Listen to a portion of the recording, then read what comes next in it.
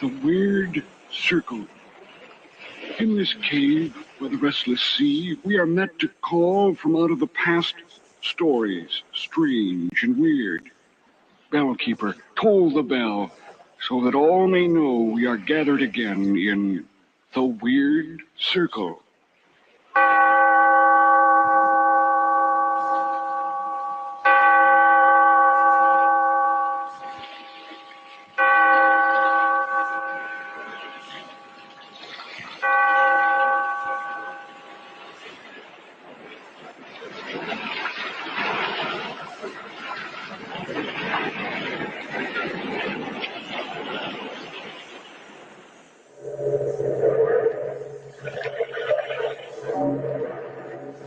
Out of the past, phantoms of a world gone by, speak again the immortal tale, the fall of the House of Usher.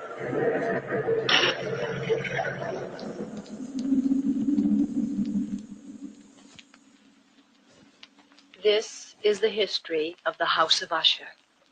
I am leaving it as my last will and testament, because before this year is over, the cavernous tarn will close over the gables of our decadent home.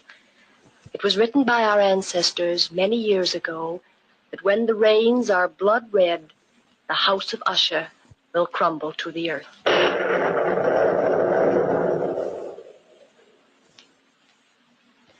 There are 3 members of the Usher family living, 2 in direct descent, the Lady Madeline and her twin brother Roderick. I was engaged to marry Roderick long before I knew my cousin. It is the custom for the Usher family to intermarry. The Lady Madeline has been confined to bed these many weeks, waiting for death, waiting for the last days of her life to pass quietly.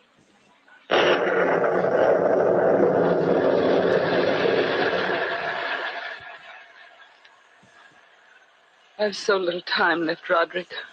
I must see Charles before I die. Charles Wilson is tied up in London on business.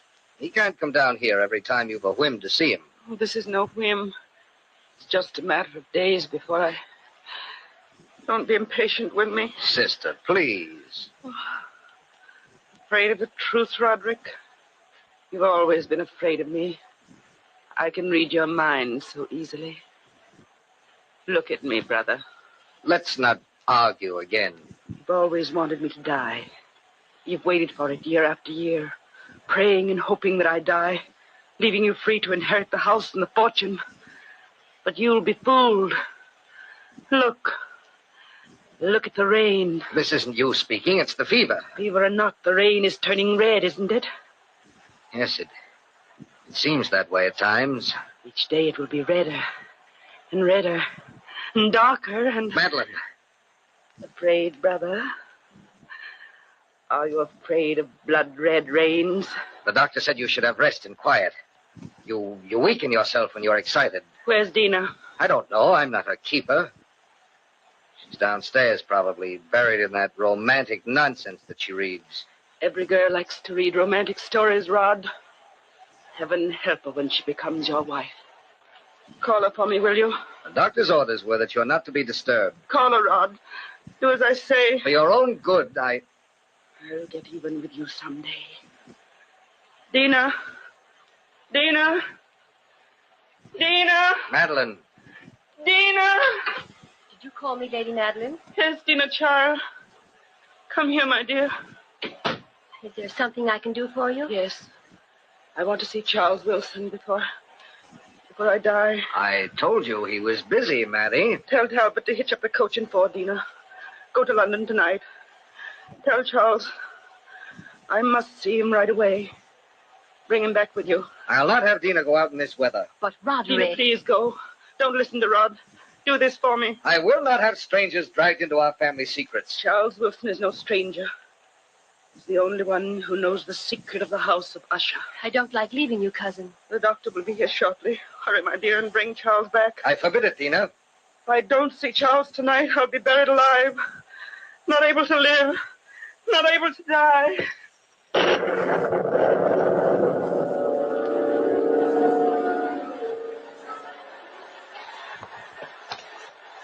Whoa. never get through to London tonight, Mum. Not in this weather. Not in a million years. It ain't a night for humans to be a bat. The Lady Madeline is dying. The least we can do is grant her her last wish. Dina! Dina! Quickly, Talbot, before Lord Rick tries to catch up with us. Dina, did you hear me call you? Yes, I heard you, cousin. Tried to protect you, child, because I love you. Don't want any harm to come to my future wife. Please run. What, you turn from me when I touch you? I don't know. Afraid of me? I... Answer me, Dina. Are you afraid of me? Yes. But you loved me once. That was before we returned to the house of Usher. And you're going anyway? Yes, Roderick. For Madeline's sake. Are you ready, Mum? Yes. Yes, Talbot, ready. We'll be back by midnight, Roderick. Hurry, cousin. Or else the Lady Madeline might not live long enough to get her last wish.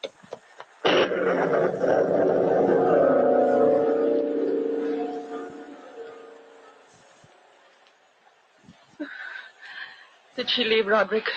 Yes. Madeline, why don't you confide in me? Why must you call in strangers when you know how it humiliates me? I can't trust you, Roderick. Ever since we were children, you've kept one secret from me. What is that secret, Madeline? That's one thing you never wheedle out of me. What is that secret, Maddie? Leave me alone, brother. I'm ill. You're dying, Madeline. You know you're dying. The secret won't do you any good. Now, what is it? Please, Roderick. Tell me, Madeline, or you won't live to die the way you think you will. Have pity. Tell me, or by heaven, I'll force it out of you.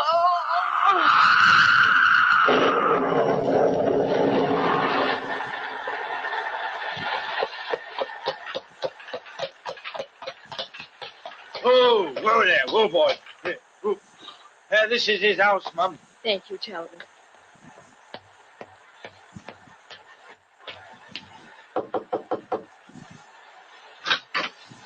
Mr. Wilson, is he here? Yes, Why, Dina Usher, what are you doing in London at this hour of the night? Come in, my dear. The Lady Madeline sent me. Great heavens, child, your clothes are dressed. Come on in. I'll fix you some hot tea. Oh, we haven't time, Charles. Madeline wants to see you at once. Please come with me right away. The doctor doesn't think she'll live through the night. Madeline? Darling? Oh, she's been ill for months. Charles, you wouldn't know her anymore. Why didn't you let me know before this? Roderick wouldn't let me. Roderick? But why? I can't explain now, Charles. Believe me when I say it's important that you come at once. Talbot's waiting outside. I'm frightened for Madeline. We've got to be back by midnight.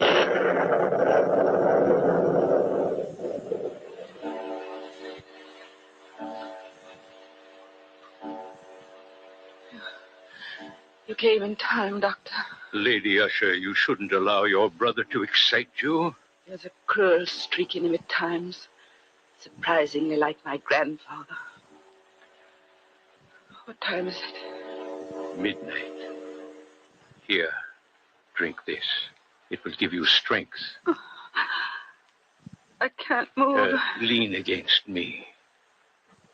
There. Dr. Bain, you've attended all my family, haven't you? Yes, Lady Usher. You've been closer to us than almost anyone. If I ask you for an honest answer, would you give it to me? That depends on the question.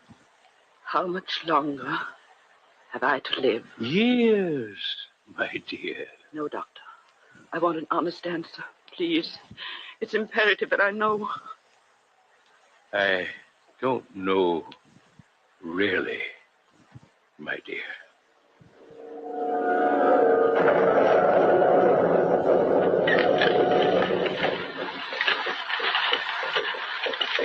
Hurry, Talbot.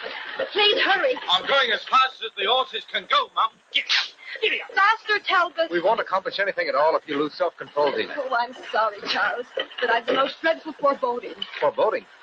Why, I thought Madeline and Roderick were as close as brother and sister could possibly be. They were until about a year ago. What caused the change? Well, I'd been living at the house of Usher for about 4 months when Roderick suddenly became, nervous, jumpy.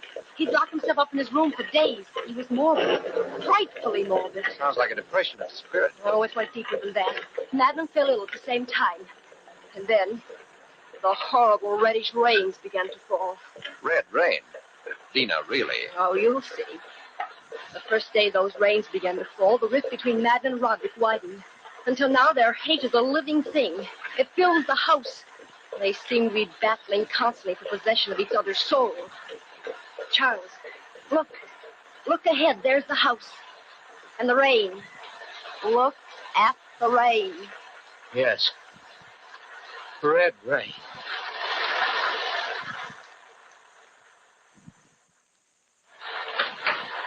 Well, Charles, do come in. We've been waiting for you. Oh, it's good to see you again, Roderick. Come in, Dina. Don't stand there staring at me. It's been a long time since I've last seen you, Rod. Yes, a long time. Let me take your coat, Charles. I'll hang it up. Thank you, dear. My sister's waiting, Charles. You'd better go right up. Yes, of course. I'd better warn you, Madeline's delirious. She doesn't quite know what she's saying sometime. Rod, why don't you come up with me? She expressed a desire to see you alone.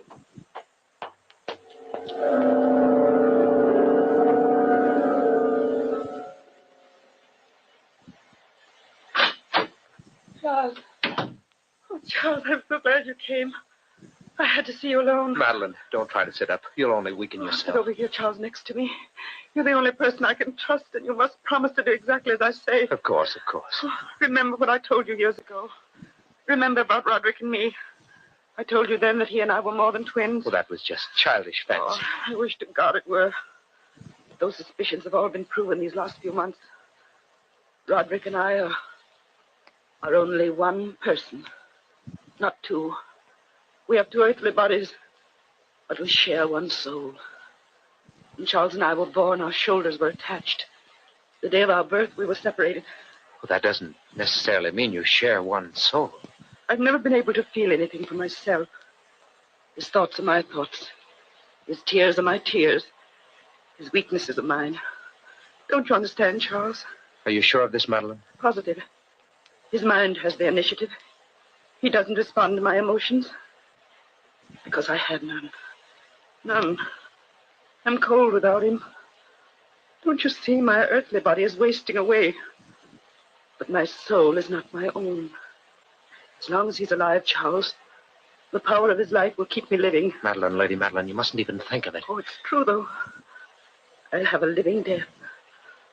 I'll be buried alive. Unable to live. Unable to die. Madeline. That's why I called you here. Promise me now, Charles. You'll never allow my coffin to be sealed. Keep my body in this house. You must rest, Madeline. Stop talking. Do you promise, Charles? Promise. Yes, of course I do. Don't tell Roderick, Charles, ever. He'll seal me in my tomb alive. Madeline, my dear. Every mortal is entitled to his own soul. If I can't rest in death, if I can't rest in death, I'll return from the grave and take him with me.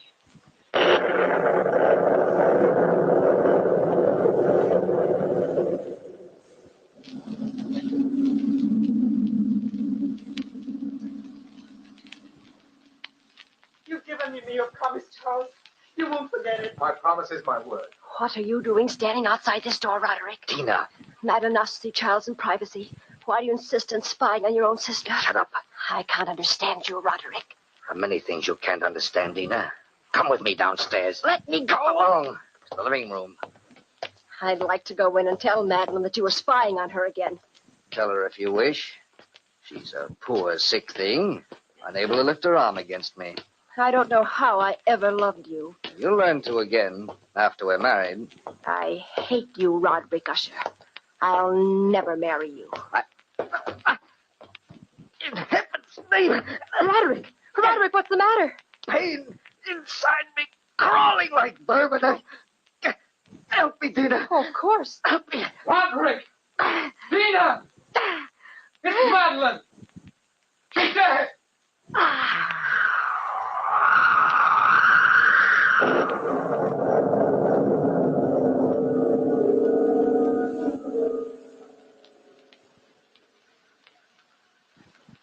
Here I am, Madeline, beside your bed. You're dead, Madeline. Dead.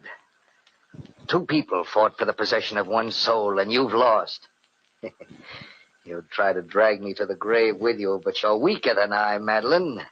You'll never return. Never.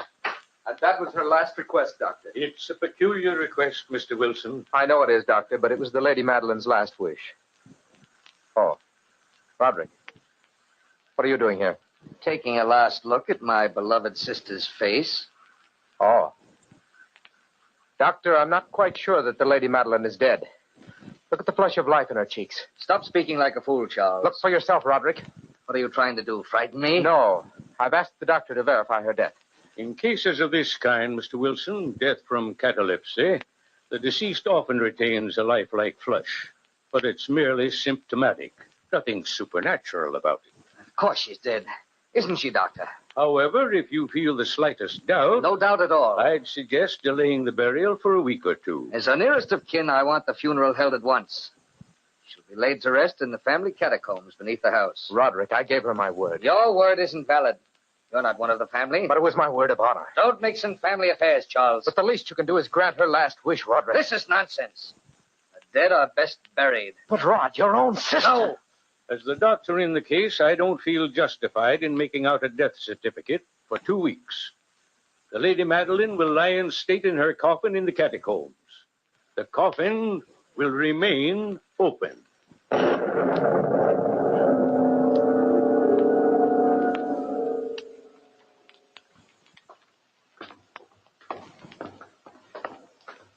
For 30 years, these catacombs have been unused. Look at the walls, Dina. Time has encrusted them with niter. Oh, it's cold in here. Cold and damp. Let's take the coffin this way, Talbot. Watch out, Charles. Don't fall. Be careful. Catacombs have always been soft with slime and niter. Hard to breathe in here at times, isn't it? Where's the room, Roderick? Ahead. The end of the corridor. Are you positive we can keep a fire burning in there? Yes, Charles. Talbot, Yes, sir. did you start the fire? Oh, yes, sir. I did that early this morning. The room ought to be warm by now, sir. Talbot's a dependable man. He starts warm fires to bring life to death. Roderick, how can you act like that? Your own sister. Yes, my own dear, beloved sister. There, Charles. Look ahead of you. Tiny room at the end of a corridor. The fire is blazing. Careful. Careful with the casket.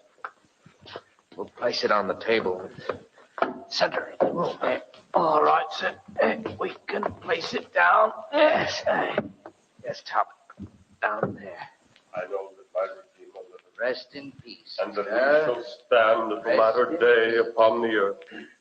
And though this body be destroyed, yet shall I see God, whom I shall see for myself, and mine eyes shall behold, and not as a stranger. We brought nothing into this world, and it is certain we can carry nothing out. The Lord giveth, and the Lord hath taken away. Blessed be the name of the Lord.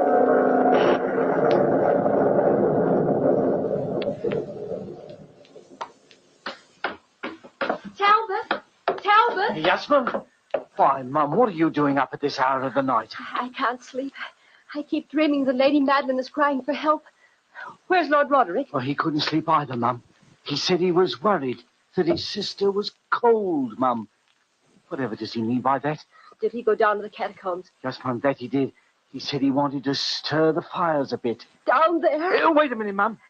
Later, Talbot. I must stop him. I I must. wouldn't go down there, Mum. It's ever so cold at night and damp. I wouldn't go down there myself. I advised Lord Roderick against it, Mum. I did. I told Roderick! Roderick! Roderick! The door slammed shut. It's so dark in here. Cold and dark. Roderick! Roderick! Roderick, where are you? Rod! Rod, answer me! Rod! Roderick! Roderick, I can't see. Please, please help me. I'll get lost in the catacombs. Roderick! Roderick, please!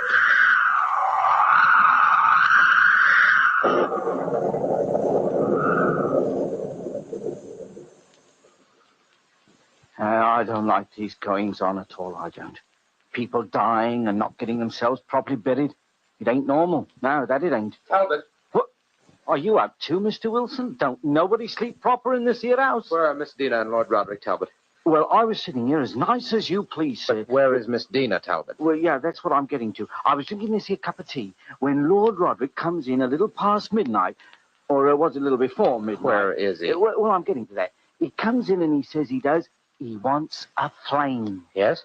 Yeah. He says, as calm as you please. He wants to go down and keep his sister from getting cold. And Miss Dina? Well, as for her, she came down a little later and said she dreamt that the Lady Madeline was calling to her. So she follows Lord Roderick to the catacombs. It ain't proper, sir. It ain't proper.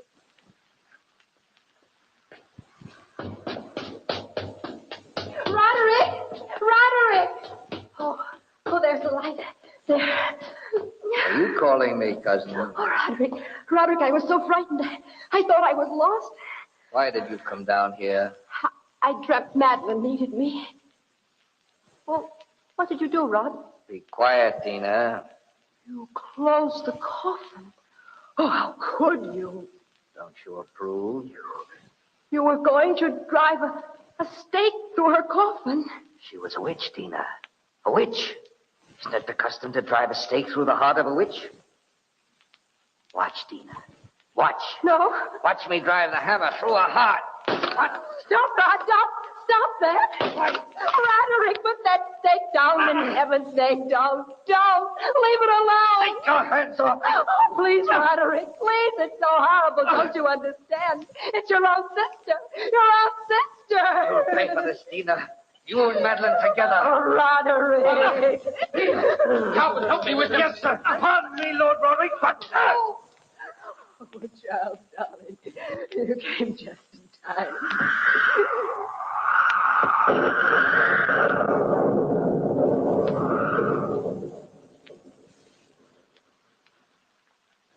He looks like he was dead, sir.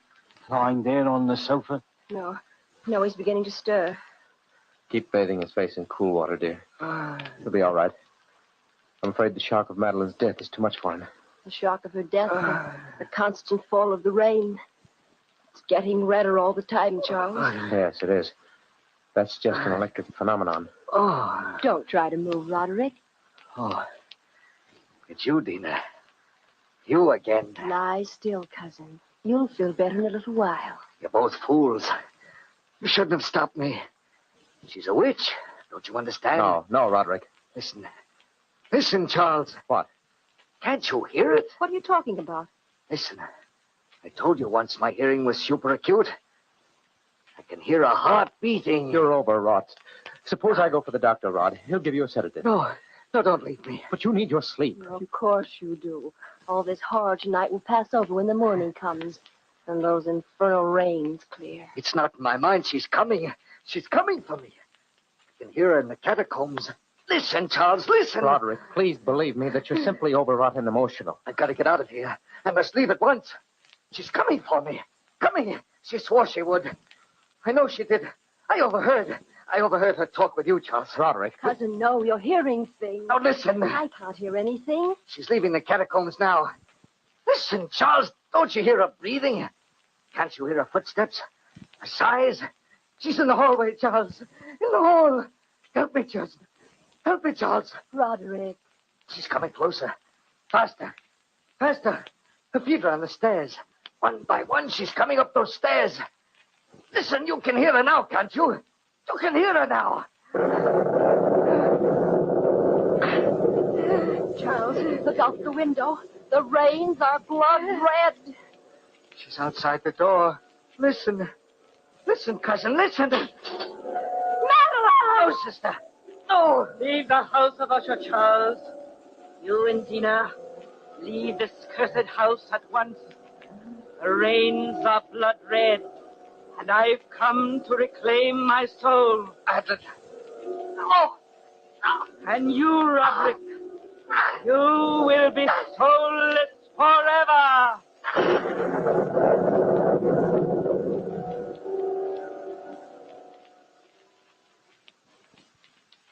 From that chamber and from that mansion, Charles and I fled aghast.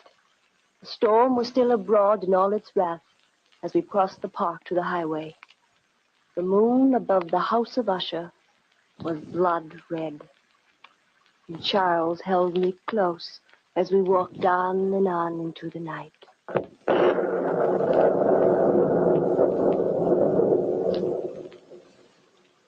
Tina, my darling, don't look back. The house is crumbled to the ground. Crumbled into the cavernous time. Charles. Little Dina, you'll always be safe with me.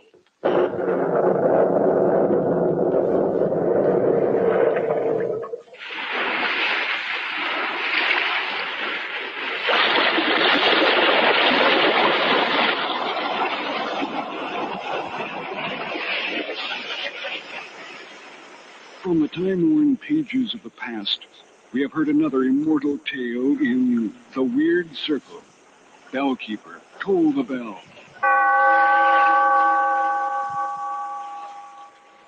Be here in this lonely cave by the restless sea once again next time for another immortal tale in The Weird Circle.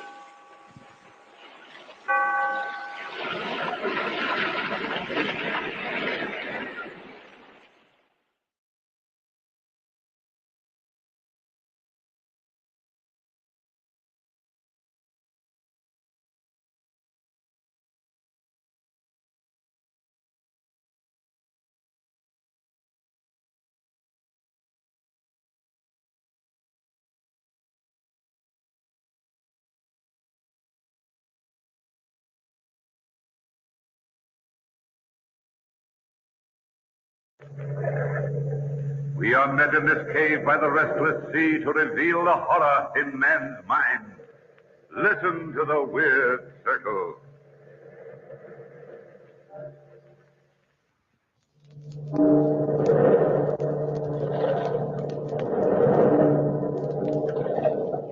Listen to the waves. Listen closely, for you will hear the crying of lost souls. Our story discloses the horror in man's mind. This is a tale of the house and the brain. Come with me to London, through the heavy fog of the city to a large house in the suburbs. A young couple enter the portals of that house to attend an art auction. Well, hello, Jim. We've been looking all over for you. We've got quite a crowd here today. Oh, Whitney, Sandra, I'm glad you've come. I thought you two were refugees from this sort of thing. Well, frankly, Jim, I've suddenly conceived a passion for good oil paintings, and I'm going to buy this fabulous painting of the ancient cutthroat. Wow. To tell you the truth, Jim, she suddenly conceived a passion for cutthroats, ancient or otherwise. Oh, my husband abuses me. I'm too nice to her, or she'd never be interested in any other man. But, darling, the man in the portrait's been dead 400 years. Dead or living, he's not beyond your charms. Oh, but my husband loves me, Jim. Must be my fatal fascination. Yeah. But I didn't come here to talk with you, even if it is fun. I came here to see that oil painting. Oh, it's quite a painting. Yes, so we've heard. It's in my study. Come and take a look before the auction starts. Now, don't fall in love with it, Sandy. No matter how you feel about 15th century reprobates, I'm not going to spend a fortune buying useless pictures. Well, there's the picture. What do you think? He has a face you'll never forget. And a reputation. Yes, sir. He lived a full life. You know, he was supposed to have been fabulously wealthy. But when he died, his fortune disappeared. Oh, my dumpling aunt. He looks like the kind of man who sticks pins in people for the devil of it. Sandra. The strangest thing about the picture is the man's eyes. You get the feeling that the eyes are alive. Yes, definitely. Clever work. Paul, What's the matter with you, Sandra? I could have sworn I've seen that man in London recently. What man? The one in the picture. What? He's been dead 400 years. Stop snickering at me, Jim. I know what I've seen. Impossible. The only thing left of the Honorable Cutthroat Richards is the house on Orchard Street. He built it 450 years ago, and it's never been really habitable since. Why? Well, this is your chance to laugh at me. It's haunted. Haunted? Oh, not really. Really? Oh, Jim, I've never met a ghost. And you never will, Sandra. Jim, please, oh, please. Imagine a really, truly ghost. Wonderful, Jim. Take us over. Or better yet, I'll rent the place for a week. I've heard a lot about ghosts, but I've never been able to pin one down. You know, I've been a student of the occult for a long time. Jim, police! Oh, Sandra, I'm serious. It's dangerous business, this ghost hunting. Please, fella, anything to get Sandra's mind off buying that picture. Very well, but you'll find some very real ghosts over there. The housekeeper, Mrs. Browning, will rent you a room if you want one. But she's the only person who's ever been able to stay in the old house. Thanks, old man. Come along, Sandra. But the picture. Hang the picture, my sweet. I've got a genuine ghost for you.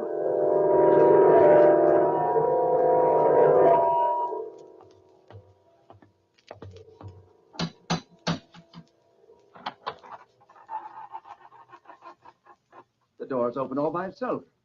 There's no one there. Doors aren't supposed to open by themselves, Paul. What do you expect? The house is haunted, isn't it? Door slammed by itself, too. Woo, tricky place, isn't it? You frightened? Not in the least. And it isn't my knees that are shaking, Pet. It's yours. Wonder where the housekeeper is. Her name's Mrs. Browning. Call her and see what happens. All right. Miss Browning. Don't poke me, Paul. I didn't poke you. Well, I didn't poke myself. Oh, hey. I wonder if we're alone. Look behind me, Paul. If it's a ghost, I don't want to meet it quite yet. Silly, it's broad daylight. Anybody knows ghosts never appear until nightfall. Paul, look. It's the child's footprint right there in front of me, a wet footprint. Great heavens. No, another one. Looks like the footprint of a child who's taken a bath. Oh, my chubby, yeah. Listen. The footprints lead upstairs. Shall we follow? Well, it's the obvious thing to do. Ghastly cold in here, Sandy, isn't it? Ghostly cold at any rate. You're not quite up to form, old girl. You sure you want to go through with this? No, I'm positive. Almost, anyway. Sandy, the footprints. They disappear. Maybe it's all done with mirrors. Good afternoon.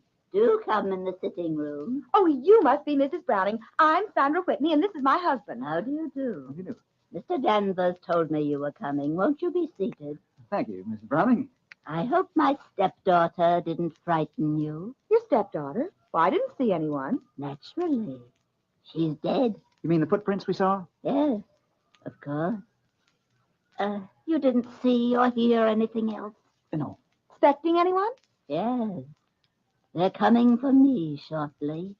My time is up, and I must die in the way they've planned it. They? Those who live in this house, Mrs. Whitney. Oh, come, Mrs. Browning, you don't really believe ghosts actually live here. Believe it? I know it. You see, Mr. Whitney, when I was first married 40 years ago, my husband, my stepdaughter, and myself moved into this house.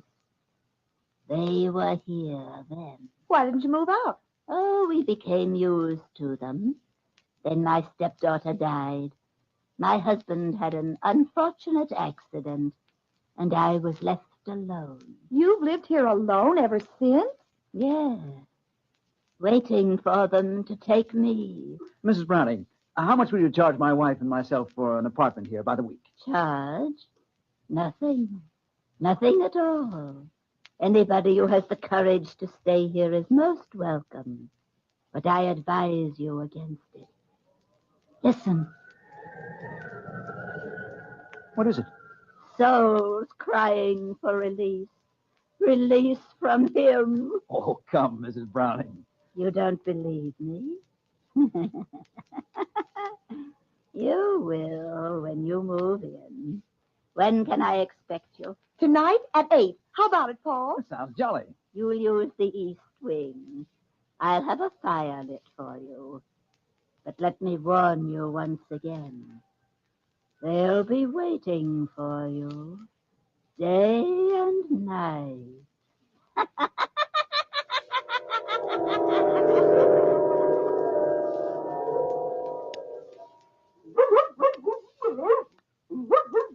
Sandra, call back. Of course, Paul. Down, Blackie. Down, I say. Oh, if you keep squirming, I'll never get you on a leash. I'd better take some pistols along with us. Well, I'm not at all sure you can shoot a ghost, Paul. I'm not at all sure it is a ghost. Something awfully phony about all that. Oh, no. My intuition says there were ghosts in that house, darling, and I've a very perceptive intuition. Sandra, you're not going to take Blackie with you. Well, of course I am. He's a watchdog, isn't he? But a dog. Now, darling, remember how nicely he caught pheasant last year? But pheasants aren't the same thing as ghosts at all. Stuff and nonsense. You ready? All ready. Here's your coat, dear. Oh, look out the window, Paul. So peaceful out there. You've always been partial to twilight. Oh, reminds me of the time you courted me. It was such a nice time. Paul, that man, the one on the street. What man? The one standing right out there. Look at him. That's the same man whose portrait we saw at Jim Danvers' house today. Sandra, where are you going? To talk to him, Pat. Come.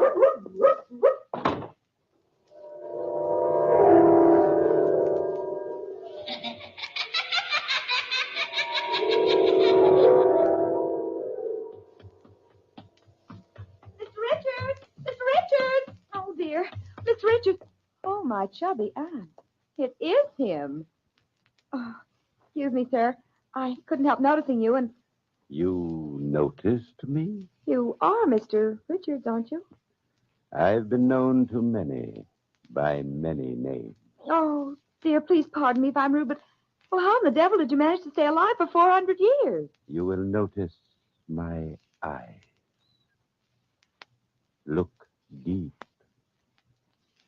Deep. Oh, let me go.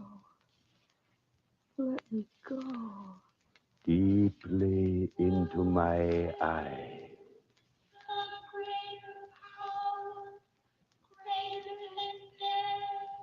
You've never seen me before. You don't know me. You can never remember me again.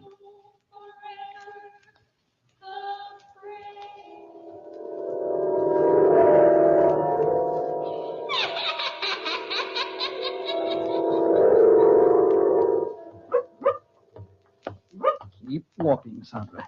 I hope you're properly ashamed of yourself, approaching strange men and asking them silly questions. Well, I'm sorry, Paul. It was stupid of me, but anybody can be wrong. Of course they can, but on the face of it, it was silly.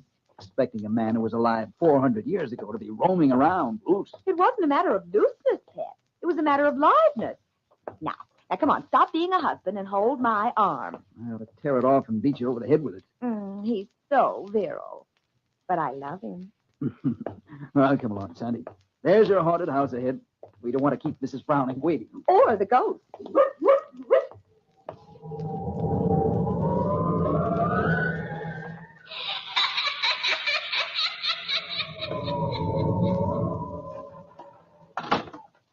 That door again. Insidious feeling, doors opening and slamming. Mrs. Browning! Mrs. Browning! I'm in the east wing, Mr. Whitney, just lighting the fire. You better go on up. This hall's drafty. Hey, Paul, more than cold in here. It's almost as if something or somebody is draining your body of all warmth. That's a pleasant thought, Sandy. Now that you've scared yourself stiff, move. Well, I was just getting in the mood for ghosts. Where's the east wing? This way, Mrs. Whitney. Oh, hello, Mrs. Browning. Well, this room looks cheerful. It's as gay as my mood. Nice fire, nice candles. Quiet, Blackie. You'll scare somebody. A dog scare somebody? Not tonight. They came tonight. What came tonight? You'll see. Better make yourselves at home while you can. Blackie, sit down. Over here, Blackie. Look at him, Paul. The hairs on his head are standing on end. Be quiet, Blackie. Blackie! Look, I told you they were here. A luminous mass. A blue mass. Sandy, be careful. It's materializing. Coming for me. I knew it. Coming for me. It's Mrs. Browning, Paul. Fingers are choking her. Good heavens. Mrs. Browning. How will stop this horrible thing? It's horrible. It's all right, Sandra. All right, darling. Oh, it's gone, hasn't it? Yes. It's gone. But Mrs. Browning, she's dead.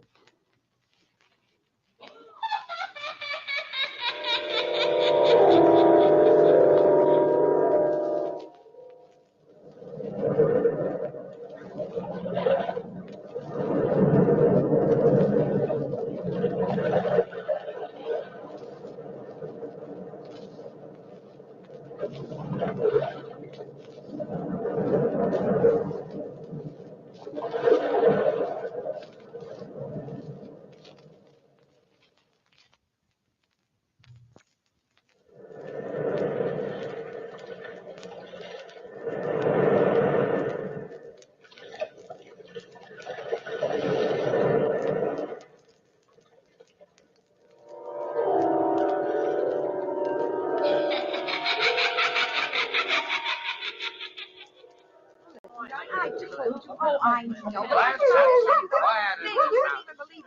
Quiet! Mr. Danvers, I'm going to reconstruct the scene of the crime.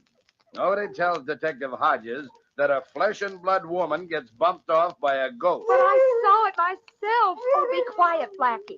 If you'd only relax, Detective Hodges, and go away, we'd catch the ghost for you. Quiet! I'm only trying to help, but Blackie, stop! Sandra, you're only confusing the issue. Paul's right, Sandra. Sit down over here. Jim Danvers, if you side with Paul, I'll never speak to you. Now, Mr. Whitney, if you don't mind, we'll go over the details again. What happened? Well, Mrs. Whitney and I were here in this room with Mrs. Browning when a blue mass suddenly floated in the door. The lights in the fireplace dimmed, the candles were extinguished, and Mrs. Browning began to scream. Why? Because she saw a ghost. It's really all so simple. Sandra, my dear. And then what happened? The mass suddenly materialized, at least sufficiently for us to see two hands. Two hands without a body. The hands reached out, grasped Mrs. Browning by the throat, and... That was that. Thank you, Mrs. Whitney. I suppose you expect me to believe that story? There's no reason for you to doubt Mr. Whitney's word, Detective Hodge. I'm not saying there is. But there was only 3 people in this room, and one of them is dead. Everybody's under arrest. Everybody, do you hear? Oh, Paul, it's here again. Look, Detective Hodge. Paul, Sandra. Oh, Paul, for heaven's sake. What is it?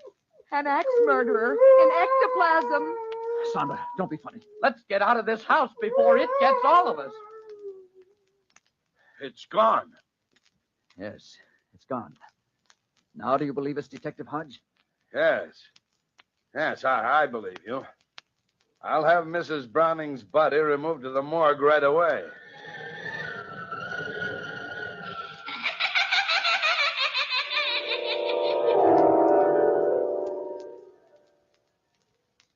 Paul, if you insist on staying in this house overnight, I'll not be responsible for what happened. But, Jim, I'm convinced that there are no such things as ghosts.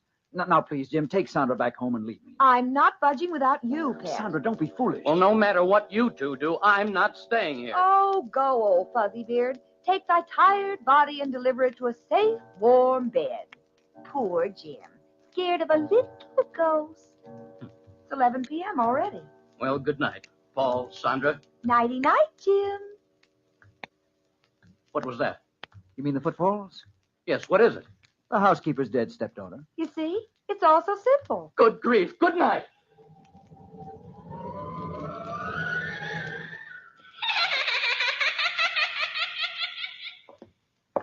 Oh, we've been all through the house, Paul, and I'm dead tired. Come on, let's go to bed. You go to bed. I'll sit up and read these letters we found in the attic. Here, Blackie, come here, come here. Now lie down next to me.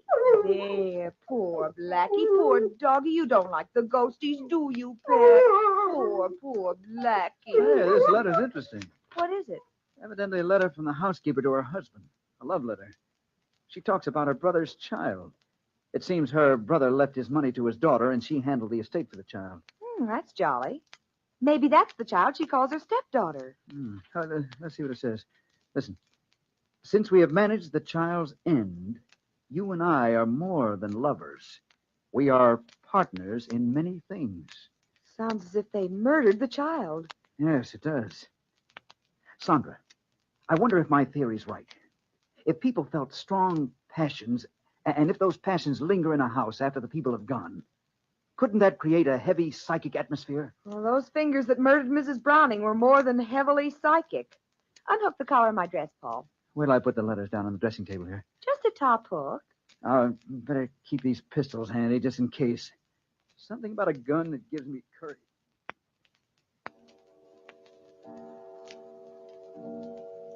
Funny. Oh, it's midnight. I'm tired and nothing's funny.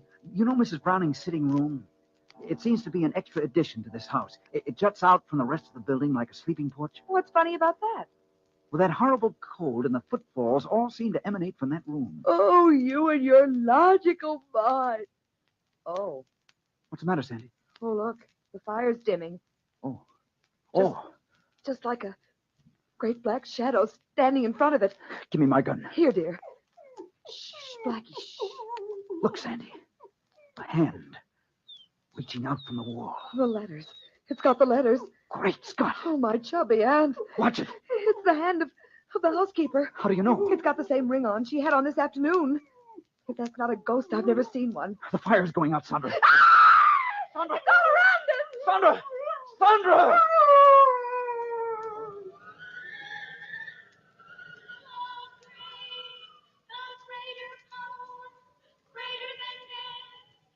You can't get your will against mine. My will is greater. No. Succumb, succumb. My will is greater. No, you're a shadow. And you are a mere mortal who knows no secrets beyond the veil. I control the world of shadows. Succumb, fool, succumb. No, go away. You're nothing but an image. You will die by my command in this house. You will die before morning. Admit my will. No, I will not admit your will.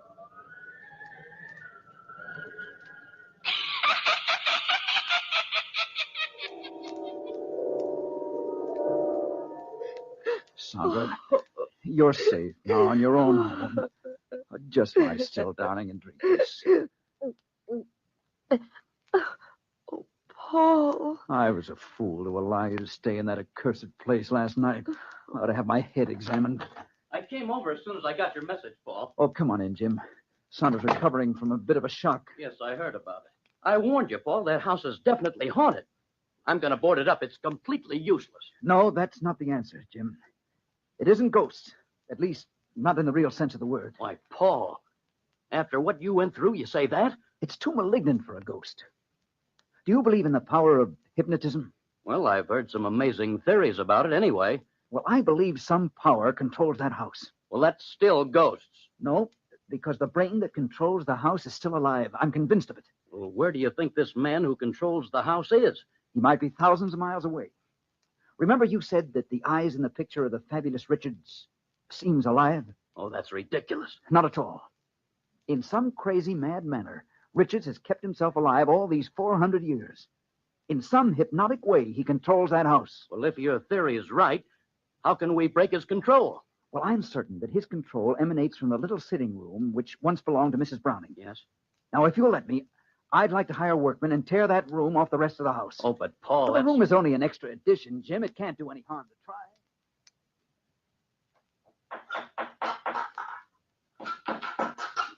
Okay, pull up more of that flooring. Did you hurt yourself climbing that petition, Sandra? No. Oh, imagine a secret room down here, Paul, right beneath the sitting room. You see, Jim, Paul was right. Why, it's like finding a box with a false bottom. That's all for now, boys. Careful of your head, Sandra. This room isn't very big. But it's as cold storage. Well, now you know how a hunk of beef feels in an icebox. That's gay. A musty old room. Bed and 4 walls. And 2 drawers built into the wall over there. All modern conveniences. Try to open them. They look rusty. Just pull. All right. There. The drawer's open. Oh, nothing but a lot of musty old clothes. Listen, Paul. Nothing unusual, Jim. Just the same footfalls we've been hearing all along. I'm beginning to become quite fond of them. Look, here. Why, it's a miniature painting. Yes, a painting of Mr. Richards. Look at it. The same face as that painting in my house.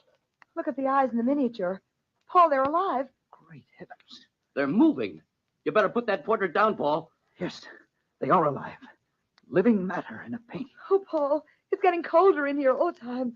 I feel faint, and as if something unearthly's moving around. Open the next drawer, Paul. Hurry, I don't like this growing cold at all. It won't budge. No, the blasted thing. Oh, there it is. Why, Paul, there's a thin china saucer full of crystal liquid with a compass floating on it. That's a strange thing.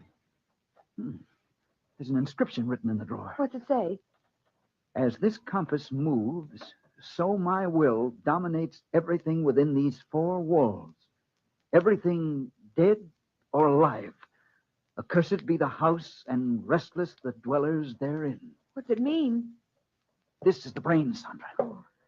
Richards controls this instrument through hypnotism. He can control a piece of paper or a chair or even the souls of the dead. Then this house is haunted. Yes, haunted by a malicious, malignant will. It keeps a man's spirit roving restlessly after death. Paul, look in that corner. Mr. Richards, you are alive. Yes, alive, quite alive, because I will to live. very clever deduction, Mr. Whitney. Deduction? Yes, I heard your keen analysis of my activities. You are a hypnotist, then? I have been powerful for 400 years. Your blind stumbling onto my secret will not stop me now. I can will anything. I will the specters of the past to re-enter this room. In heaven's name, man, stop this. Oh, that black shadow. It's here with us, closing in. Yes, closing in. All those who have died in this house are my slaves, as you will be my slaves in a very few brief seconds. You are not the brain controlling this house.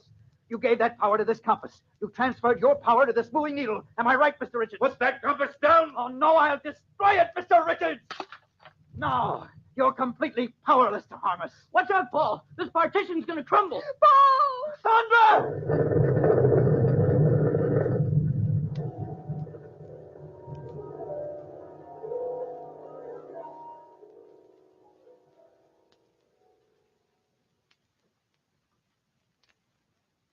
Gosh, Paul, it's good to be back in our own home. What happened to Mr. Richards when the petition collapsed, Jim?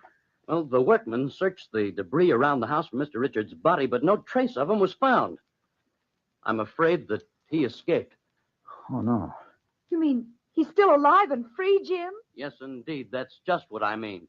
Well, he won't be for long, Sandra. People everywhere will be warned, and every corner of this earth will be looking for him. Even his will can't defy the world, Sandra. No one man can ever fight the world.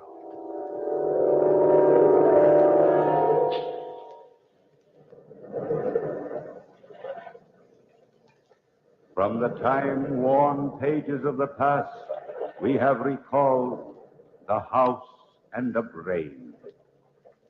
Bellkeeper, toll the bell.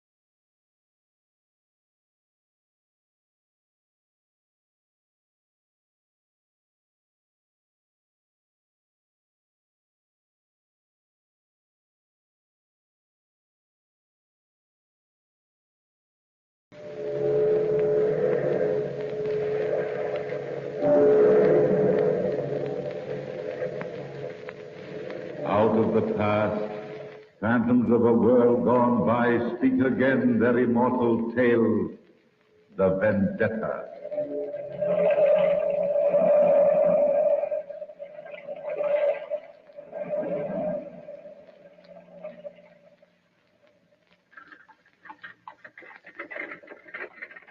Give me a penny, mademoiselle.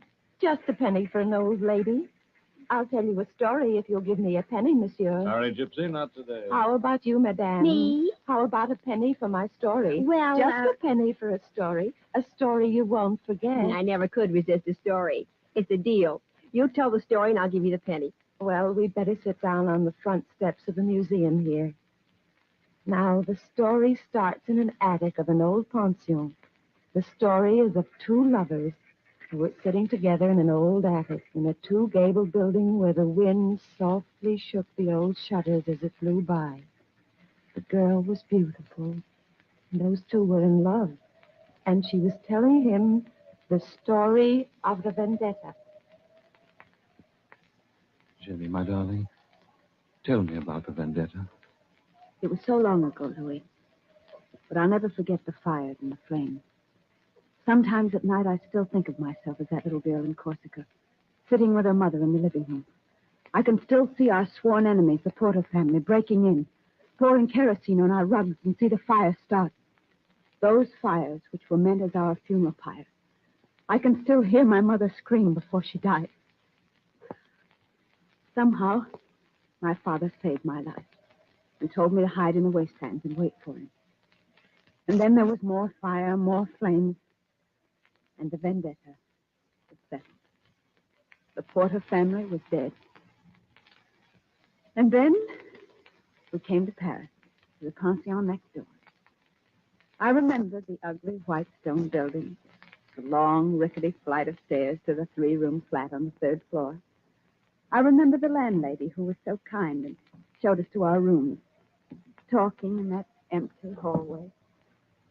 You'll like it here, Monsieur de Piombo. You and your little girl. Pretty child, isn't she? Watch out for stairs. Thank you. I'll be careful, Madame Manet. We're all one happy family here. A German family lives on this floor, and a young newlywed couple lives on this floor. And guess who owns the building next door? Monsieur Servin. He's an artist and runs an exclusive school for young women who are interested in the arts. Well, these are your quarters. Your room's in the back.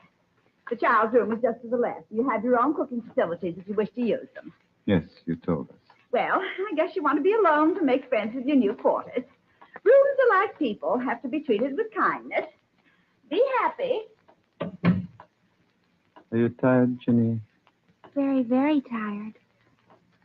Father, are we going to see Mother again? They took her from us, Jenny.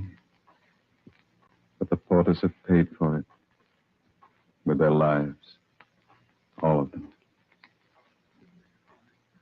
You're all I have left, Jenny. You're all I have left in the world. You'll be a little queen someday. I'll make you a queen, Jenny. And Paris will be at your feet. You've such lovely black hair, Jenny.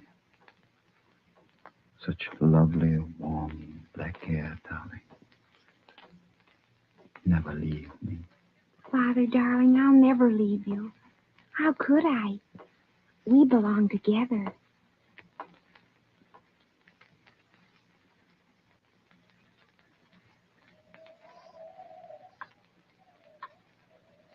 And so you and your father lived in the pension? And you were happy, Jim? Oh, so happy, Louis. You've no idea. Well, when I was 20 years old, I started to paint. Our landlady showed my painting to Monsieur Servin, and Monsieur granted me a scholarship in his school. My easel was in the corner of the studio, and when I climbed on a chair, I could peer through the skylight into Monsieur Servin's attic across the way in the other gable. The attic always fascinated me. It was dark and lonely, and struck a responsive chord somewhere inside me. And then last week, I saw you there, darling. And I knew you were wounded. I started to paint you. I stood on the chair looking at you. Laurie was singing behind me, and Amelia was talking too much. The little chime clock on the wall chattered, too.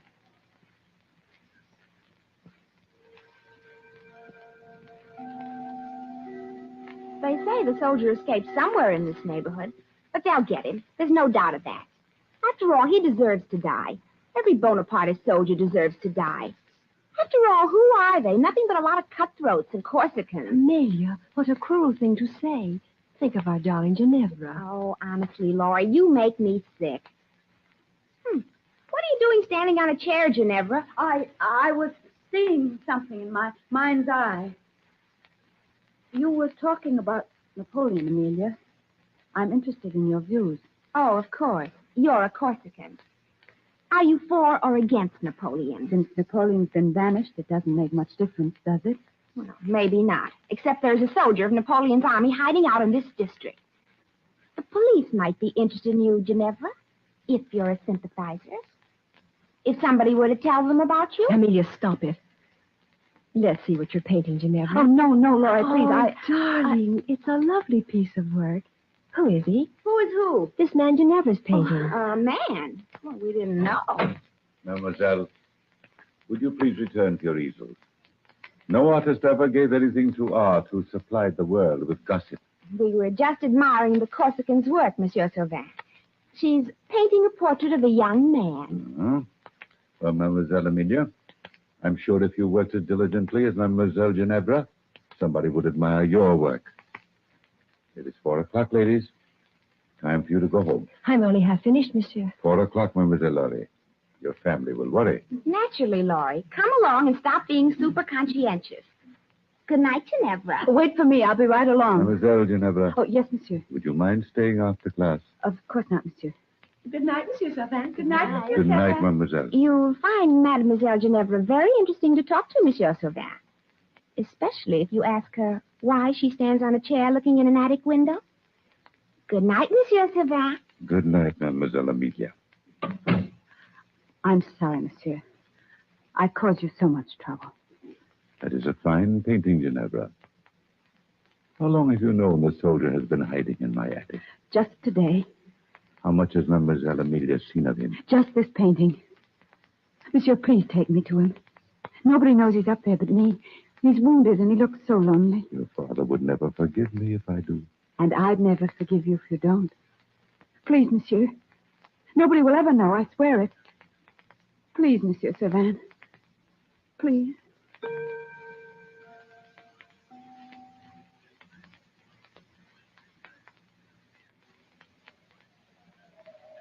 And so he brought me to the attic. And I met you and loved you from the first time I saw you 2 weeks ago, Louis.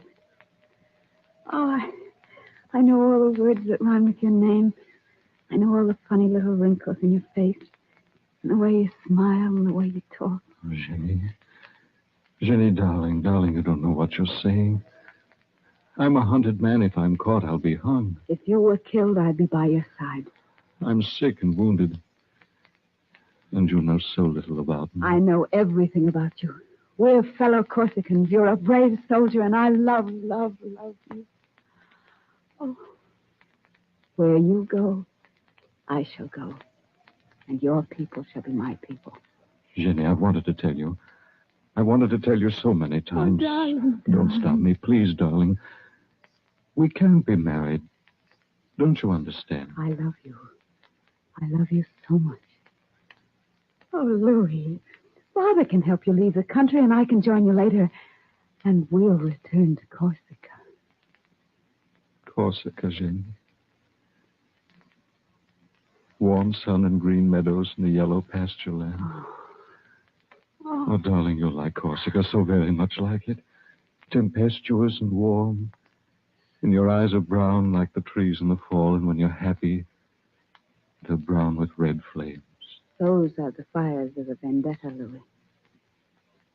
And when you're sad, the light dies. Like the sun on the ocean. I love you. I love you, oh, Jenny. If only I were brave enough to own you. I'd own you in a little bit of Corsica and a world of our own. Oh, don't make it any more difficult for me than it is. What's wrong, Jenny? Look at the skylight in the studio.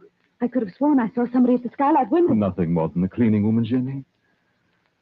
Oh, my little darling. My darling Jenny. Geneva Bella. Bella, Bella, Jenny.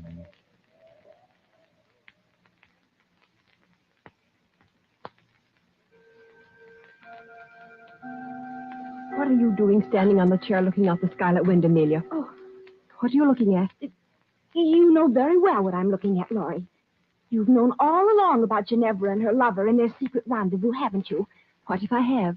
My father, as head of the Paris police force, will be very much interested in finding this escaped soldier. If you help the soldier escape, I'll tell my father you helped him to escape. They'll put you in jail, Laurie. In a dark hole of a jail with rats and roaches, and they'll forget about you and let me go, that is, Amelia. if you don't keep your mouth shut. My arm. What are you going to do, Amelia? Wait and see, Laurie. And if you want to stay out of jail, you keep your mouth shut. I think I better see Ginevra's father.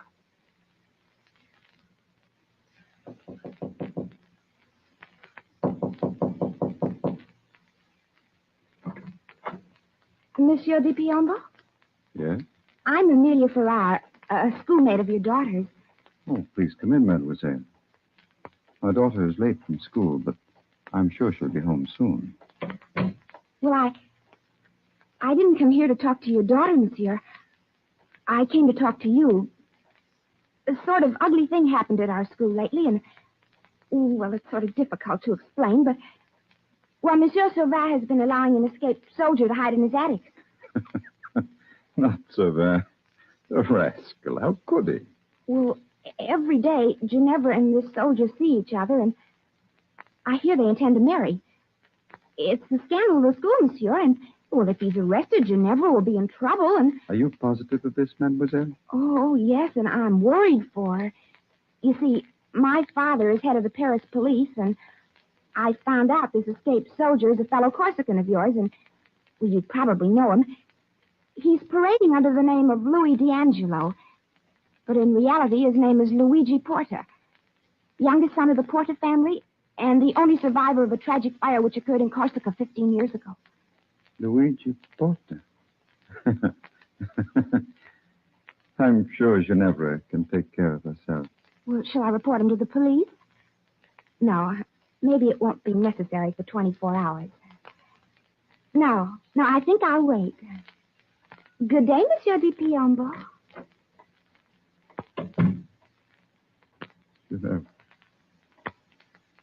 Ginevra, Bella. Not a porter. Oh, no, Ginevra mia.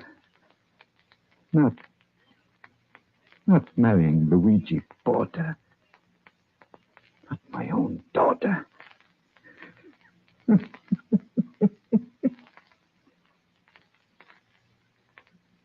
Blood in my hands cannot be my daughter's. But if she be married to a porter, she must die by my hand, by the terms of the vendetta.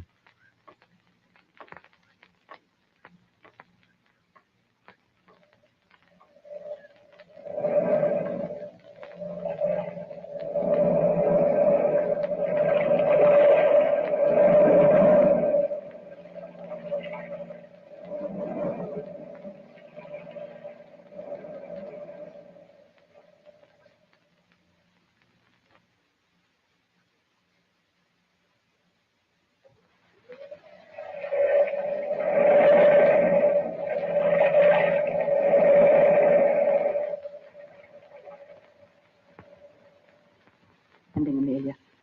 What were you doing in my father's apartment? Don't you wish you knew? Tell me, Amelia, or I'll... We told the Corsicans were true. That wasn't till now. Don't speak so loud. What do you know about it? What do you know? Everything. I know that you're Corsican peasant blood. You have.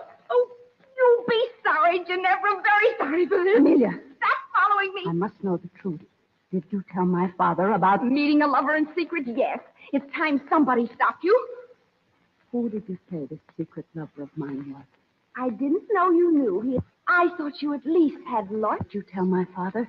Well, I told your father. Goodbye, little princess. For someone I'm doing out here. Oh, mademoiselle. Oh, pauvre petite. Mademoiselle, don't cry. If somebody hurt our feelings, you'll... Madame, would you do me a favor? Go upstairs to my father and let me out on errands. Please, madame. Poor child, are you in trouble? Please, for the love of heaven, go upstairs and tell my father you sent me out. And make the lie good. Make him believe it. You must make him believe it, madame. Please, go upstairs now. Go upstairs right this minute. Mind, Monsieur de Piombo, if Ginevra went on this little errand for me. Just a few blocks away to the butcher, and I've hurt my foot. Naturally, your foot. Stubbed the toe. For a stubbed toe, you walk very well. Thank you, monsieur. Very well indeed. I think I'd better go downstairs. Don't. Please don't. I'd much rather you wait up here, Madame Monet, so that I may see this parcel Ginevra is to bring you. But, monsieur... I said we'll wait up here, Madame. 6 o'clock. We'll wait till 7, Madame. Till 7. If she's not here by then, you and I will find out ourselves. I had to warn you, Louis. You're in such danger. Don't you understand? Father will kill you if the vendetta returns. Eugenie. Luigi or Louis, it makes no difference to me. Love knows no names. And I love you, Luigi Porter, with my whole heart. But if we're married, you'll become a porter. And by the terms of the vendetta, as long as the Piombo lives, all porters must die. If you become my wife, you must die as well as I. Without you, Louis, I wouldn't be alive. My life, my love. We'll take our chance. If only Monsieur Servin is right. If only he can get us out of the country at midnight. We must believe it. Darling, as soon as the priest arrives and we're married, I'll return home and wait. I'll wait until midnight. Be careful, darling. Be careful. Nothing can go wrong, Luigi. The carriage will be waiting, and Savin has our passports already. How can you get out of the house without your father suspecting? I'll find a way somehow. Oh, Monsieur Savin, you frightened me. I'm sorry, my dear, but the priest is waiting for you. Darling Ginevra, take my arm, my sweet. Oh. Lead the way, Monsieur Servin.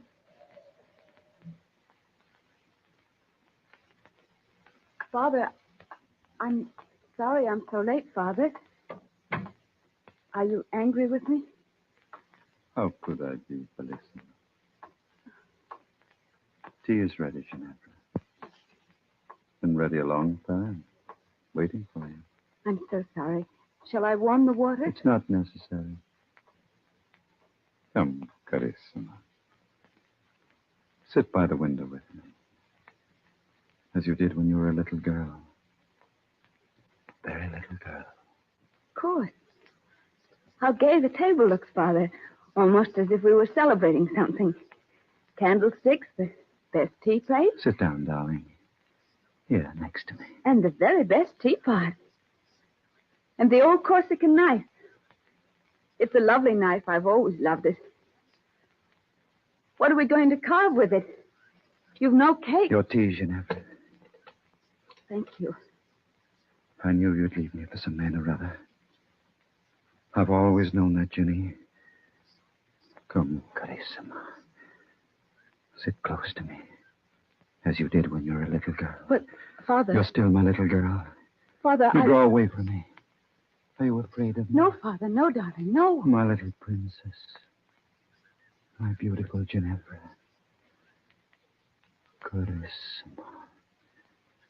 With your heavy, long black hair. Such heavy, warm black hair. Other hair is dark. Other hair is thick and fragrant. Other hair is beautiful. But yours, Jenny. Yours is Corsica. Corsica. Don't look at me, Ginevra. Cara, look straight ahead out the window. Yes, Father. What do you see out there? Trees and grass. And people laughing, happy people. A boy and a girl and a baby. And an old man. A lonely old man, Cara. There's no old man out there, Father. Father, what are you reaching for? The knife on the table. Why? You and the knife are the only two things left me from Corsica. No, don't turn around. Keep looking out the window, Ginevra. Keep telling me what you see, my darling Carissima. Why, Father? Are the boy and the girl happy? Father! Are they, Ginevra? Are they happy, darling? Father!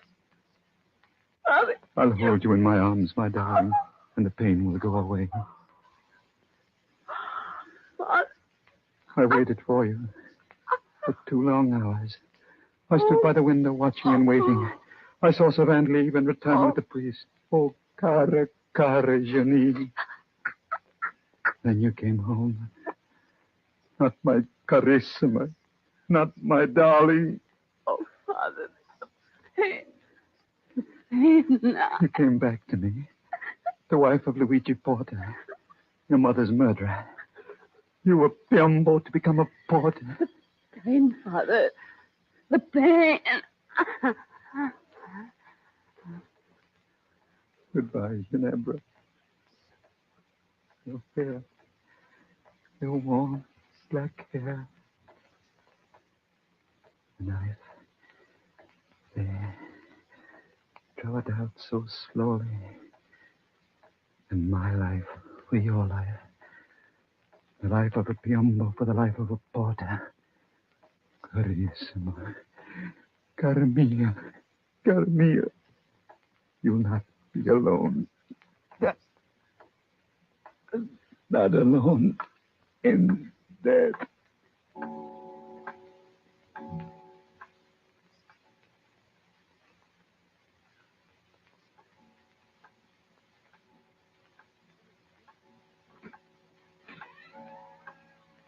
Jenny, Jenny, we've waited so long. Jenny? Jenny, my darling, what's happened to...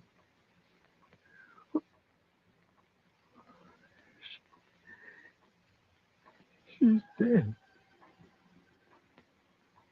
Both of them. Vendetta. Oh, how could dead hates come out of the past and murder the only beauty in my life? Oh, Jenny, my darling, darling Jenny. My wife for 5 short hours. The knife. Yes, that's the way. Yes. The knife. Here. Where it'll be sure. Goodbye, my Jenny. Luigi. Luigi. Jenny, I'm coming to meet you. I hear your voice. Luigi. What have you done? Luigi. I'm coming, Jenny. Luigi. Oh, Luigi, couldn't you wait? I'm not going to die, Luigi. I'm not going to die.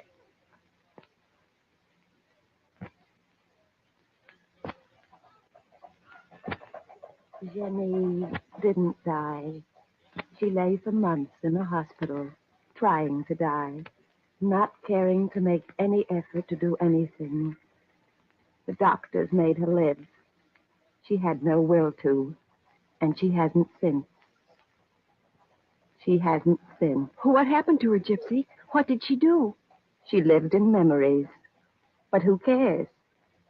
Who cares about Ginevra now? She might be wandering the streets. An old woman telling stories for pennies. Here, Gypsy. Here's your penny. Thank you, madame. Thank you. A story? A story for a penny? Just a penny, please.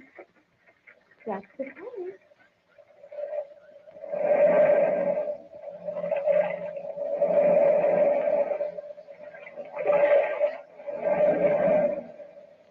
From the time-worn pages of the past, we have heard the immortal tale, the Vendetta.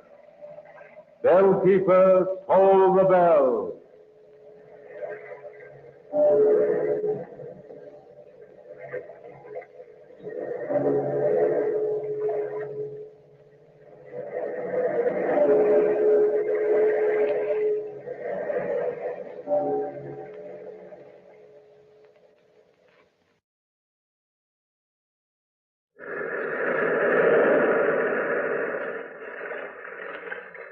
The Weird Circle.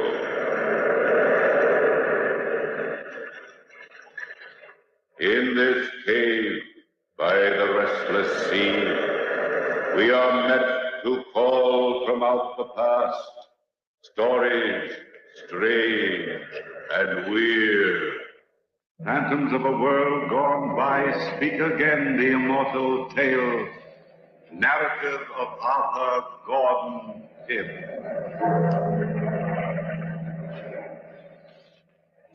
I was down on the waterfront looking for the old whaling vessel Grampus. Captain Bernard was in charge, and though I hadn't seen the old captain in more than 10 years, I still felt he was a pretty good friend of mine. I could remember him telling Dad and myself some pretty wild tales. I drank it all in, main rig, compass, and anchor. Maybe I never would have seen the old captain and his son Weston if I hadn't been visiting some friends in Boston. I was reading the shipping news one morning, and there it was. Benjamin Bernard. Experienced whalers wanted to man vessel Grampus, sailing July 13th, 1 a.m., 1881. Well, I packed my digs, slung them over my shoulder, took a lungful of salt air, and, well, 6 hours before sailing time, I was looking for the ship. It was dark as I walked down the waterfront, and I stopped a stranger. Yeah, Bud? What do you want? I'm looking for a whaler known as the Grampus, and I think I'm lost. There it is, right in front of you. What's the matter? Can't you read? Yeah, it seems that way. Thanks, fella. Do you happen to know if Captain Bernard's on board? Yeah, he's there. You shipping out on her? I'm looking for a job. I'm pretty green, but I'm an old friend of his. So. I'm an old friend of his, too. I was out on his last voyage. I wouldn't ship out again under that yellow curve. I was to starve first. When Dirk Peters says, don't go, don't go. What's the matter? Is the ship haunted or something? Nothing's the matter with the ship. The captain's nuts. Are you sure you're talking about the same man I am? There's only one Captain Bernard, and that's him. He and his son both. Two of a kind. Don't take my word for it. Ask any man that was aboard the Grampus last trip. Ask Sanford Allen, our second mate. Talk to the cook, little Tony Mateo and Sale. Ask him. Captain got playful and cut little Tony's arm off. Look, I'll take you aboard. I've been trying to collect my scratch ever since we landed 2 weeks ago, and I get word tonight it's ready. Watch out for the loose boards on the gangplank. Yeah, I see what you mean. I'm right behind you. I don't think this ship's sailing tonight, Mr. Peters. Look at that sky. Little squall don't bother Bernard. Human life's cheap. Climb over the gunwale. It's fastest. All right. It's a dirty-looking ship. Captain Bernard! Captain Bernard! I guess he's in the cabin aft. Follow me. That doesn't sound like a little squall, does it, Mr. Peters? Yeah? Oh, incidentally, my name's Gordon Pym. Everybody's got a name. Drivers like that, I guess. Now we get on the passageway here. Captain Bernard, All right, men. Take Mr. Peters and his friend and put them in irons. What's this?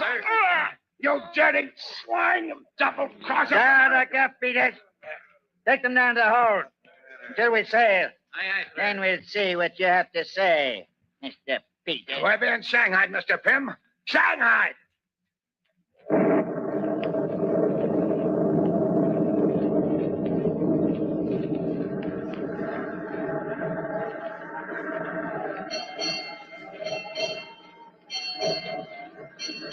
Four in the morning.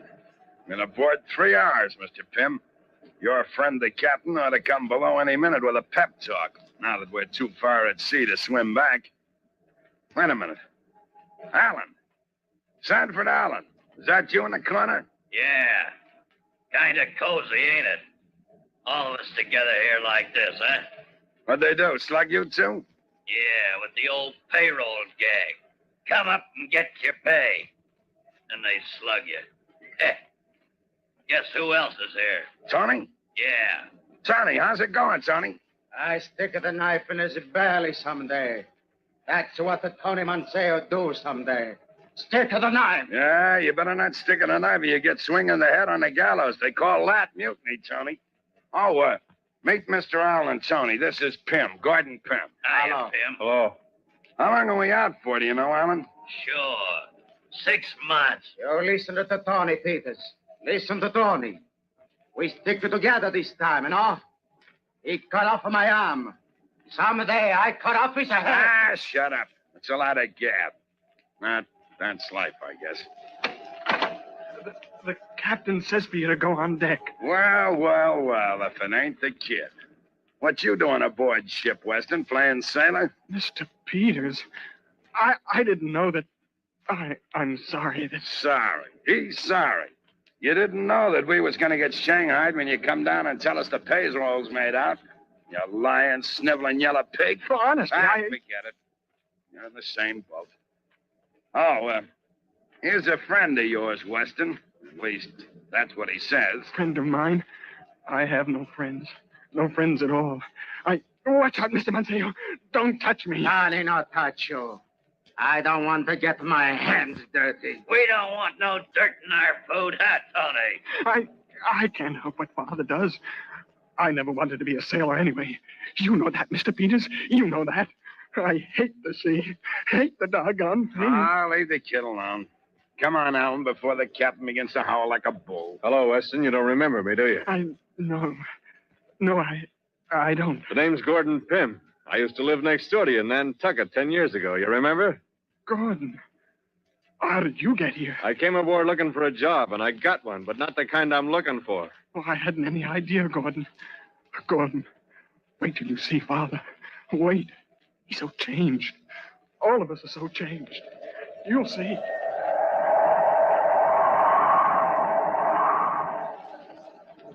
We walked slowly up to the deck, and we lined up. 2 lines, 10 men. 10 of the toughest, dirtiest-looking men I've ever seen.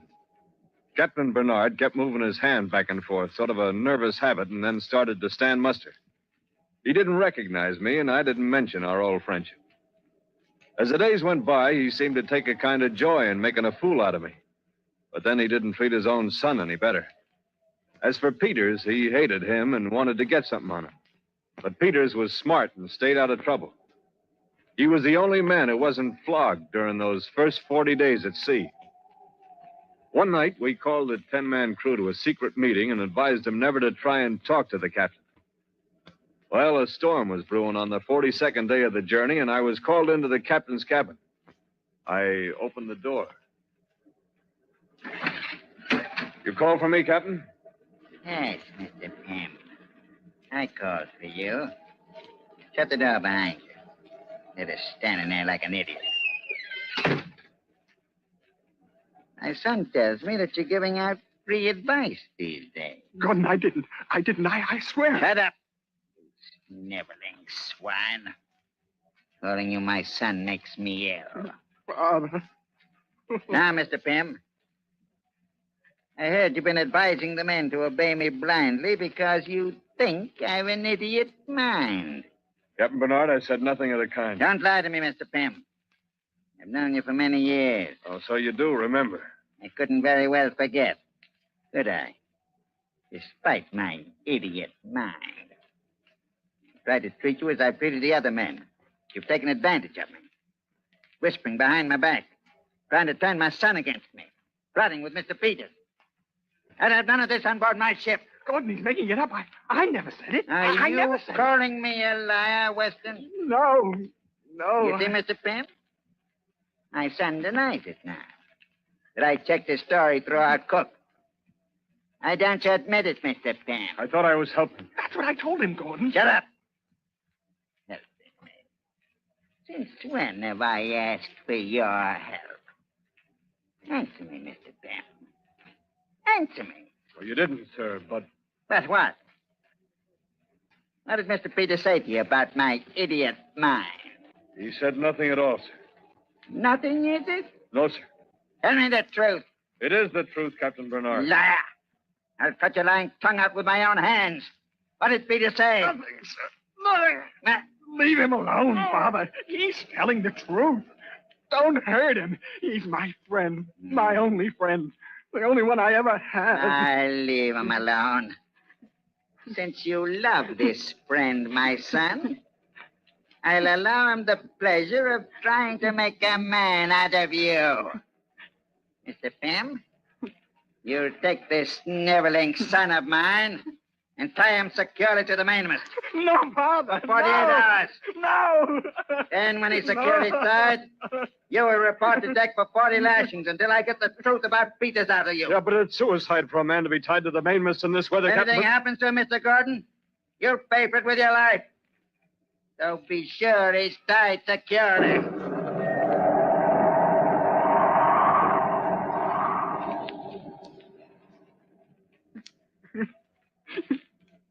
Those were the captain's orders, and we obeyed him. The wind was screaming through the sails like an insane witch on a broomstick, but Weston and I climbed to the cross trees of the mainmast. It was a tough climb, and I think he knew then it was the end for him, but he was afraid to disobey. When we reached the cross trees, I lashed Weston's arms and legs firmly, hoping he could survive the storm. By the time he was made fast, I patted his hair and tried to soothe that poor lost boy. The last I remember of him was his tear-streaked face and the look in his eye. I waved goodbye to him and climbed slowly and carefully below to report for 40 lashes. Captain Bernard, Mr. Pym reporting, sir. Take off your shirt. Yes, sir. Place your hands behind the whipping post and hang on securely, Mr. Pym. And think carefully. Try to remember the words Mr. Peters said about my idiot mind. Yes, sir. The mainmast, Captain Bernard. It's the mainmast. I'm going for the mainmast! It's cracking! Weston! My son! You fool! If you want to overboard, save him! Watch overboard! aboard. My son. Yes, your son, Captain Bernard, and you killed him. You dare say that to me? You murderer. Yes, I warned you of this, but you wouldn't listen. I'll say it. I'll say you're insane. Beat it. Beat it. Throw this man in irons. Are you talking to me, Captain Bernard? Throw this man in the gang. Help me, Peters.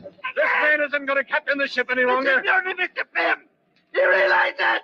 Do you want to swing on the gallows till Mr. Peters? I can't hear you, Captain Bernard. Ain't that a shame? I just can't hear you at all.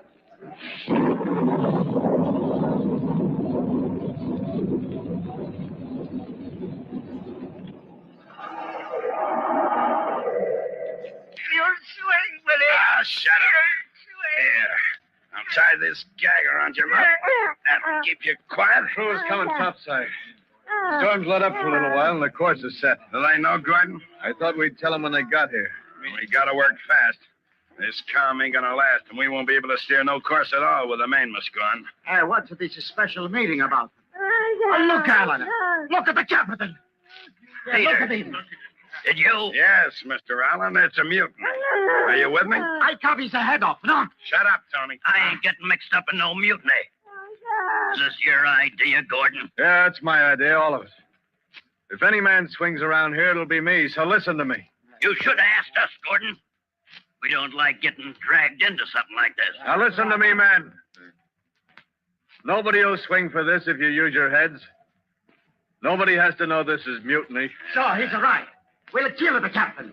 Tony Monteil copies the head off. And then we say he chooses to die, no? No, Tony. We can make this look like a shipwreck. The captain gets put in a lifeboat and set adrift. No, Tony copies the head off. Shut up, Tony. Go on, Gordon. And we all know the captain's nuts. In 2 or 3 days alone on the ocean, he'll be a babbling idiot. Idiots don't talk sense even if they're found. And even if he is found, he'll look like a shipwreck victim. What about the boat? We're going to scuttle her. Get off in lifeboats when we're near land. Within 2 days, we'll be 10 miles off Cape True. We can row to safety, and it'll be up to you men to keep quiet. Now, are you with me, men? We're with you. We're with you. All right, let's go. And work fast, you monkeys, because we're in for a whale of a blow tonight.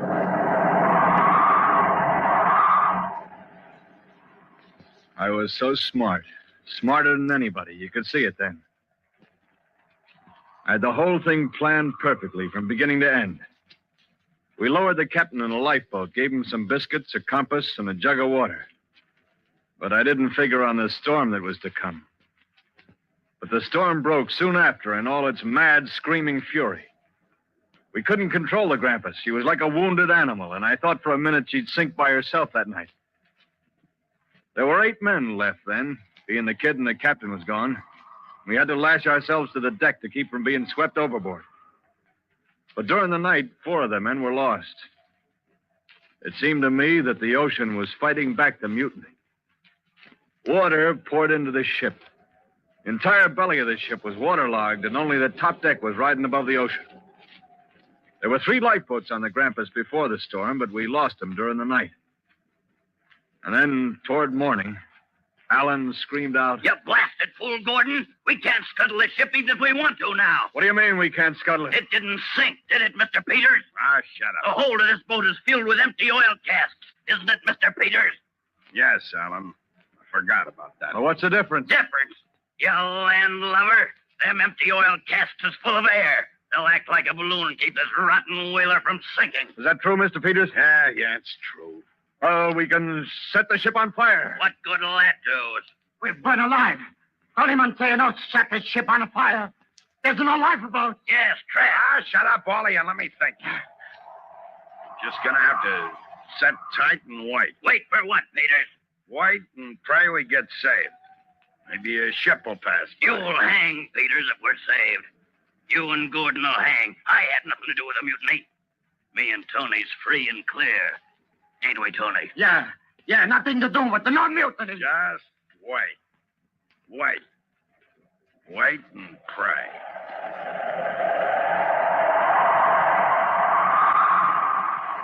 We did wait and pray.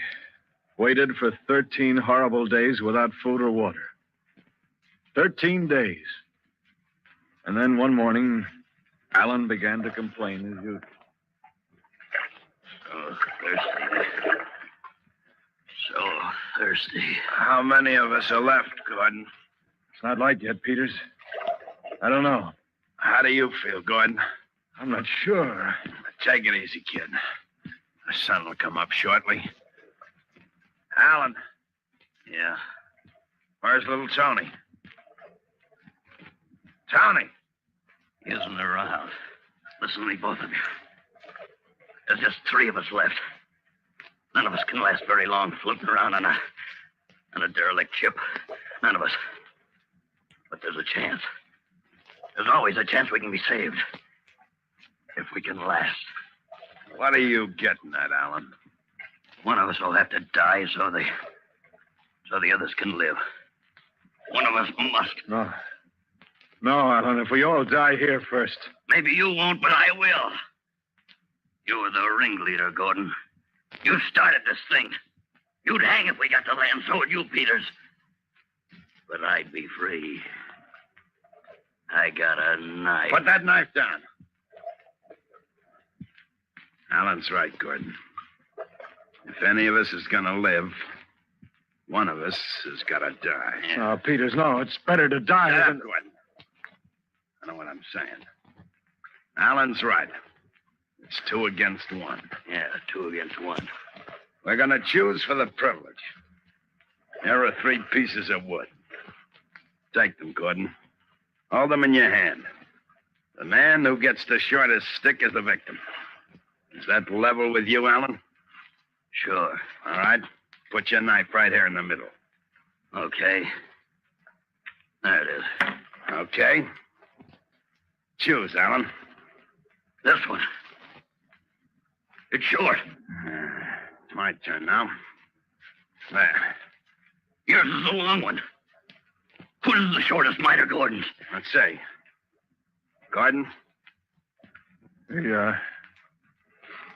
It's you, Alan. No. No. No, I won't. I'm the one that should live. I'm innocent. Give me that knife. Let go of it, Alan. Oh! You double cross. Take that, Peters. And that.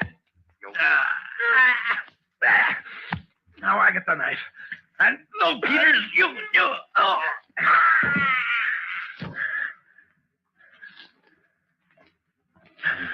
Dead, Peters? Yeah. Peters. What's the matter with you? You all right? I'll be all right. Hound. Always double-crossing. Alan wounded you badly, Peters. I'll get some salt water and wash the blood off you. That'll keep the wound clean. It's too deep, Gordon. Look. Look ahead. Look, Gordon. I see the outline of land ahead. Land! It's just a mirage, Peters. You think it's land? No. Look. Look straight ahead. You're right. Land. Land ahead. We'll be saved, Peters. Peters. Peters!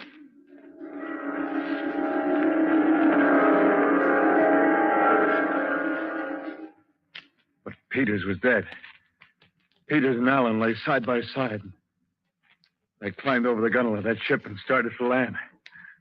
I don't know how I ever made it. I couldn't swim 4 miles in good condition, yet I swam 4 miles after 13 days of no food or water.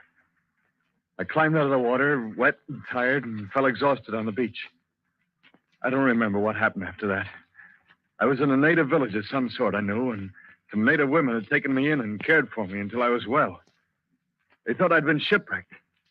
They would have kept on thinking it, too, if it hadn't been for the first day I was well enough to walk around. I stopped in at the settlement's only inn to figure things out. And as I opened the door... What do you mean there's a derelict ship out there, huh? I mean what I say. All the grampus. This old loon keeps saying he was once the captain of that ship. Oh, loon. I'm crazy, huh? You men think I'm crazy. But I'll prove I'm sane. There was no shipwreck. It was mutiny. Mutiny. And my son was killed. He did it. Yes, he did it. Mutiny. And he did it. There he is. Right there. Standing at the door. Look at him. Don't let me get away. Don't let me get away. Hey, mister. You mustn't get away. Mister, come over here. Talking to me? Yeah. Come on over here to this table, stranger. This old loon claims he knows you. Yes, I know you. Don't I? Then answer me. You were hired on board the Grampus and led a mutiny against me and you'll swing for it. I was picked up 3 days after you put me in that rowboat. I've stayed alive for one reason and one reason only. To watch your body swing from the gallows. Tell these men the truth. Speak up, man. Speak up. Are you a Gordon Pym? I demand an answer. Are you a Gordon Pym? Well, mister, are you? It's your word against his. Tell the truth. Are you a Gordon Pym? Frankly, I don't know who I am. I guess I'm just something washed up out of the sea. Yeah, I'm just somebody washed up out of the sea.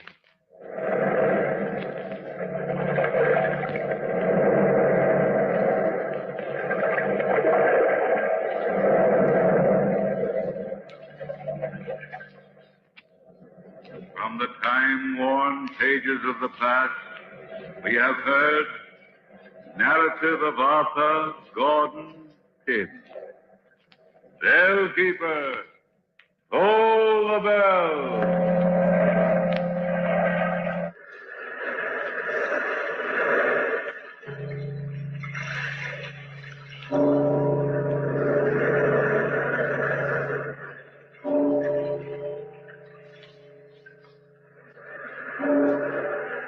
This is the United States Armed Forces Radio and Television Service.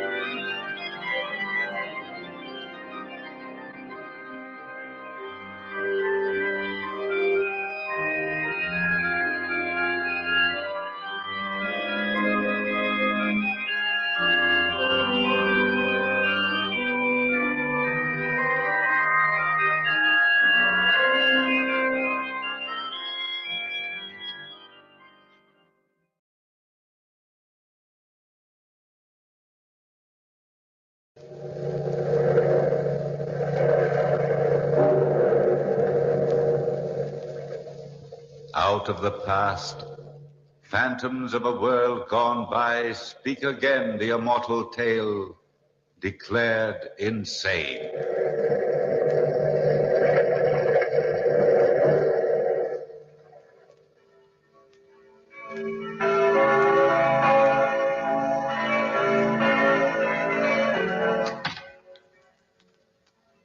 This is the church she comes to. There she is, Renee, kneeling in the pew. Third row from the left.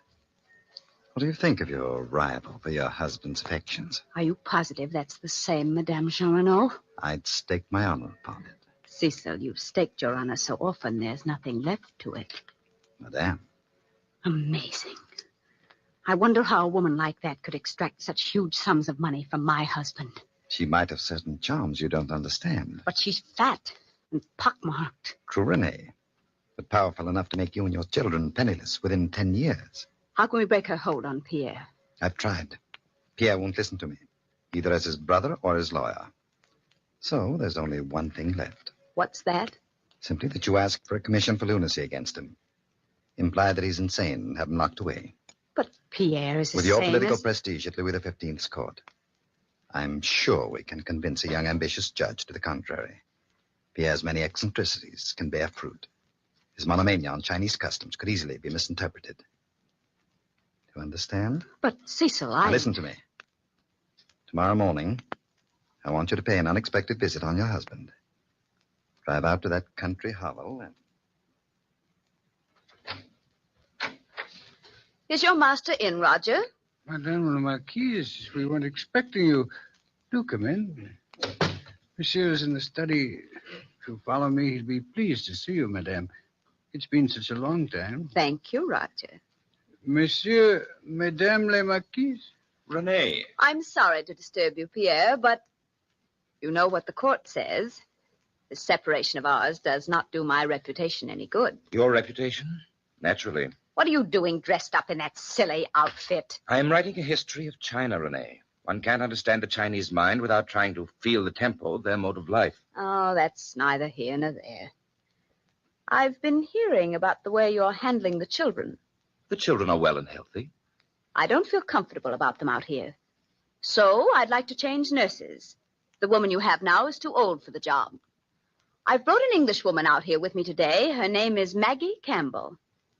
I think you'll find Maggie a gem in many ways. Your absent-mindedness endangers our children's very existence. What are you hinting at? Hinting? You know very well what I mean. That woman, Madame Jean Renaud. She's no concern of yours. My son's future inheritance, however, is my concern. I can't prevent you from throwing it away on a swine-headed woman. Renee, but really? Really what? Who is this Jean Renaud? What power has she got over you? Why do you insist on living in the country and giving her the major part of your income? That's one question you'll never have answered. You wouldn't understand. That's why I've hired Maggie Campbell to act as nursemaid. The children are never to be in that woman's company. And Miss Campbell will follow those instructions to the letter.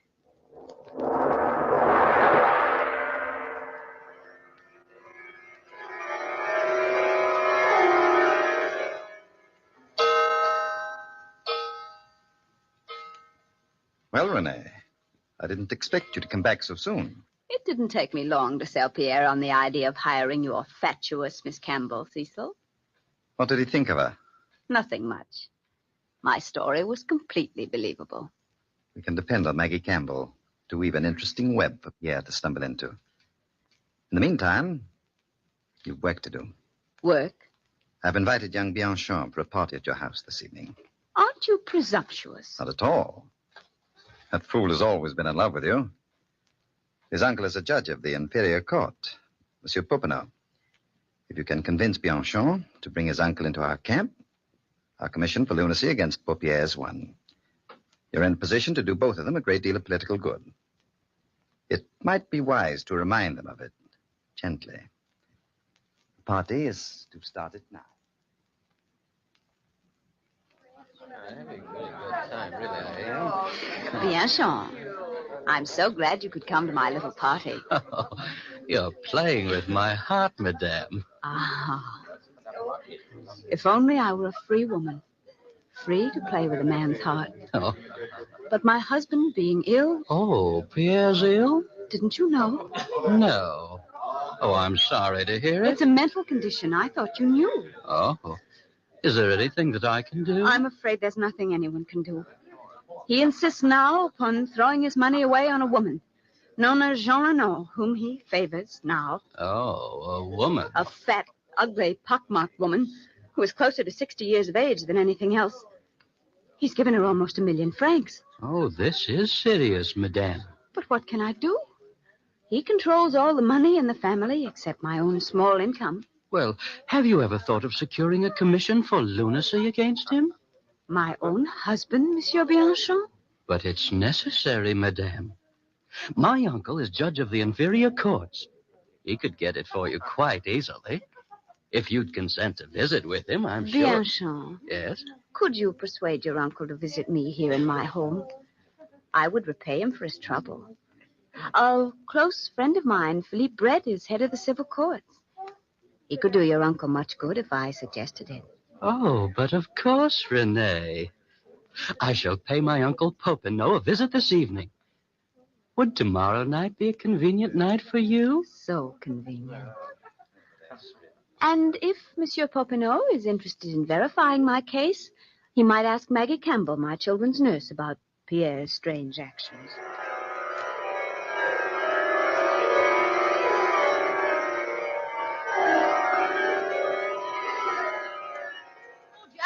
Roger, if you're the butler in this loony house, come over here and bottle.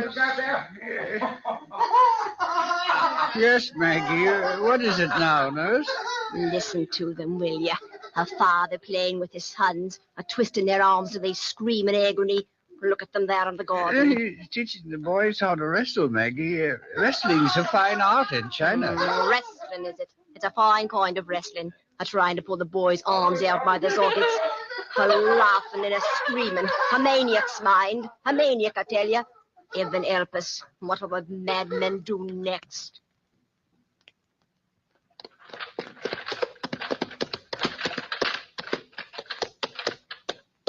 Thank you, driver. Uncle Popinot? Uncle Popinot? If it isn't my nephew. Well, Bianchon, come in.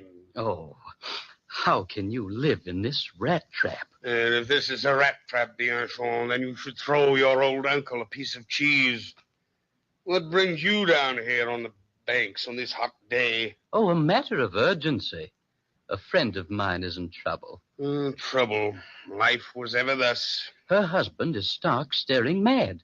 And the poor woman hasn't the faintest notion how to go about getting a commission for lunacy. Who is the lady? Madame la Marquise d'Espard.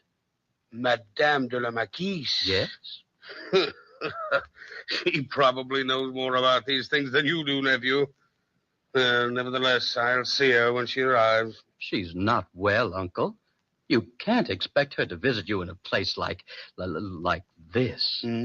Besides, she's a close friend of Philippe Brett, and he's the head of the civil courts and can do you a lot of good. That crook? Oh, Popinot. Madame la Marquise had the kindness to invite us to dinner at her house tomorrow night. Bianchon, I'm surprised at you. You know very well that I'll be the examining judge on the case, and our courts forbid a judge to dine in a petitioner's home. It's against the law. Oh, yes, I'd forgotten. After dinner, then, Uncle? Well, she can see me here. In all fairness to her, she's ill, Uncle. Drop in at her house. Was it a request or a demand from Bianchon?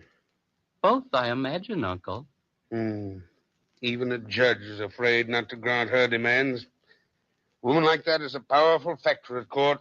Then you will drop in and see her? Yes, tomorrow afternoon at 3. But warn her not to serve any food or drink to me at all. Oh, yes, Uncle. She will be well warned.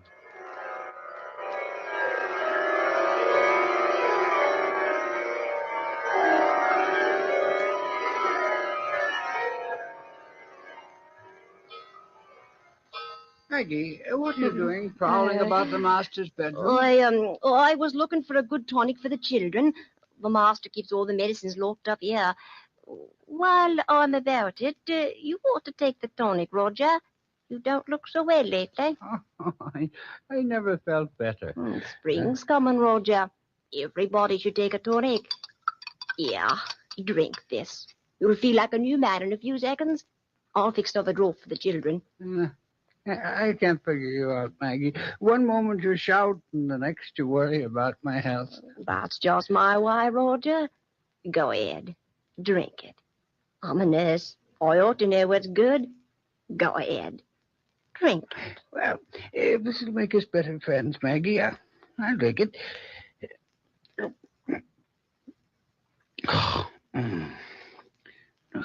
Tastes like poison. Roger. The master's calling, Roger. See what he wants. I'm coming, Monsieur le Marquis. Better come along to the study, Roger. I'm expecting a visitor, and I'd better have the place looking spick and span. Visitor, monsieur? Madame Jean Lenore will be here soon. Then the business between Madame and I will be over, finally. I'm glad. Monsieur, look at the study. More Chinese books than all of China. I need them. What's the matter, Roger? I feel so ill. Monsieur le Marquis. In heaven's name, Here, I better don't sit down know. over here, Roger. Help. Roger. Maggie. Maggie. What's the matter, monsieur? Roger. Roger, old fellow. Roger. He's dead. Dead.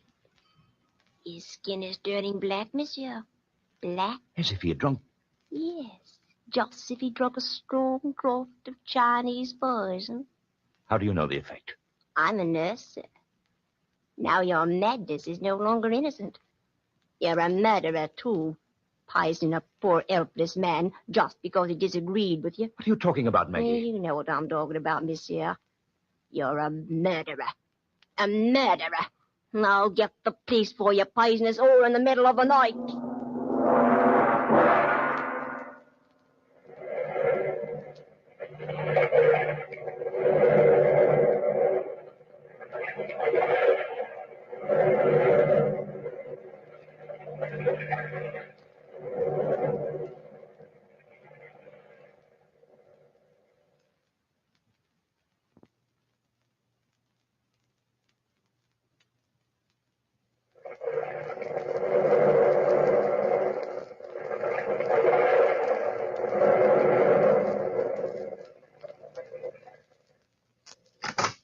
Madame la Marquise, may I present my uncle, judge of the inferior courts, Monsieur Popinel. Good afternoon, monsieur. How do you do? This is my brother-in-law, the Chevalier d'Espard. Say so. How do you do? How do you do? Won't you be seated, Monsieur Popinel? My uncle will do everything in his power to help you, Renee. I'm sure he will, Bianchon. Tell me, madame, when you and the Marquis separated originally, how much money were you allowed? Just my original income of 26,000 francs a year. You say that the Marquis had given a certain Madame Jean Renaud considerable sums of money? Almost 1 million francs. Is there any reason for him to give her money? None. None but an imaginary one dictated to him by his twisted mind. Does Madame Jean Renaud live well? Live well? In a mansion? I'm a poor man myself, madame. How much does Madame Jean Renaud spend on her house? Oh, the stables alone cost 16,000 francs. Judges are apt to be incredulous. If the stables alone cost 16,000, then how much for the entire establishment? Between 50 and 60,000 francs. So much? You don't say. Now, how much do you spend for this lovely place? About the same, 50 or 60,000. Renee! Huh? Oh. I thought you said your income was only 26,000 francs. You must be badly in debt, obviously. But, monsieur... If you're in debt, the court might not feel justified in allowing you to handle your husband's money. They might think you have a different motive for trying to secure control of your husband's money. Not that I have. A selfish one. Do you serve, madame? I'm sorry, Madame la Marquise. It's against the law for me to eat or drink at a petitioner's home. I thought you knew. Madame la Marquise! Madame la Marquise! Maggie? What are you doing here? I've been trying to get her all day, I have. Monsieur le Marquis has murdered his butler. Poisoned him. I saw it with my own eyes. The police came. They've got him away in the jail. He's stark, staring, raving mad, he is. Murder now. Well, Monsieur Popinel, is murder a part of a sane man's mind?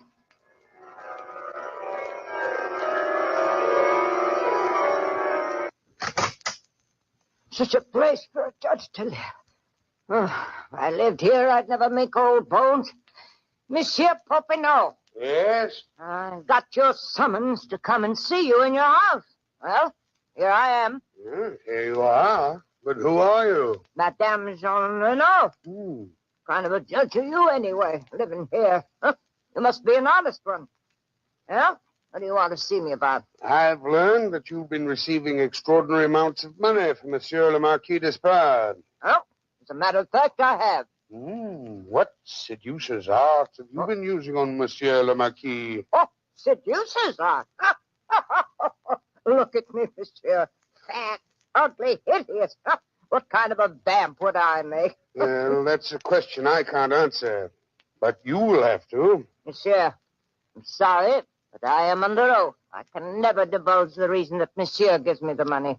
Madame, if you have any pity for your benefactor, you'll tell me. A commission for lunacy has been taken out against him. Huh? You're named as having some strange power over him. Power which is supposed to have driven him mad. Oh, great heavens. I must go to Monsieur le Marquis and warn him. He's a saint, that man. A saint, Monsieur. Yes, but he isn't at home. He's in jail. Madame Jean Renaud.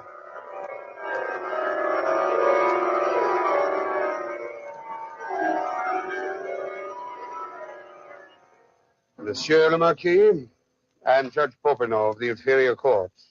You're most welcome to come in and share my prison cell. Are you here to accuse me of murdering a man, too? No, monsieur. But your wife has taken out a commission for lunacy against you. Monsieur, you're joking. I wish I were. Your passion for Chinese customs has led them to believe you live in a dream world. I was commissioned to write a book about China by the most respectable firm in all Paris. Have you a contract from them? In my desk drawer at home. Are there any duplicate copies in case your copy is stolen? Certainly. Here's the address of the firm. They have the duplicate. The second count is, of course, there's murder. You were accused of murdering your butler just to try out a potency of a new Chinese drug you've discovered. I've never toyed with Chinese drugs or poisons. How about this business of giving all your money to Madame Jean Renaud? Monsieur, I never thought I'd tell anyone that secret. Your life depends on it. Madame Jean Renaud is the descendant of the Jean Renaud family who owned a large estate in Saxony in the 13th century. My ancestors murdered her ancestors and stole that property. What has that to do with you? The entire Despard fortune was founded on that property. I'm trying to pay back a debt. The amount of money which should have been paid to the Jean Renaud when the property was taken over. You're too conscientious, Monsieur le Marquis. I don't want my children to be ashamed of their family as I'm ashamed of mine. They'll always be proud of the Despard name. I don't think we'll have any trouble clearing you of this charge. Tell me this. Is there any place in France where the black Chinese poison can be ordered? One place might have it. It's a small pharmacy called Lincoln. We don't usually carry that particular mixing drug in our pharmacy, Monsieur Popinot. It's too dangerous. But I did have a special order for it from a Cockney woman named Maggie Campbell just the other day. She had a note authorizing her to buy it. Who was the note from? From the head of the medical research department, through the Chevalier Despard. Thank you very much.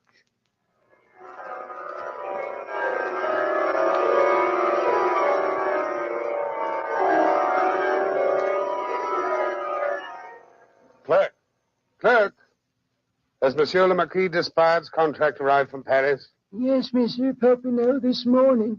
Where's Madame Jean Renaud? She's waiting for you now, Monsieur Popinot.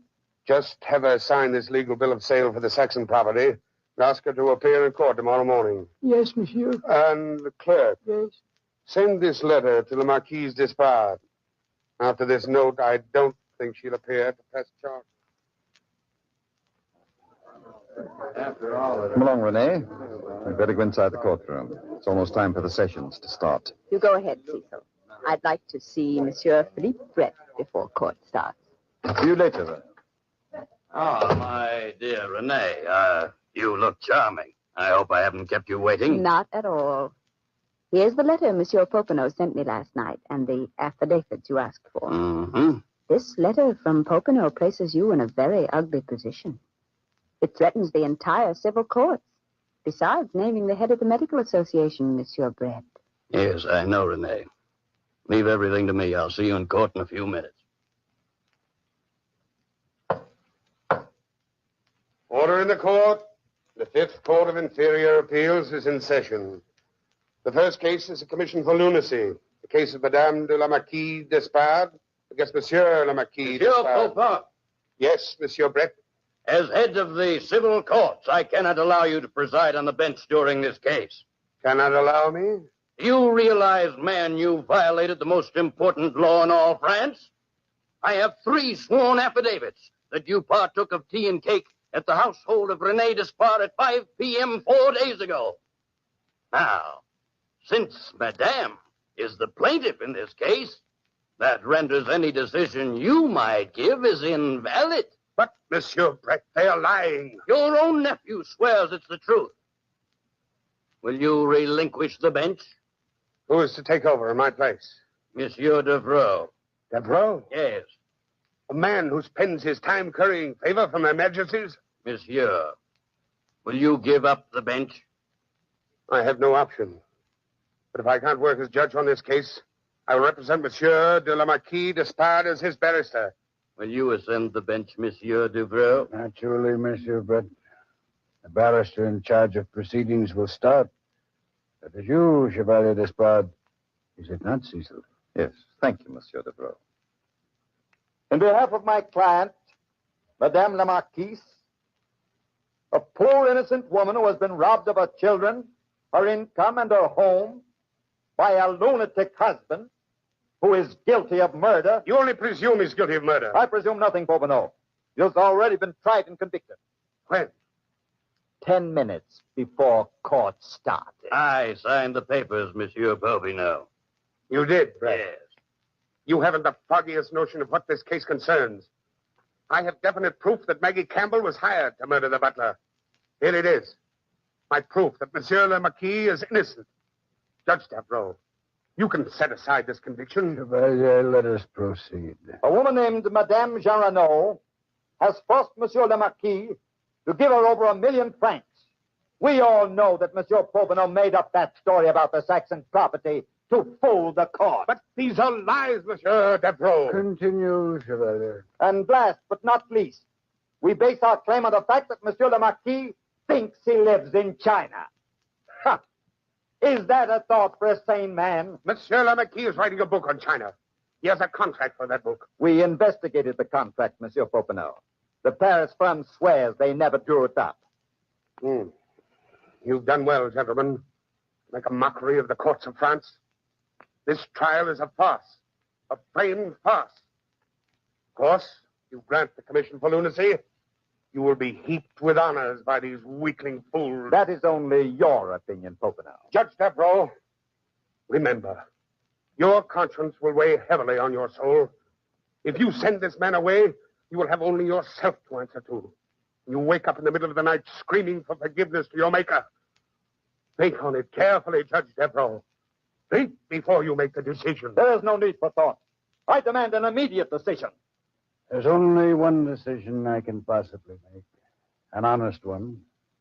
A decision dictated to me by my conscience and the evidence on hand. The commission for lunacy is granted. Monsieur Devereaux, I'm as sane as you are. You can't lock me up. Popinot, tell them. In heaven's name, stop them. Don't let them. God! Take that man out of court and put him in a straitjacket before he loses his mind completely.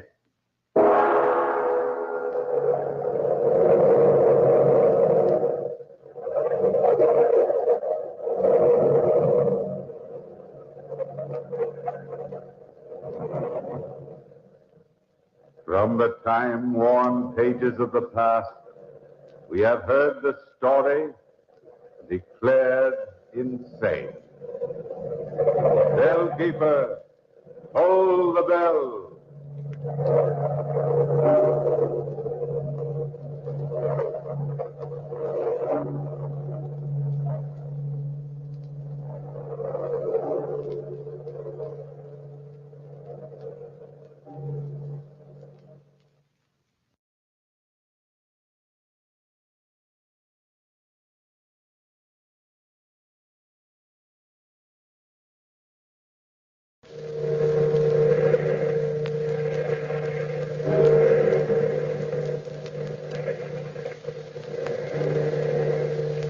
Out of the past, phantoms of a world gone by, speak again the immortal tale.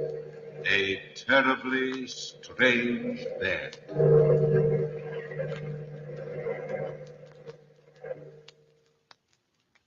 Jack Westcott was the best friend I ever had. He was the gayest of people. That was until we left America. I was writing a book about historic murder cases and had come to Paris to do some research work. Jack was fascinated with my work. Strangely fascinated. Almost horribly so. He enjoyed finding twisted minds and probing them. His hunger for crime was bound to end in tragedy. On the last evening of our visit in Paris, we were walking on the left bank of the Seine River when Jack noticed a crowd gathered about our old friend, the head of the Paris police force, Inspector Duval. I was in a hurry to return to the hotel to finish writing my murder manuscript. The deadline was in the morning. But Jack insisted on stopping. What's the excitement all about, Duval? Well, hello, Mr. Westcott.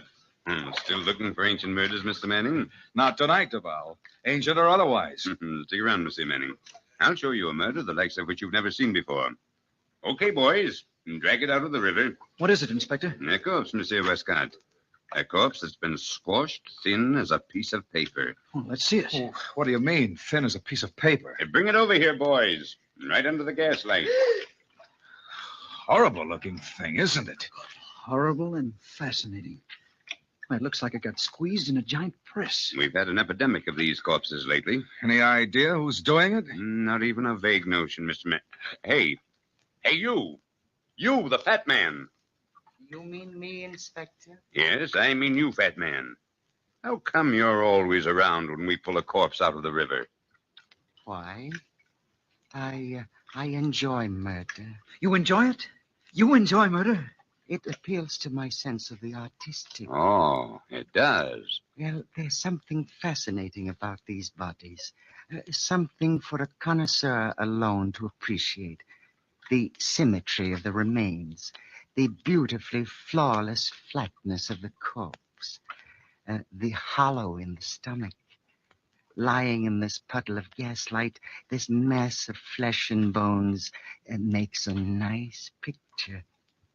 I should enjoy painting this if I could paint. I know what you mean, fat man, but wouldn't you prefer probing the mind of a man who conceived this crime? A man's mind is his secret self. Well, enjoy the ghastly spectacle, my friend. Enjoy it. Good evening, gentlemen. All right, men. Take the body down to the morgue and try and find out who it is. Come on, Burke. I'd like to follow that fat man. In heaven's name, why? He's nothing but a psychopathic case. I want to satisfy a hunch. Well, if you're such a good detective, why don't you join Scotland Yard? Well, I might, Burke. I might at that.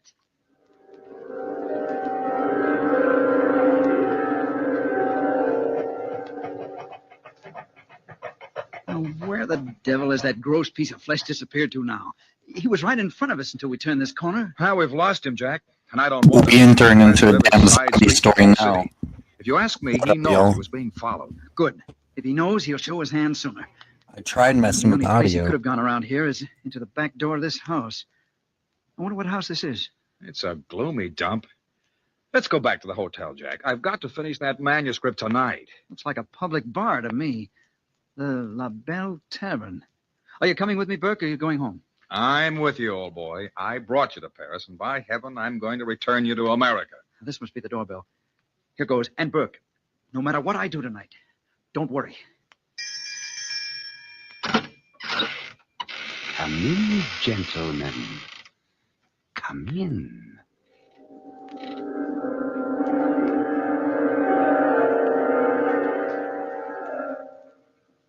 You were perfectly right, fat man.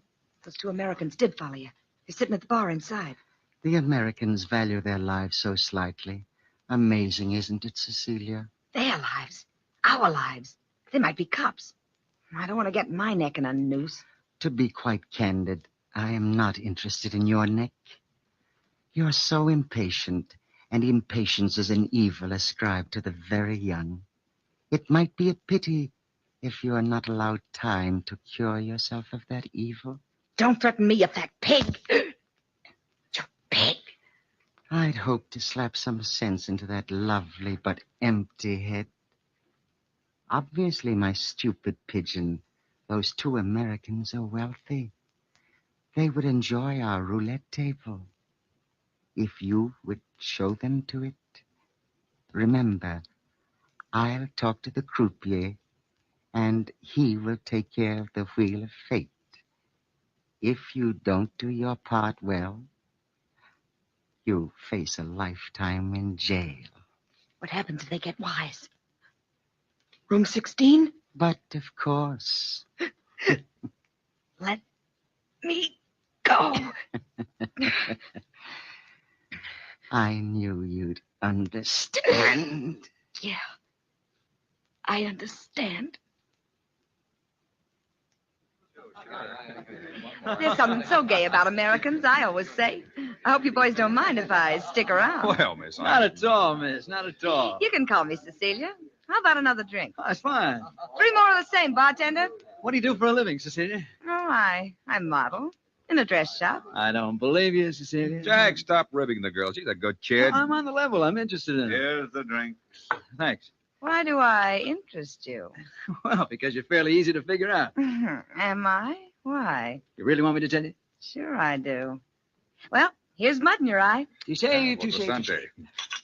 Oh, potent stuff, Jack. Potent stuff tastes like cyanide.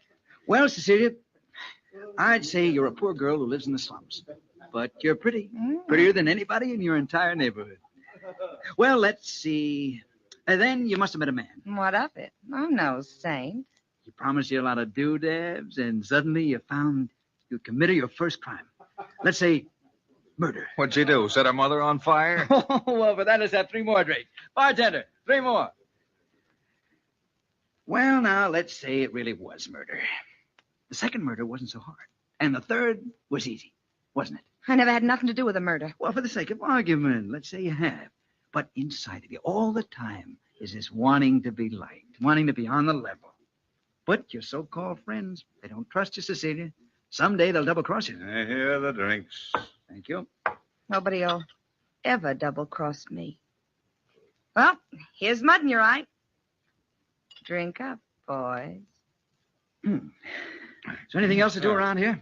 You seen the gambling rooms? Gambling rooms. Ah, that's me. Who runs those gambling rooms, Cecilia? I don't know. One of your friends? A fat man, perhaps, with a long nose? I don't know the owner. Gosh, you're real nice. Is the fat man in the back room now? Probably. Gambles here a lot. Do you replay? Sure. Well, come on, Jack. We'll see who's right, my books or your instincts.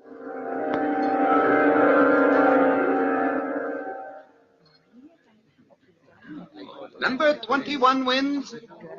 Jack, the fat man's in the corner of the room. Yeah, I saw him, Burke. And he saw you, old boy. Don't think he didn't. Come on, boys, let's play. Money, money, money. Place your bets, gentlemen. They'll make some room for us over here. Come on. 25 right here.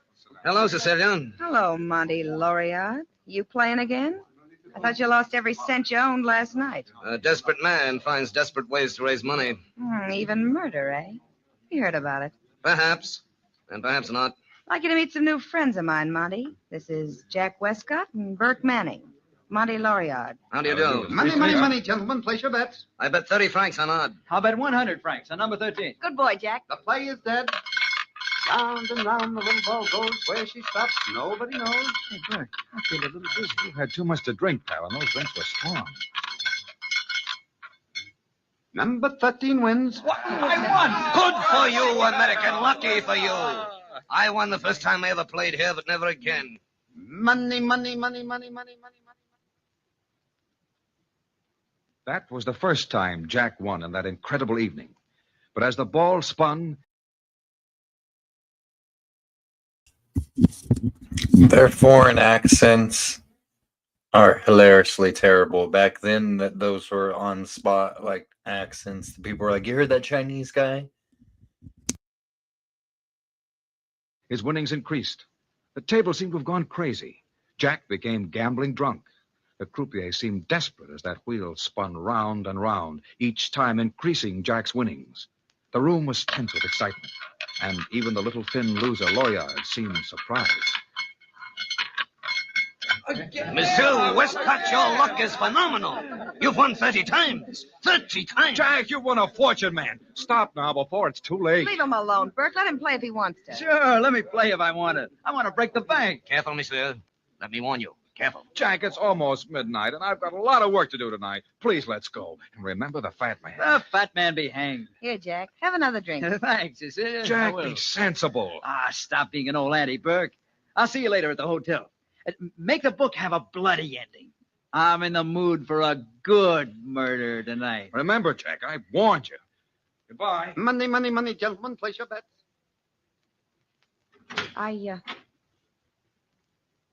I told the croupier you wanted to see him back here, fat man, but The money, it money, wasn't the money. croupier's fault the American broke the bank. That is for me to decide. Where is the American now? Outside. Buying drinks for the house. Good, good. That ought to keep him busy. You called for me, monsieur? Yes, I did. I'll need All right, you the too, French. Cecilia. I apologize. Shut the door. I don't like to frighten our patrons. I'm sorry about the wheel, monsieur, but it was broken and I couldn't control it. That is unfortunate for you. What are you going to do, monsieur? Come here. Don't put your fat hands on me, fat man. Let me... Don't fight the fat man. You can't move, can you, croupier? Because if you move, my arm will break your neck. Call my men, Cecilia. I might need a little aid with this stupid fool. What are you going to do, fat man? Have his brains pressed out of his body in room 16. His mind is no good where it is now. No, no, monsieur. Please, monsieur. Not room 16.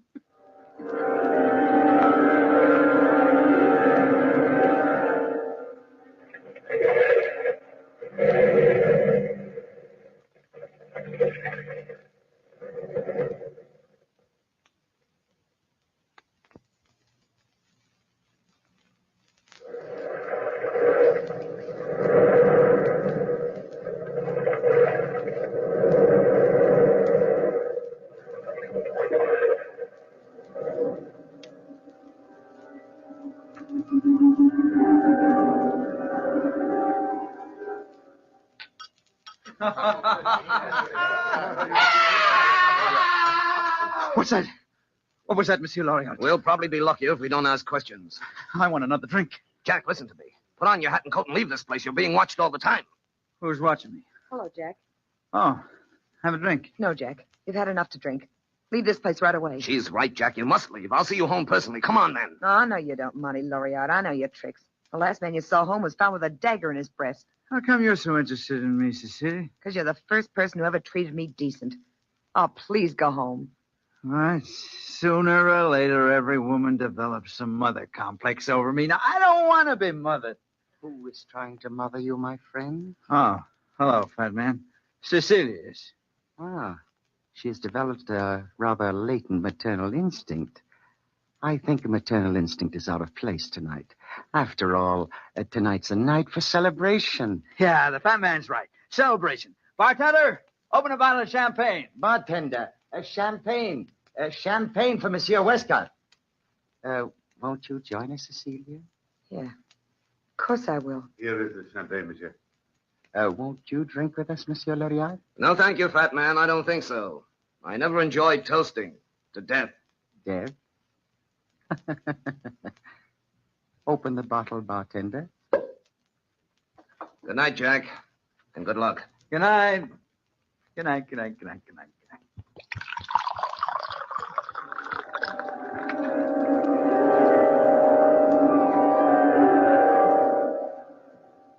Here's the handkerchief, fat man. Oh, Jack, your money is all tied safely in your handkerchief. Thank you, Fred. Thank you. Where'll I put the handkerchief? It would be wisest to tie it to your belt. I feel dizzy, fat man. Oh, you need a cup of good hot coffee. That will straighten you right out. Cecilia, go in the kitchen and fix our friend a cup of coffee. But I really... Don't tell me, my little pigeon, that your hearing is failing you. I'll get it right away. I'm glad we're alone, fat man. I want a chance to talk to you. Talk away, Jack. Tell me confidentially. Why do you enjoy seeing a mutilated body dragged out of the river? There's beauty in death. In the act of death? Or in the recovery of a body after life has left it? In both. Then do you enjoy committing a crime? Perhaps. Perhaps it would be pleasant to watch a man die. Slowly. Very slowly. In order to see life leave the body. Say that you and I watched a murder by pressure. What would happen? I'm interested, fat man. What would happen? The face is the first part affected. It would turn red, and the victim would probably feel hot blood pounding in his brain, pounding like steel hammers. Mm-hmm. Then his eyes would feel sore, as if the fluid creating sight were ebbing slowly away. That would be painful? Painful but glorious. His face would discolor. The pressure on his chest would be so great he'd try to scream, cry out, but he couldn't. He wouldn't be able to move, not a limb, not a muscle. He'd be paralyzed. I'd see to that. And in that moment, all the horror that is in man's mind would be indelibly imprinted on the brain until a sudden crushing noise would blot out thought. And what would that crushing noise be? The pulverizing of the human bone. Here's the coffee, fat man. Ah, let me see it. Tastes all right. Here you are, Jack. This will fix you. No, I don't think I want any. If you'll pardon me, I'm so dizzy. So frightfully dizzy. Oh, of course you are. Here, Jack, drink it. Drink it, my friend. My good, good friend. If you don't want to drink it, Jack, don't. Open your mouth, my friend. It will sober you very quickly. No, Open your mouth. There. Now, how do you feel? I'm sick. I'm sick. It's dope, isn't it? It's dope. Let me... Oh. Our friend Jack is asleep, Cecilia. Call the bartender. I think our friend will spend the night with us in room 16.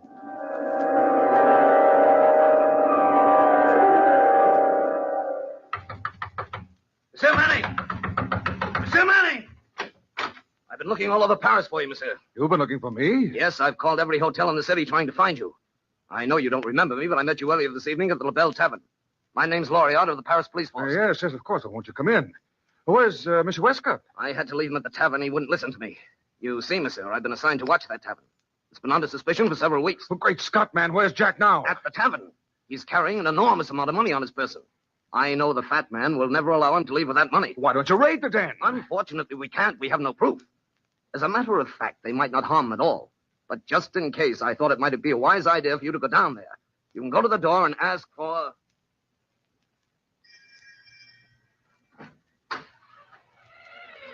Yes? What do you want? You're the bartender, aren't you?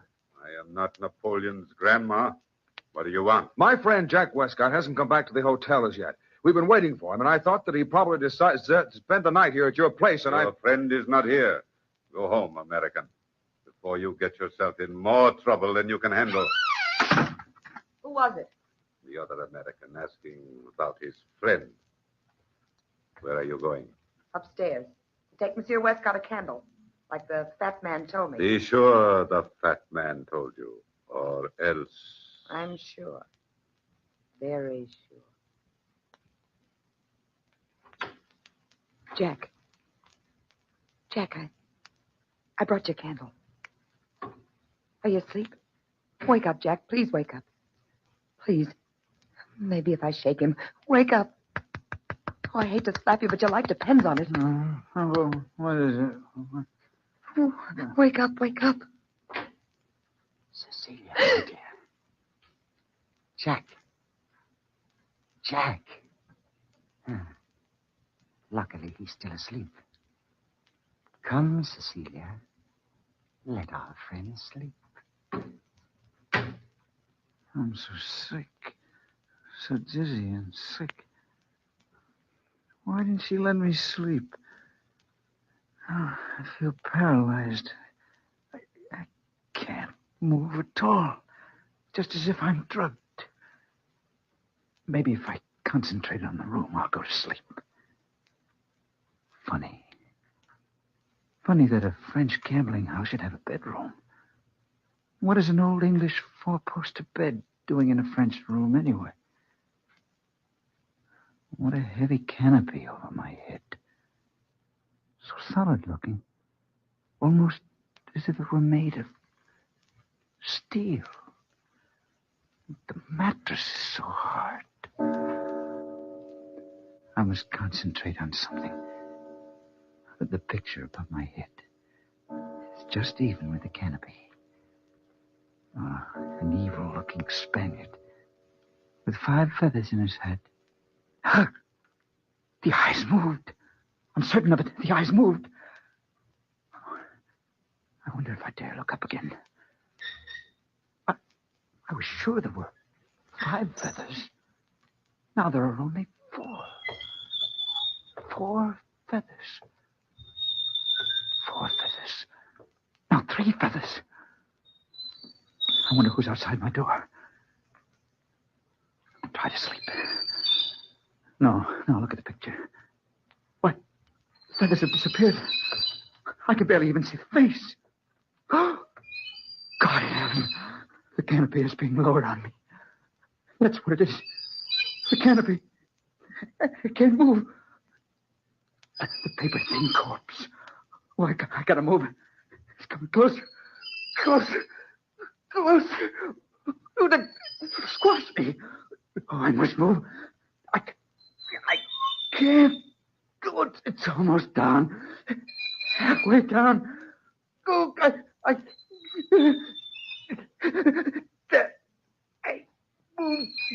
Oh, just to crawl out of bed. Oh, if I get a crawl, I'd crawl out of here.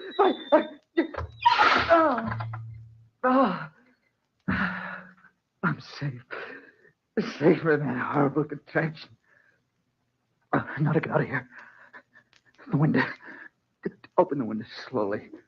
I'll crawl to the window. Now, if I can push the window open slowly, very slowly. That must have clamped down on him by now. Listen to me, men. Push the window open. Oh, it's stuck. Be sure and deliver the money back to me. There. Now to open it wide and crawl through. You can raise the canopy now. Let's go in, gentlemen. Help! Help somebody! Help me! Get that man before he Help takes the window. Somebody! I've got him. Out the window. If the bed didn't work the first time, Mr. Westcott, I've ways and means of making it work the second, and perhaps it would be more pleasant to watch life ebb out in front of me. No. Place him carefully on the bed. Let me go. Good. This ought to prove most enjoyable, Mr. Westcott. It's a pity you haven't my detached viewpoint. Put him in. Then lower the canopy. No. This way, Bert! Up this way! Hurry, Mr. Lawyer, I can hear the bed moving! Cecilia, you fool! Look! Get Jack out of that bed! Jack, boy, here, hold on to me. I'll drag you out. Don't you put your hands on me, Larry. March into there. I'll take care of the bartender for one time. I'm all right, Burke. Don't worry about me. Oh, Cecilia. I'll help her. Let me go, Cecilia. Don't push me. Help me, Lawyer! Help! No, you don't, fat man! You little... No, you don't! Your own device will be a Frankenstein! There! Try to get out of your own bed now!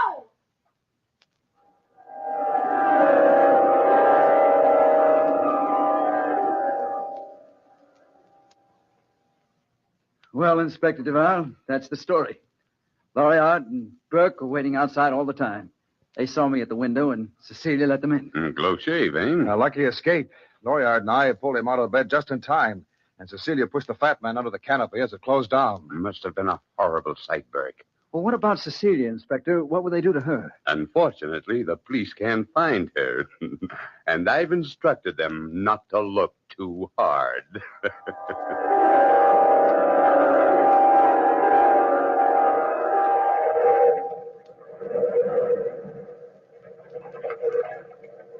From the time-worn pages of the past, we have heard the story, A Terribly Strange Bed. Bellkeeper, toll the bell.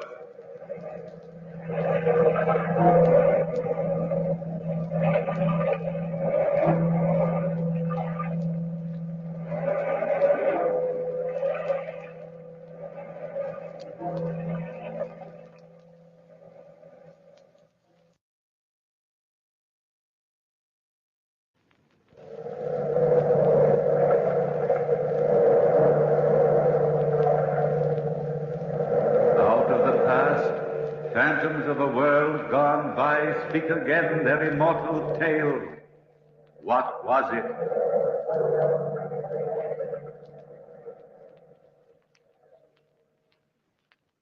All right, then. What was it? What was it? Nobody knows. But the house was haunted by something or somebody. The boarders here at Mrs. Dimity's boarding house didn't believe in ghosts either, myself included. But we were curious about them. That's why we voted to move into the old brownstone house on 49th Street. And once we were in, we were still convinced that ghosts don't venture abroad in a New York tenement building. The only one who wasn't quite convinced that ghosts exist only in storybooks was old Mrs. Dimity herself. But her favorite roomer, young, handsome Ned Saunders, and myself, I'm Dr. Hammond, we refused to believe the ghostly nonsense. Anne Mitchell, the young sculptress who lived there, was frankly curious, while the Countess Harkavy, a fortune-teller of some renown and a psychic of questionable fame, was delighted at the idea of living in a haunted house. That was in a business way, of course. It was around 11 o'clock at night when the boarders, who were then assembled in that dark, dreary living room, first heard what some claimed was a ghostly presence.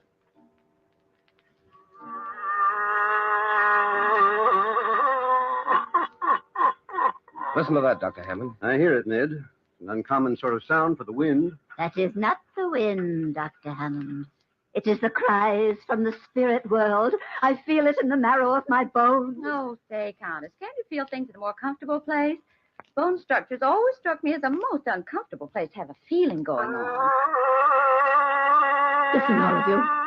Listen. Oh, skip it. Ned, will you pass me that magazine on the shelf next to you? I think any kind of reading will be preferable to listening to old psychic ears rambling. Sure thing. Here you are, dear.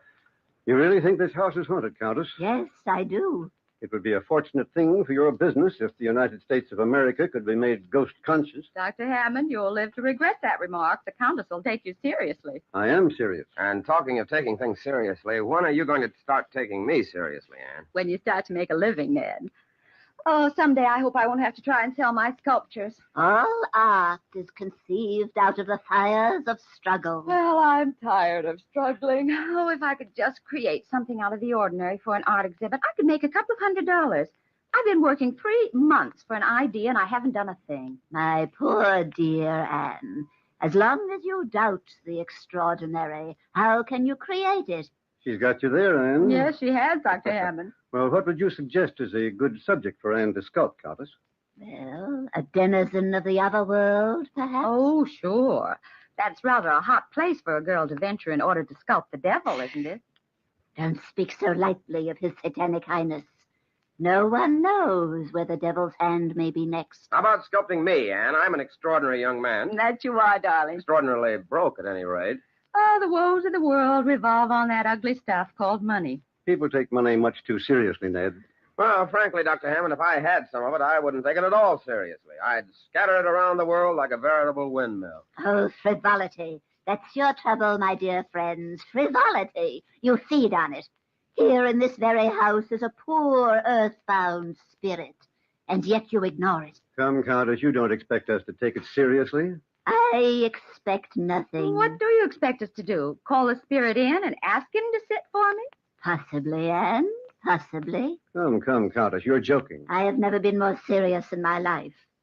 I think we ought to hold a seance and command the spirits to enter the room. That would be interesting, at least scientifically so. Oh, nonsense, Doctor. Besides, Mrs. Dimity never stand for it. Ever since she moved us into this house, she's been scared stiff of the very idea of spirits. Have you seen the amulet she's been wearing? Yes. She carries it around like a sword. Why don't we ask her? Oh, we were just talking about you, Mrs. Dimity. Oh, dear. I tell you, I just can't stand being alone in my room. I just know something was in there with me, Anne. I just know it. The spirits probably have been attracted to you, Mrs. Dimity. I've always felt you're strongly psychic. Oh, don't say it, Countess. Don't even think about it. It was all a mistake, moving into this house. All a mistake. I've just never been as nervous. Dr. Hammond, feel my pulse. Feel it. It's practically non-pulse, so to speak. Well, I wouldn't take it seriously, Mrs. Dimity. We all know there are no such things as spirits. You see, we've been talking about the ghost for so long that at times we half believe, but that's purely imagination. It wasn't imagination at all, Dr. Hammond. You know very well there are only 5 of us living here. You 4 were downstairs, and I was alone upstairs, and, oh, I did hear footsteps in the hall. I opened the door, and I felt something cold touch me. Ah, you see, I knew it. Oh, listen. Oh, it came from upstairs. Listen, all of you. Ah, and was that also the wind, Dr. Hammond? I don't know, Countess. What do you think, Ned? I think the Countess' idea of a seance is a good practical suggestion. I'm all for it. A seance? Oh, dear. Yes, let's give it a try. Well, we're all agreed. Yes, come on, let's. I think it's a good You're idea. in charge, Countess. Now tell us what to do. Well, now, for the first thing, bring your chairs into a circle, please. Oh, dear. I want back in this show. Now, hold hands. Will someone turn off the light? I'll get the switch. Good. Now we're in the dark. Quiet, please. Quiet while I summon the spirits.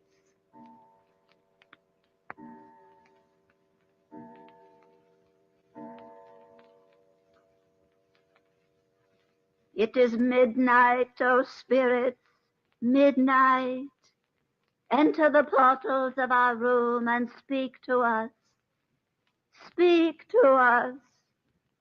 We are gathered to commune with you who have passed on. Withhold not your secrets. Speak. Speak. It is I, Countess Harkavy, asking you to descend to this mortal plane. Answer me. Answer me. If my Uncle Ezekiel's in the room and wants to talk to me, I'd talk to him, Countess. Yes, Mrs. Dimity. Ned, stop squeezing my hand. I'm not squeezing your hand, Anne. Or whatever you're doing, stop doing I'm not doing anything. Ouch, doggone it. What's the matter with you, Anne? Oh, you're so coy, pinching me now. I'm not pinching you. My hands are in my lap. Well, who's ever sitting next to me? Stop it. Dr. Hammond. I'm sitting across from you, Anne. Mrs. Dimity. Oh, dear. I wouldn't have the courage to squeeze anybody's hand at this point. Ouch. Well, whoever it is. Turn on the light, somebody. Turn on the light. No. At least that whole No, don't turn on the lights. The spirits have entered the room and are attracted to you, Anne. To you. Oh, please turn on the lights, please. I'll do it, Anne. I'll do it. Oh, let go. Oh, who? There's nobody sitting next to you. That's a vacant chair. But I felt it. Anne, did you imagine it? Imagine what? That somebody squeezed my hand? I imagine nothing. Look at my hand. And tell me that's imagination. What's it, darling? What? Dr. Hammond, look. Her hand is bruised. Yes, it is. Pretty badly bruised. Countess, where were you sitting? Exactly where I'm sitting now, Dr. Hammond, and I haven't moved. You had your chance to do something extraordinary, Anne, but you muffed it. A pity is all I can say. A great pity. The seance is ruined. But, Countess, wait a minute. What for? To try another seance and have you become hysterical all over again? Good night. Dr. Hammond, is it possible that I really was holding the hand of something or... Anything's possible, Anne, but not very probable. Oh, dear. Oh, dear. I said not very probable, Mrs. Dimity.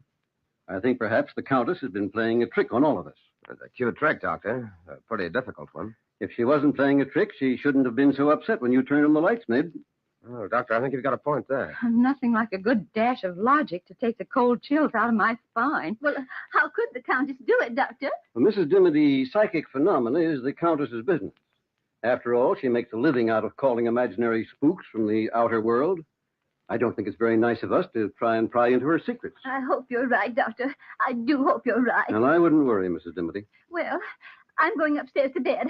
I've had enough spooks to last me for years. Oh, wait for me, Mrs. Dimity. I'll go up with you. Good night, Ned. Good night, Anne. Good night, Dr. Hammond. See you in the morning. Good night, my dear. And don't worry about the spooks. They're purely harmless make-believe. Oh, dear. I'll never sleep a weekend. Well, Doctor, what's the tongue-in-the-cheek look? Oh. Ned, I'm afraid we've had our first touch of real psychic phenomena tonight. But you just said I didn't want to frighten the women. And you believe this house is haunted? Haunted? Well, I don't like the phrase, but in essence, that's the idea. I was wondering if you'd be interested in trying an experiment with me tonight. Certainly, Doctor, anything. Well, suppose you and I spend the next few nights down here. We'll turn off the lights and wait. Just wait. Perhaps we can invite some trouble. We waited that night through without sleeping, but nothing extraordinary happened, except for the fact that Mrs. Dimity's rocking chair kept rocking all night long, creaking and squeaking as it moved. But the wind could have been responsible for that. The next night and the next and the one after that, we kept our nightly vigil, creeping up to our rooms like thieves just before daylight broke, so that nobody would suspect our secret experiment. On the 5th night of our wait, we heard the rocking chair creaking, creaking, creaking. Doctor. Yes, Ned? That rocking chair couldn't be moved by wind tonight. There isn't a breath of air stirring. I noticed that, Ned. I wonder... Listen. Yes, the creaking stopped. Same as usual. I'll try to get some sleep. I can't. I'm as nervous as a cat over this whole thing. Yes, I'm jittery, too. Ouch, let me... What's the matter, Ned? I don't know. Somebody's attacked me. Help me, Doctor. Help me. It's got its arms around my throat. There, I feel it. We'll find out who this ghost is in a short time. There, I've got his arms, Ned. My throat. Let go of my throat. There. It's great. Can you hang him for him alone, Doctor? I think so, but he's as strong as an ox. No, you don't. Will you, Doctor? His voice certainly doesn't sound human. Turn on the lights, Ned, while I hang on to him. We'll find out who this practical prankster is. I'm afraid to let him go, Doctor. I can handle him, Ned. You turn on the lights. Hurry, Ned, hurry. All right. There you are. No, wait. Doctor, where is he? He's right in front. I've got him by the arms. I'm hanging on to it. Well, this is amazing. Amazing, Doctor. Well, we can't see it. It's invisible. Help me, Ned. He's trying to escape. Help me. I can only see him. There we are. I got it. I got it. But what is it, Doctor? What is this thing?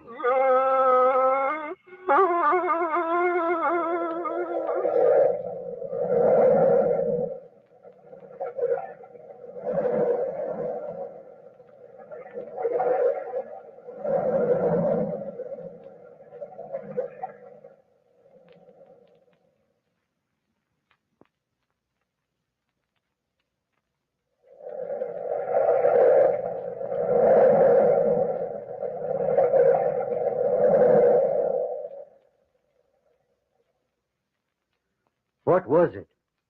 I didn't know as I held the grisly thing in my arms. It struggled and sobbed and moaned exactly as a beast would struggle and moan. An invisible beast. That was the horror of it. An invisible beast. I sent Ned to the basement of the old brownstone to get some stout rope. At least we could prevent this horror from escaping. That's what I thought then. Well, Ned returned shortly from the basement and opened the door. Here you are, Dr. Hammond. Oh, quickly, Ned. Bind its legs. I can't hang on to it much longer. Not as young as I used to be. All right, Doctor, I'll manage. Somehow, I try to hold him on the floor. Yes, of course. There you are, Ned. Now, quickly. Feet are still for the minute. There. I got the rope about him. Look. Huh? A perfect loop around nothing but empty air. Hold him, and I'll bind the rope around him. Oh, quickly, Ned.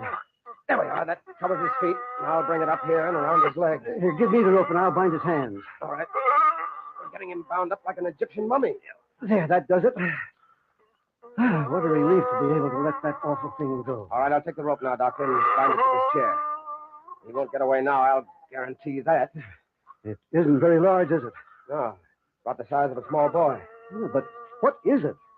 Have you ever encountered anything like this before? Frankly, Ned, never. Look at my hands, bitten and bruised. I wonder if I'll ever be able to move them again. What are we going to do with the darn thing now? I don't think that's our responsibility, Ned. I think we'd better call the boarders together and let them in on the secret. Would you like me to get them, Doctor? Yes, wake them up.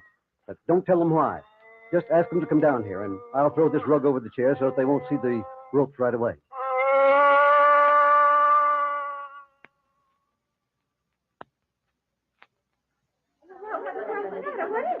Don't ask so many questions, everybody. Dr. Hammond will explain everything. Oh, good evening, Dr. Hammond. Have you possibly discovered that psychic phenomena does exist?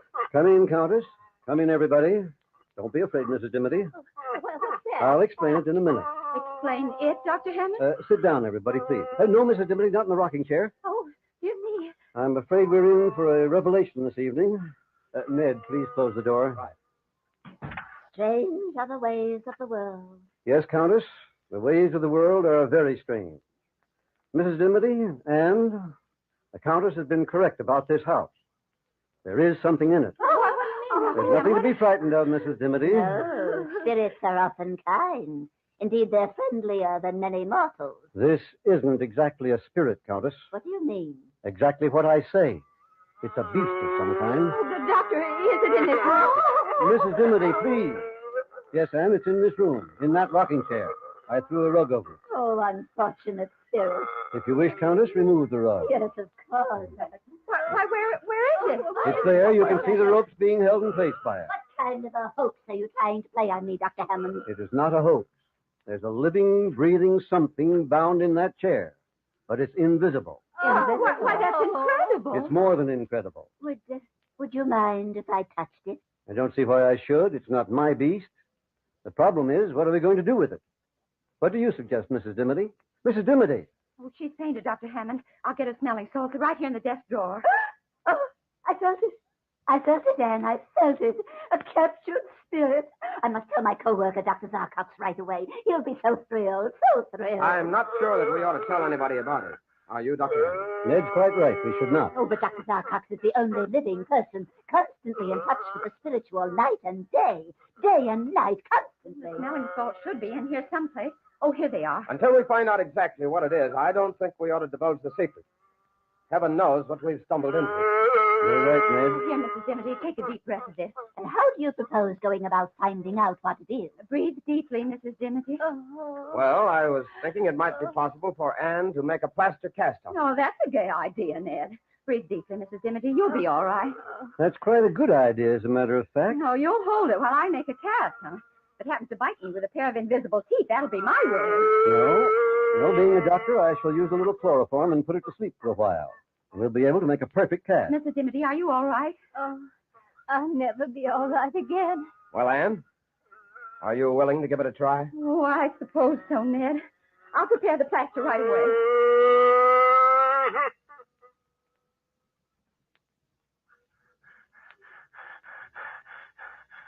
There we are, Anne. The chloroform has worked perfectly. Whatever it is, it's asleep. Before you start with the plaster, I should like to listen to his heart with a stethoscope. Certainly, Doctor. Normal. A little faster than is normal for a human being, but maybe we're not dealing with a human being. Yes, Doctor, that's very possible. Ned, would you hand me that container near you? Certainly, Anne. Here you are. Thanks, Ned. Well, Dr. Hammond, are you ready? Yes, Anne, whenever you are. We might as well start. 2:00. We ought to be through by 7. And so Anne started to work to cover that invisible form with moist plaster. We watched her spellbound. The hideousness of the rough object which soon met our eyes was appalling. Anne's hands shook perceptibly as she forced herself to complete what she had started. Minutes changed into hours. The mold was completed, and we had a rough idea of this figure. Then Anne allowed the mold to dry. By morning, we had a rough facsimile of the invisible beast.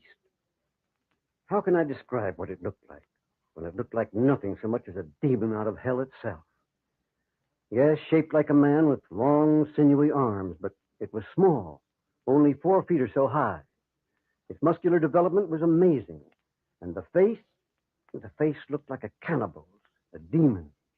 Cruel, tiny eyes, a tiny nose, and a twisted, a horribly long mouth, and sharp, shiny teeth. The first rays of light broke through the window, and I realized that the effects of the chloroform were wearing off. Watch out, ladies, awake. I got him, Doctor. You better help me. Yes, of course. Here, we'll hold him together. And Yes, Dr. Hammond? we'll hold him down, and you bind his legs with the cord. Yeah. Get that rope around his legs. Good girl, Anne. That's it. Ow! Your arm, darling, it's bleeding. Don't mind my arm. Find the legs. Okay. Hurry up, Anne. That's the girl. Now slip the rope around him and pull it good and tight. All right. There we are. Give me the rope, Anne. I'll secure his arm. Ned, look at your arm. Oh, Doctor, he's badly bitten. Don't bother about me now, darling. We can't let this beast loose on humanity. That face you've done, Anne, looks like the face of a man-eater. Yeah, it does. Give me a hand, Dr. Hammond. We'll put it back in the chair and tie it. Okay, Ned, now, 1, 2, lift. There. Now, tie the darn thing there. What do you think we ought to do with it now? I don't know. You're the doctor. Well? I think we all need some sleep. First, I'll tend to that omnibus, Ned, and then we'll leave the thing here for a while. Doctor, do you think we dare leave it here quite safely? Well, judging from the way Ned's got it tied up, I think so. Not even a spirit could get out of those ropes. Come on, Ned, I want to take a look at that arm of yours. Oh, tired. I'll leave the little statue in here till morning. You know, Doctor, it makes an interesting study, doesn't it? Yes, quite an interesting one. Extraordinary piece of work, one might say. Well, good night, Anne. Come on, Ned, let's get that arm bandaged. We'll all think more clearly in the morning.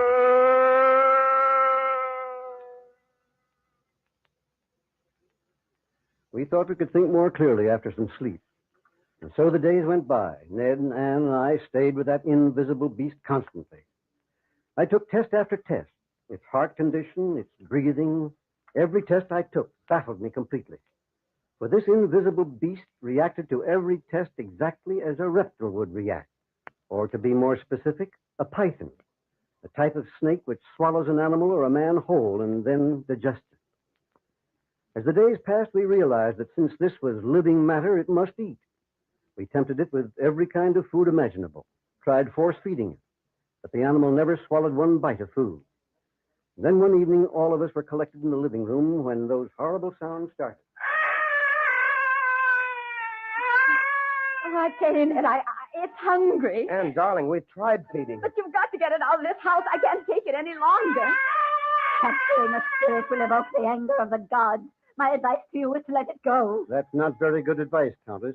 Whatever this is, it would be fairly dangerous news. Oh, isn't there anything we can feed it?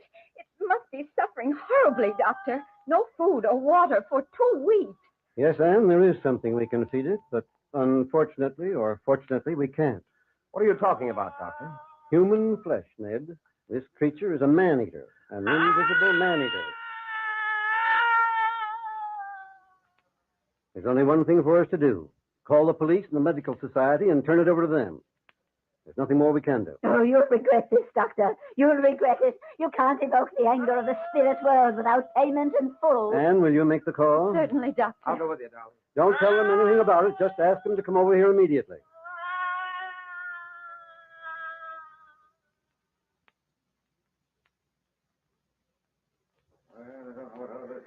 And so, gentlemen, Anne called you and brought you over here. I've told you the complete story of the monster from the very beginning. Well, Dr. Hammond, as a member of the police force, I don't mean to doubt you.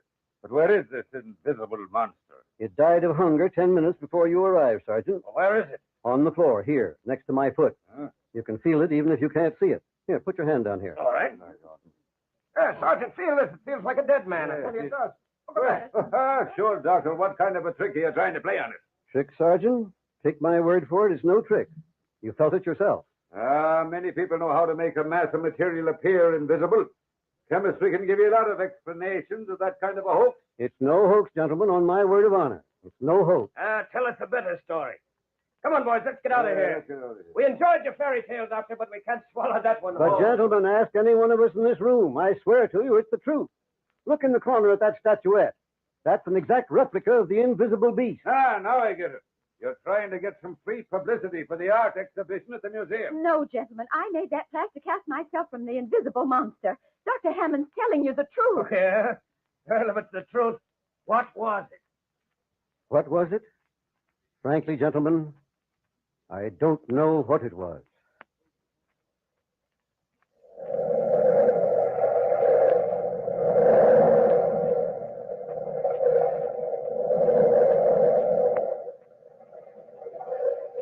From the time-worn pages of the past, you have heard, what was it? Bellkeeper, toll the bell.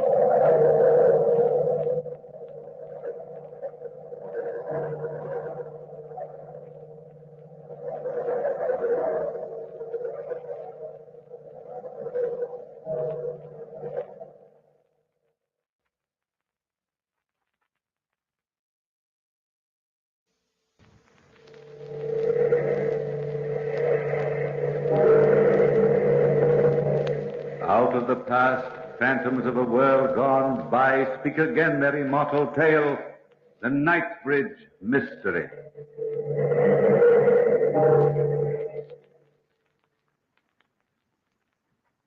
Saturday night, I I killed Gardner. That's the incredible part. I killed him. It is sitting here next to me now. Sitting in his usual chair by the fireplace here at the Old Knight's Bridge Inn, acting as if nothing unusual had happened. How can a man be dead and alive at the same time? I remember the whole thing so clearly. It was just 2 days ago. 2 short days ago. Last Saturday, to be exact. Gardner's a landowner and had just collected his rents. The banks were closed, so he hid the money in his room here, and his room is next to mine. And it was all so easy. It was raining that day.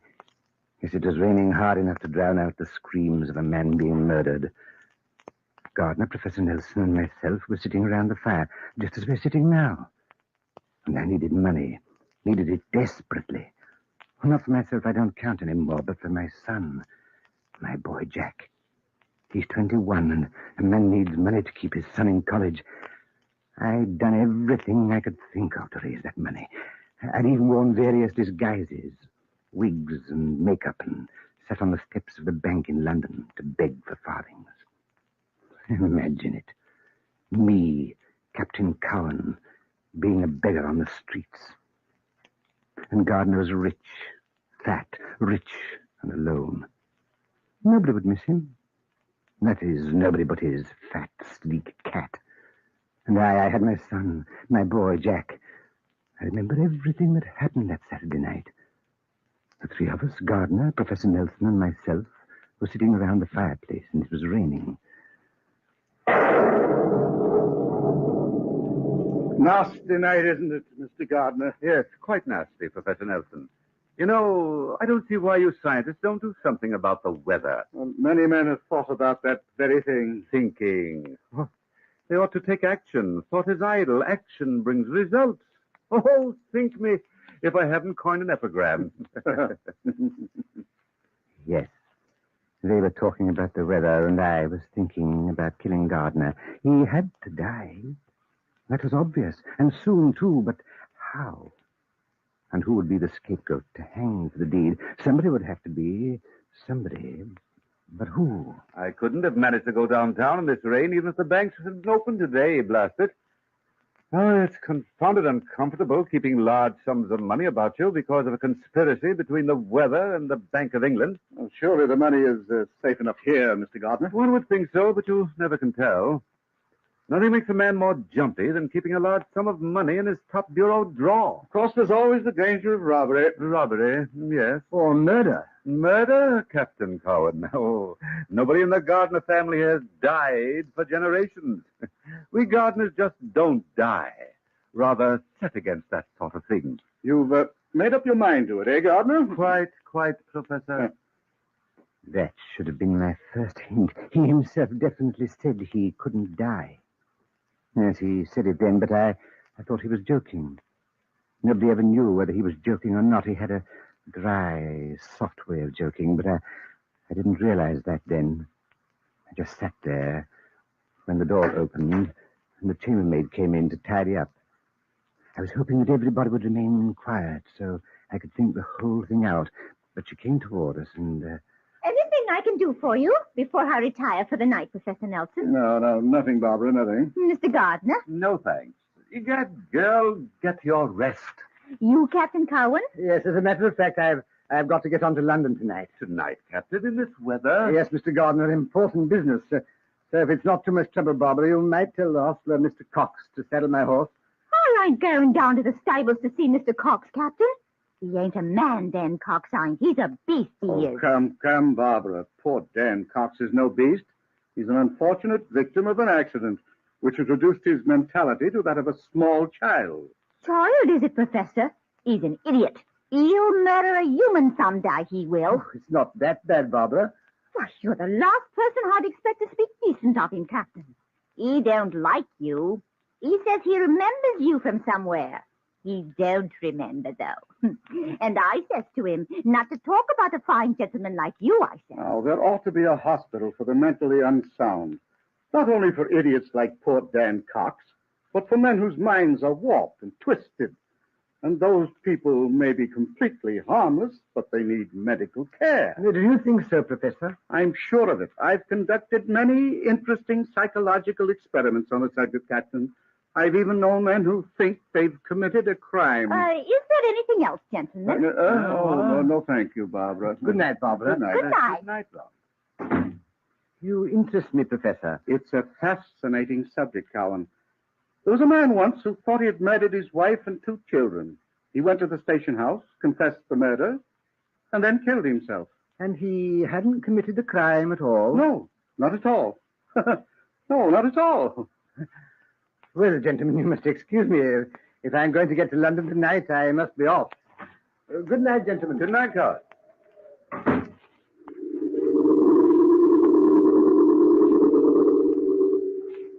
I shut the door behind me very casually, just as if I really were going to London. I walked to the stable through the heavy rain. You see how clever I was? And they thought I was going to London, and they didn't even suspect that Gardner was going to die. The dark, rainy night was perfect for the murder, and Daniel Cox appeared to me to be a likely victim for the law. He was an idiot, a poor fool who would be completely helpless in my hands, and the townspeople would obviously believe anything against Dan Cox. I knocked on the stable door. Dan Cox! Dan Cox! Hello, Dan. I came down to visit you. Did you? Mind if I come in? In here with me and the horses? Cox, you like me, don't you? I like everybody. Everybody I like. Me and the horses. I saw you once. Somewhere. But where, Captain? Where? You're imagining things, Cox. I've been looking at you, Captain Cowan, trying to remember. I've never seen you before I came to this inn, Cox. Didn't you now? Didn't you? I wonder whether... I didn't come here, Cox, to argue. I came down here as a friend to ask a favor. Favor, Captain? You like this one, Cox. Barbara sent me down here to ask you to do her a favor. Barbara did? Barbara? Pretty Barbara. Yes, she is, Cox. And she likes you. She told me that she wouldn't trade all the fine gentlemen at the inn for you. For me? Nobody likes me. Why, you misjudge yourself, Dan Cox. She asked me to get her a lock of your hair and a piece of your coat as a going-away gift. Is Barbara going away? Yes, day after tomorrow. She's leaving the inn for good. A lock of my hair and a piece of my coat. I know. Women are funny. Hard to tell what they're thinking. Well, will you give it to me? Are you lying, are you? Are you? Here, take my pocket knife. Here, you can snip it off yourself. Thank you, Captain. Thank you. Here's the cloth in the air. Nobody ever liked me before. Just my horses. My horses. Thank you, Cox. Why do you look at me like that, Captain? I was thinking what a lucky man you are, Cox. Oh, will you bridle my horse before you turn in for the night? I'll be leaving for London shortly. Sure, I'll bridle Queenie right away.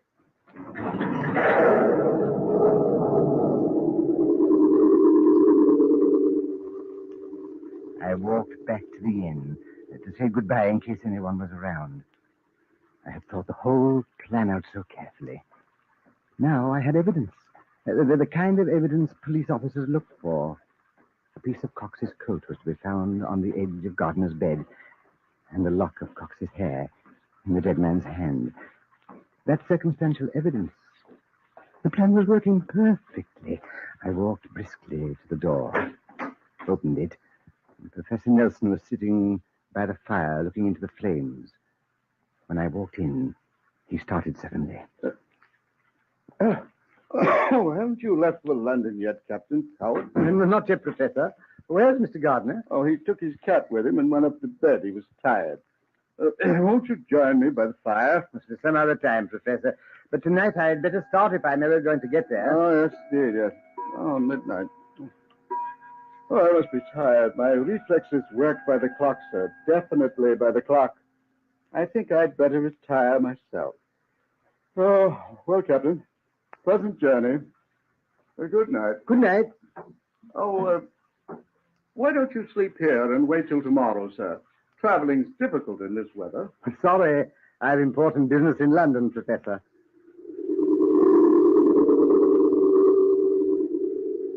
I stood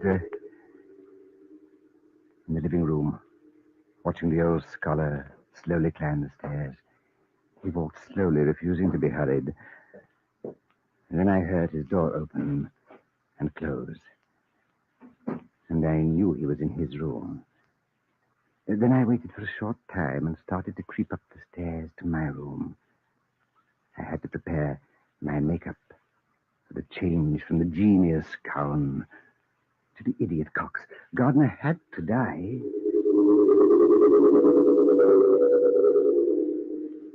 In less than a half hour, I had completed the transition. I stood in front of the mirror looking at myself. I'd done a good job. That I knew. The disguise was perfect. I was no longer Cowan. I was Cox, battered, bulbous nose, and a raggedy coat and dagger. I crept slowly to my window and opened it, planning every move, and I was clever. So very clever. Then I crept carefully out on the ledge. Gardner's window was open and barely 4 feet away. I moved slowly over the ledge like a cat in the night, step by step. The panel was slippery from the rain, and the night was dark. Dark. I could hear Gardner's heavy breathing as I crept through his window to his room. He was asleep. There was no moon in the sky this night to give me away. I walked slowly to his bedside, dagger upraised, and then... the cat. I'd almost forgotten his fat, sleek cat. Oh, I'd forgotten that mewing, spewing cat. But I was clever. I worked faster. Right to Gardner's bedside, and then I plunged the dagger. Oh, the knife. God! Oh. The knife went in deeply. And I remember his last breath. It was like the sound of a dying fire or the moaning of the wind, a futile gasping, and then he was dead. Dead. You see, I did kill him. I remember every single detail, and I was so clever. So very clever. I remember my cleverness. I killed him. And yet he's alive. Gardner's alive. Sitting here, next to me.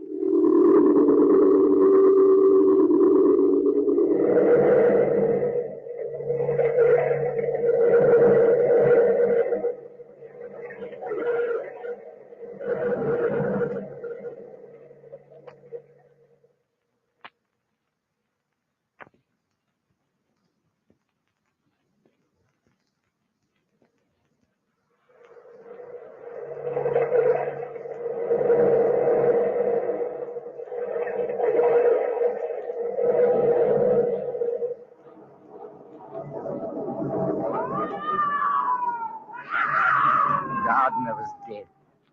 I stood by his bedside and pulled the knife out of his heart. I placed a piece of Cox's coat on the edge of the bedside and a piece of his hair in the dead man's hand. Then ruffled up the bedclothes and I started my search of the room. I opened the drawers, the closets. Every single hiding place possible was combed for the money. I heard footsteps outside the door. Did I hear somebody scream out? Is anything wrong? Honey, I thought I heard. I had to work quickly, get the money. Then I remembered Gardner had said it was in the top bureau drawer in the corner. Yes, in the top bureau drawer. And there it was. A knock on the door disturbed me. Mr. Gardner! Mr. Gardner! Did you call me? I didn't know what to do. Answer and pretend I was Gardner. That seemed logical and clever. I strained my voice and called out. Oh, yes, Barbara. What do you want now, girl? I heard someone scream, and I thought that beast in your room, Mr. Gardner? No, everything's all right. Good night, girl. Good night, sir. I had to get out of there as soon as possible. Back to my room. Out of the window, over the ledge. It had stopped raining. And the moon was coming out. A bright, full moon. It outlined my shadow on the ledge. And I remembered my own cleverness. If I was seen, they wouldn't see me. They'd see Cox, the half-wit Cox. I climbed in my window, clutching the money. I thought for a moment I'd seen someone on the lawn watching me. Once in my room, I removed my makeup and prepared to leave. With one clean stroke, the murdering Cox had disappeared. I was Cowan again. I opened the door to the hall. Crept down the hall to the stairs. I noticed a candle burning in the parlor. The chambermaid was standing there in a pool of light, talking to Nelson. That was a hitch in my plans.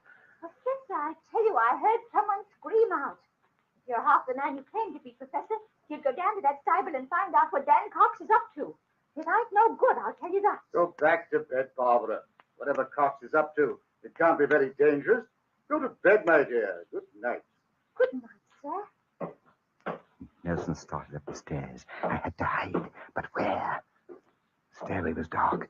I pressed myself against the wall into the shadows. Nelson came closer and closer. He was close enough to touch me. I could only pray he wouldn't look my way when he turned on the landing. There's somebody up here. That silly woman is getting me all aflutter. Then he continued on upstairs. The girl stood in the middle of the parlor, and I was trapped. My heart beat wildly. I crept on down the stairs to listen. Who is it? Who is it? Barbara. Oh. Pretty, pretty Barbara. You understand me, you do. You can help me. What are you doing at the inn, Dan Cox?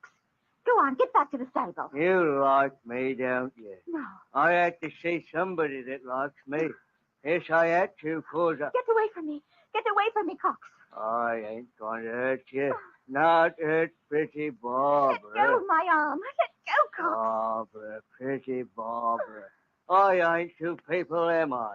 I ain't two people. Beast, you ain't. I saw myself standing on the ledge tonight, and I know myself by my nose and my hand. Let me go, It was Cox. me, standing on the ledge, looking down at me, standing on the grass near the end.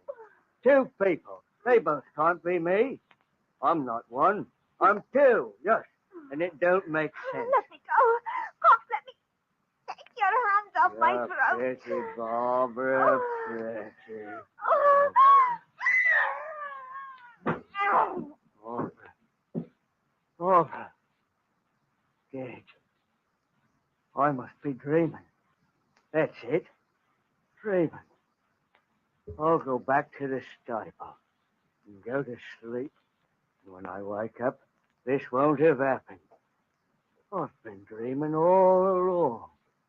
Else, how could I be sitting on the ledge looking down at me, sitting on the grass?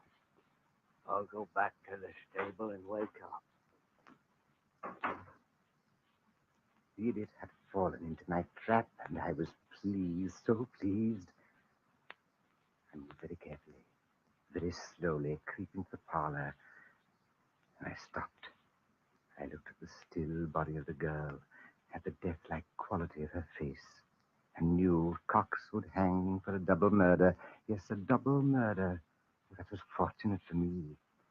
I opened the door, and the moon shone fully upon me. I hurried across the gravel path to the stable. My only thought was to get to London, to get to my boy, to my son, to Jack. I knocked on the door and called, Cox! Dan Cox! I look asleep, Captain. You look as if you might have been sleeping, Cox.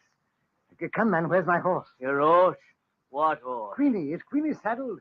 I must be dreaming. I am asleep, ain't I, Captain? Because if I was awake, I couldn't be on the ledge and on the grass at the same time. Do I have to get my horse myself, Cox?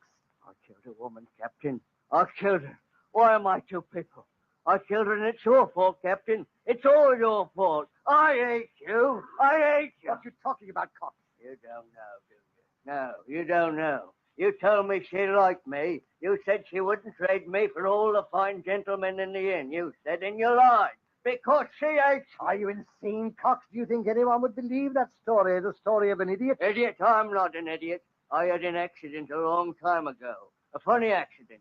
And sometimes I can't remember. Sometimes I... Stop it, Cox, and get my horse for me. Sometimes I can remember clear.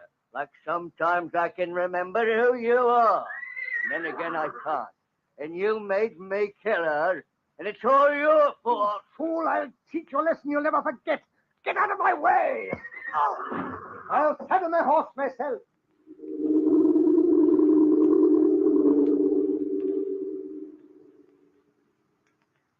I rode off, leaving Cox sobbing like a baby in the corner. I went to London to my son. I paid his bills, gave him his allowance for the year, and hid the rest of the money on my person.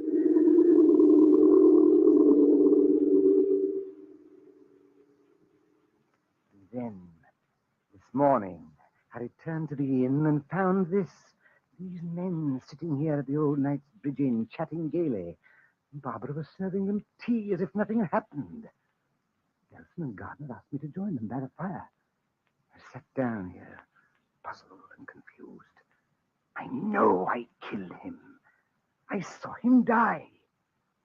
And they started to talk. They've been talking for a half an hour like this, and I can't stand it anymore, just sitting here waiting. Well, what's the matter with you anyway, Captain Cowan?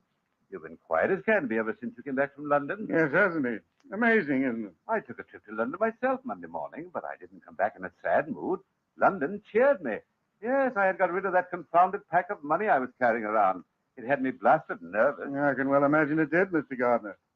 I hear you're in for congratulations, Captain Cowan. Congratulations. Yes, we heard you'd won a packet of money in the Irish sweepstakes, almost £500. I didn't win money in the sweepstakes. I didn't. Oh, nonsense, Captain. Don't try to keep that from us. What are you trying to do to me? Drive me crazy? Drive me insane? I didn't win money in the sweepstakes. You're supposed to be dead, Gardner. Dead. You understand? I went to a lot of trouble to kill you. Yes, and I killed you with my own hands. And stole the money. And Barbara was dead, too. Cox killed her.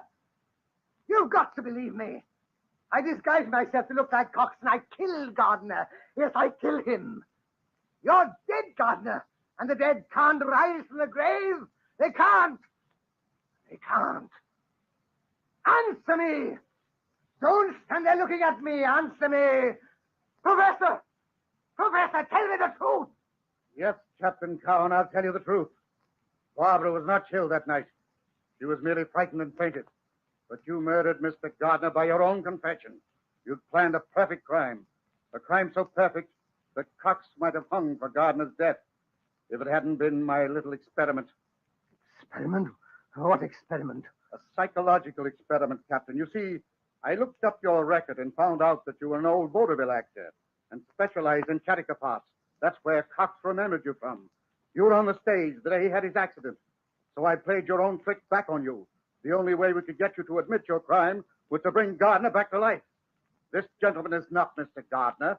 He's just an actor, cleverer at makeup than you ever were. No, Captain Cowan, I wouldn't try to escape. Your confession has been taken down, and the inn is surrounded by the police.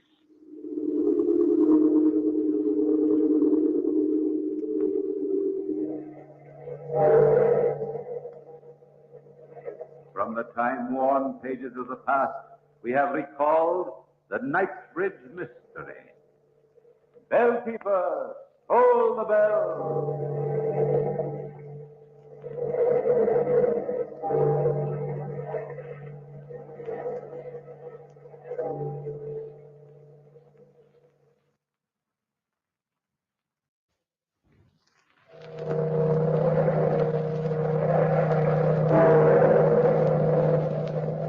Out of the past Phantoms of a world gone by speak again their immortal tale. The Hauler.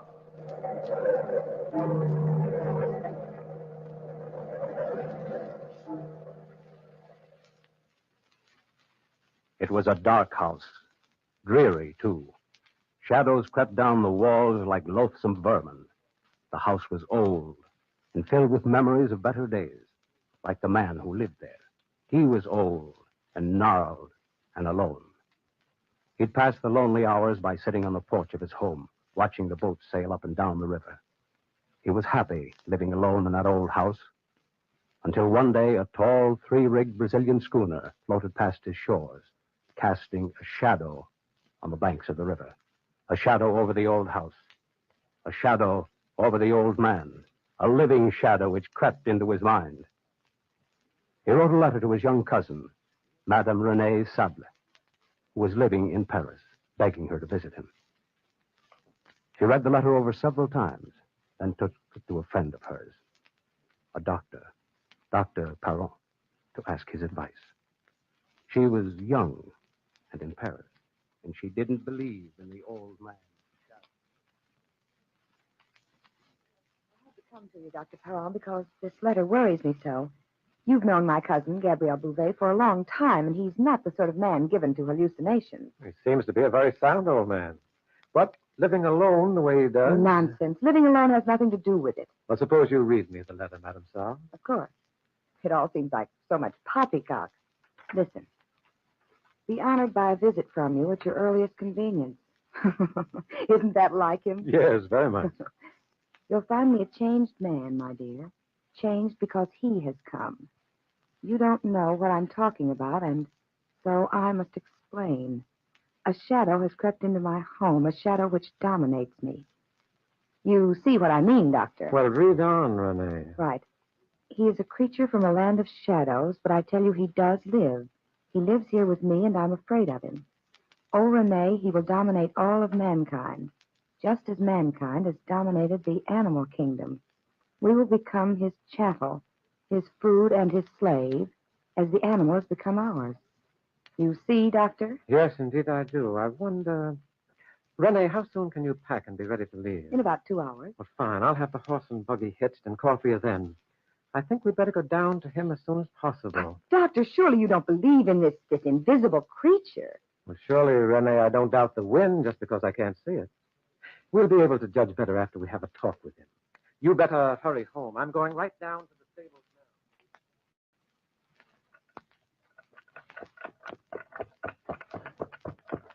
It's been a long trip, Doctor. I hope we don't frighten my cousin by coming at this hour.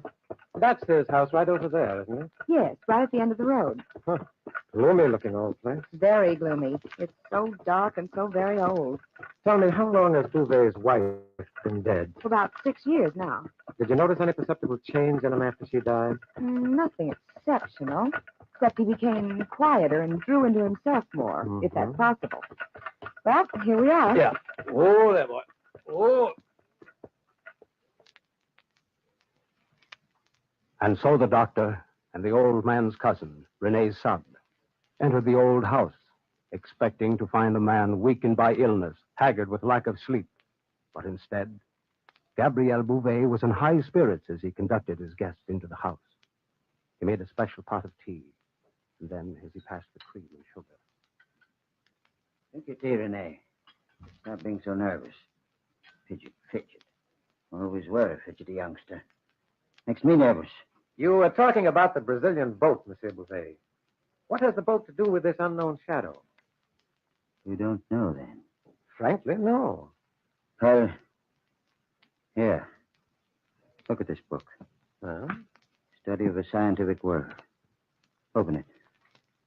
My eyes aren't as good as they used to be, or I'd read it to you myself. Page 72. What has this to do with the shadow which you see? Allow your friend the doctor to read the second paragraph. Well, listen to this, Renee. Sao Paulo, Brazil. A contagious madness has spread throughout Sao Paulo. The victims claim they are being possessed by creatures of darkness who feed only on milk and water. Medical savants have been rushed to their aid. But that's in Brazil, cousin. I know. But the Brazilian boat sailed by my door. possible for this, whatever it is, to have escaped from the boat. Well, anything's possible, but this does seem a little improbable. But possession, that's talking of demons. This is a modern world. No one man can possess the power of ordering another's will. How little you know, cousin. Well, perhaps I am a fool of a girl, but anybody. No, not anybody, Renee. Not me, for instance. I believe in hypnotics. That's possession of a kind. Dr. Mesmer's nonsense.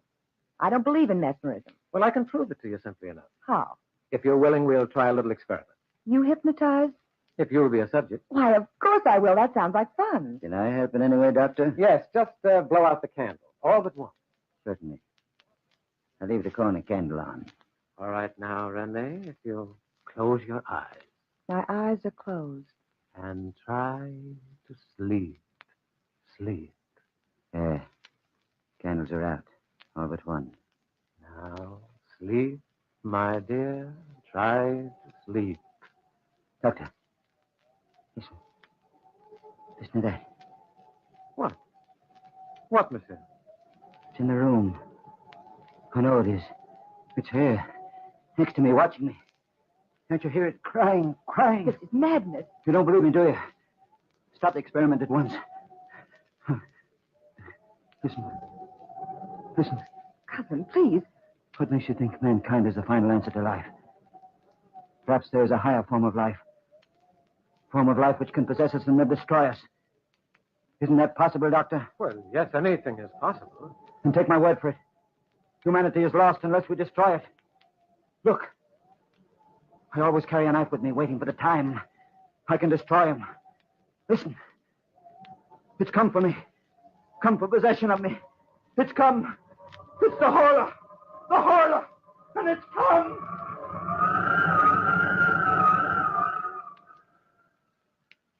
Doctor, won't he ever wake up? He's been unconscious for over an hour. Well, it's best to let him sleep right now, my dear. This is an exhausting emotional strain for a man of his years. But what can we do? As soon as his heartbeat is normal, I'll take him back to the Paris hospital. You'll have to stay here for a few days and close the house. Just pack his belongings and bring them on to Paris as soon as you can. Anything you say, Dr. Perron. Well, come, Renee. We must let him sleep. I'll prepare the coach for the return journey. And so they left him, lying on the old bed in his room. And the shadows on the walls cast purple shadows on his gnarled hands, and the hands clutched the air and thrashed the sheets as if the old man were fighting. Fighting a being, fighting a presence, fighting for possession of his own will. The old man's face was a mask of horror. And then the wind, that strange, unholy wind, started to sneak in the room. It oozed through the door, the keyhole, and the window. It slid to the bedside.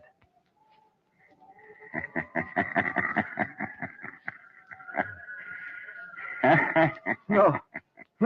You're possessed and owned. I know you watch me night and day. Night and day, night and day. Well, I'll get away from you. I've got to get away from you.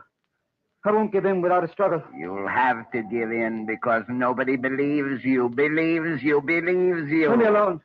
Leave me alone. Watching you. Leave me alone. I'll never leave you alone. Never. But I shall be free of you. You can't be free of me. I'm part of you. If I stay here. They'll call you mad. But if I leave the house. You'll die. I'll leave you here. You can't follow me. I'll go far away. So far, nobody will find me. Oh, I've got one hand on your heart, Bouvet, and one in the room. If you leave, your heart will be torn from you, torn from your body, torn from your soul.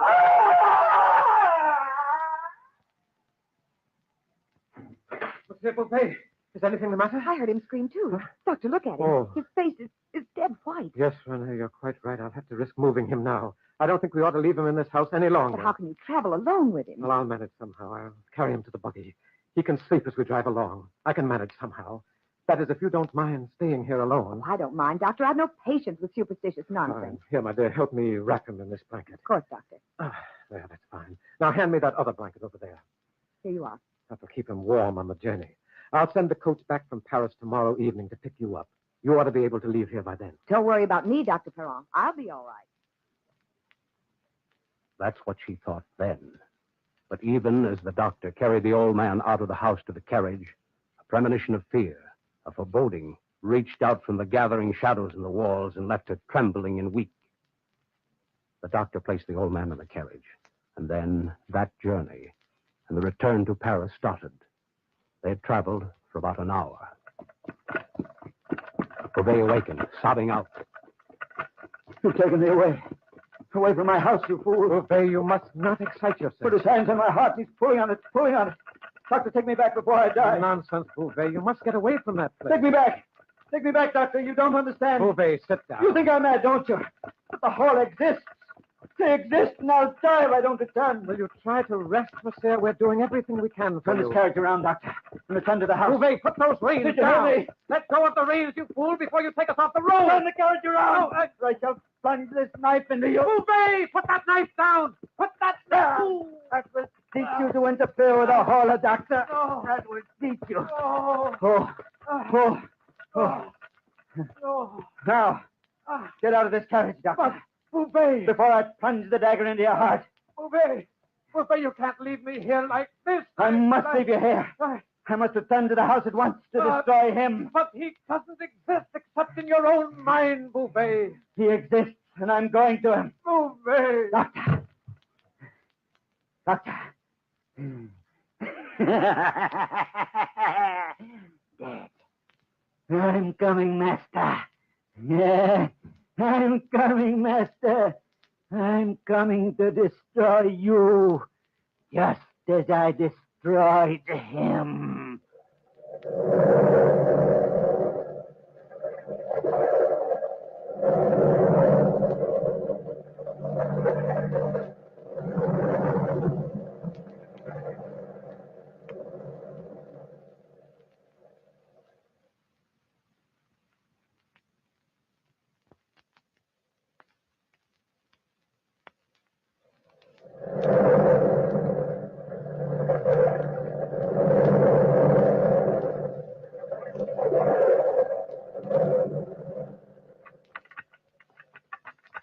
And so Beauvais drove off in the rambling carriage, leaving the badly wounded doctor lying on the roadside, more dead than alive.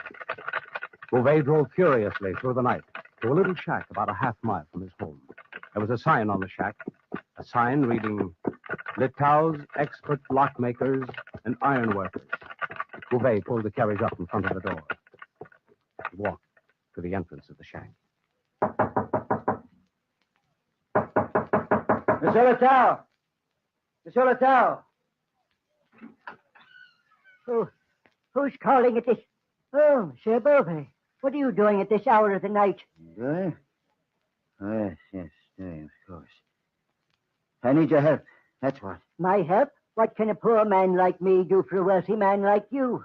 You can make a lock for me. I've got to lock the doors of my house securely. The front and back doors and the windows.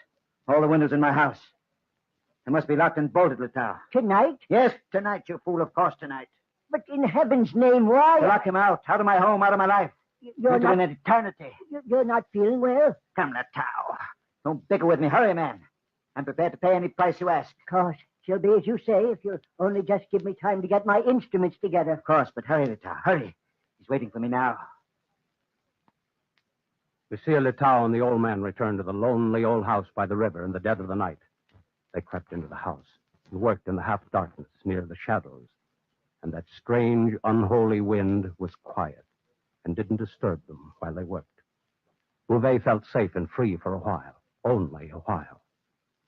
And a girl slept upstairs, slept undisturbed and quiet. The hours passed this way, passed quietly, as the locksmith worked and the old man muttered. Hurry. Hurry, Litau, hurry. It's almost morning. I'm hurrying as fast as I can. I'm almost done, except for the windows in your cousin's room. Now, don't worry about her. I'll wake her up when the time comes. Finish that lock, man. Just 2 more nails will hold it in place. Good. 2 more nails. There you are. Gabriel, what are you doing here? Oh, good morning, youngster. Good morning, my dear. But the doctor was to take you. Away from my house. But he couldn't, René. Where is the doctor? In Paris. He's going to return this evening after my work is done. Yes. Yes. A job in life. Kill the Horla. The doctor let you return alone? He had to let me. Because I wasn't alone. Who is this? I'm Monsieur Litau, mademoiselle, the most famous lockmaker in the world. I don't understand all this. Naturally, my dear. Come along, Litau. Let's finish your work. Only 2 more locks to fix tonight. And I'll be able to lock him in and kill him. Kill him. Hell, what are you staring at me for? Go ahead to my cousin's room and start to work. Of course, I'll start right away. Gabrielle, look at me, cousin. I'm looking at you, Renee. I see you. Are you lying to me? Why should I lie to you? What did you do to the doctor? Nothing, Renee. With that knife in your belt. What about that knife in your belt? I always carry a knife to protect me against the Horla. There's blood on that knife, Gabrielle. What did you do? Be quiet, Renee. Cousin, may I go? I can't let you go. What are you going to do to me? I have to bind you up. Tie you to a chair until I've killed him. Don't you understand? Yes, I'm old, but I'm strong, cousin. Stronger than you. Oh, no, don't struggle against me. There, you in trouble? I thought I heard you. You heard nothing. Nothing, monsieur. Go back to work. All right, I'm almost done. Now, come along, cousin. I'll have to tie you in the kitchen where you'll be out of harm's way until he's dead.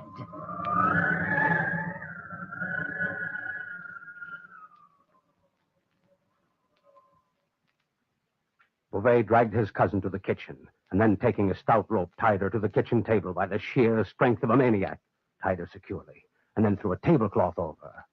Smiling to himself, he left the kitchen and went to the upstairs room to watch Letao finish the work of the night.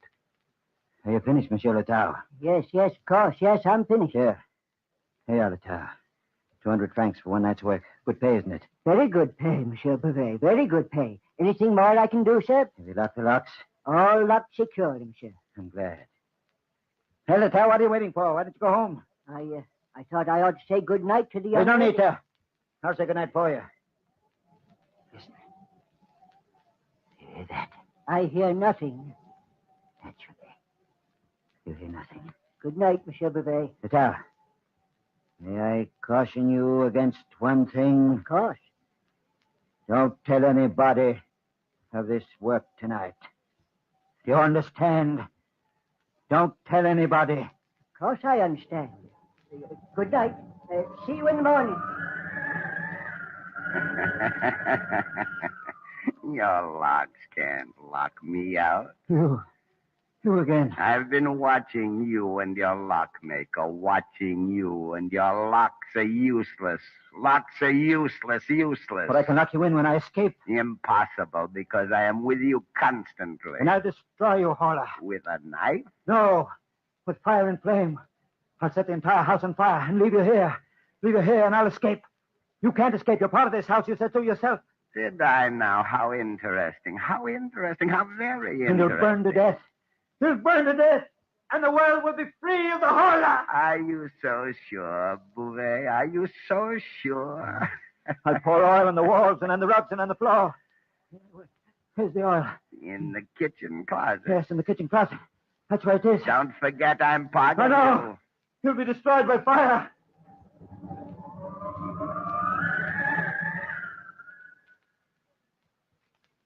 And while the frantic, distraught old man poured oil on the rugs and on the walls, Letao walked slowly home, worrying about his old friend Bouvet, worrying about the strangest actions he'd ever seen, worrying and trying to fit together the odd pieces of the puzzle in his mind. Halfway home, he heard a voice cry out, Somebody help. Help before it's too late. Who is it? Oh, but it's the doctor. In heaven's name, what has happened to you? Help me. Oh, you're badly wounded. Here. Allow me to help you stand on your feet. There now. Oh, I'm so weak. What's happened? The madman Bouvet, I was trying to take him to a hospital and he stabbed me. Madman? I thought so. I just finished making 24 sets of locks for him in his house. Letao, is Madame Saab still there? Yes. Thought I heard her cry out, but I wasn't sure. Well, we must get help to her immediately. That madman will do anything. Anything. Here, let me carry you, monsieur. There, put your arm over my shoulder if you can. We'll get help as soon as possible. Hurry. Hurry, Letao. Hurry, man.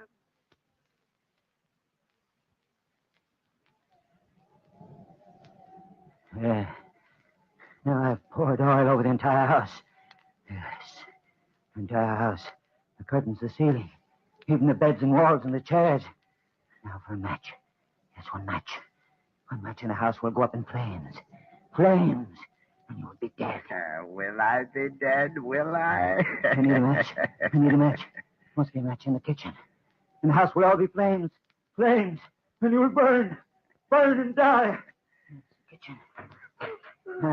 Yeah. Don't be nervous, cousin. Don't be nervous. Work is almost done. Almost done. You'll be dead. The hall will be dead. Dead, yes. Yes, here's the match. I must start my flames on the top floor. The top floor? Don't follow me. I don't want you following me. I like to watch you. Up those stairs. Yes. Up the steps to the landing. Will you enjoy watching your own funeral pyre? Fire and flames. Fire and flames. I'm almost to the top now. And then I'll strike my match. And the flames will start. How do you intend to escape? Don't forget your own escape. Yes. I escape my escape. I must escape. I'll unlock the front door and run out. Just in time.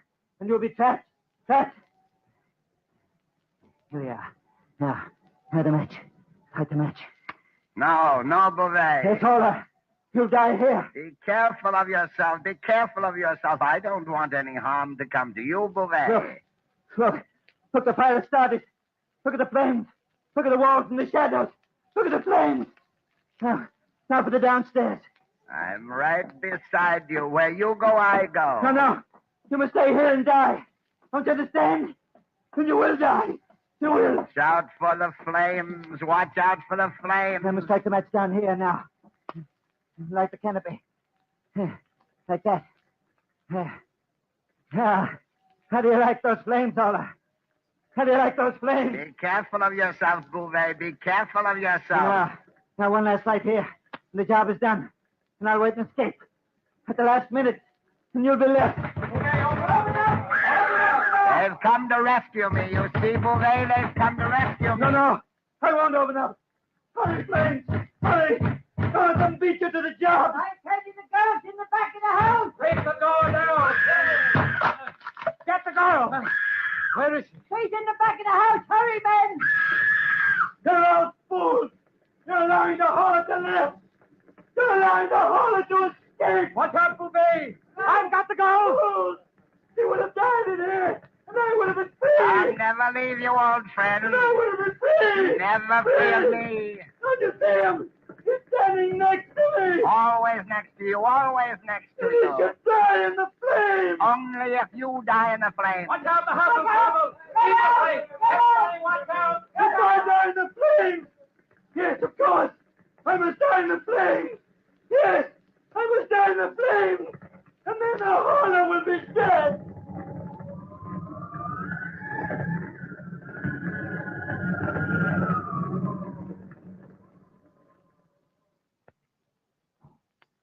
And the old wild-eyed man rushed into the pile of burning timber among his old belongings and perished there.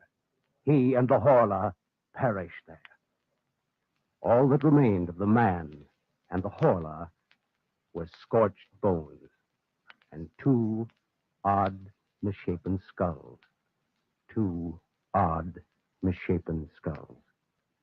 Remember that. For there were two skulls, not one.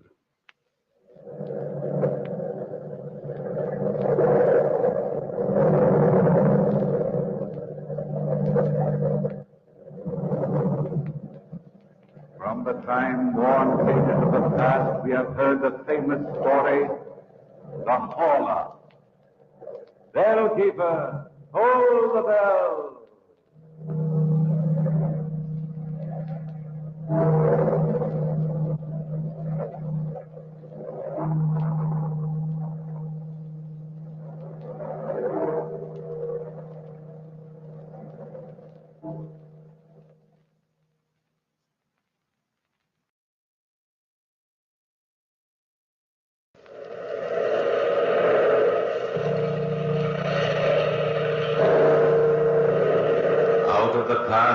Phantoms of a world gone by speak again their immortal tale.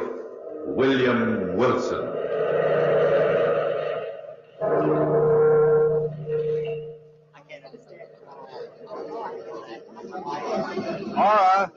Hola. Oh, Charlie Vernon. I thought you weren't going to come to my party tonight. Now, this is one party I wouldn't miss for all the cobblestones in New York. Now, I hear you're going to announce your engagement to my old buddy, William Wilson. Well, that was supposed to be a secret until midnight. Who told you? Usual grapevine, all right. No secrets in this clubby little group. Now, where is Bill now? In the library. He hates crowds, you know it. Well, he wanted to be alone for a while. What was that? Come on, Nora, let's find out. Well, I think it's in the library, Charles. Bill!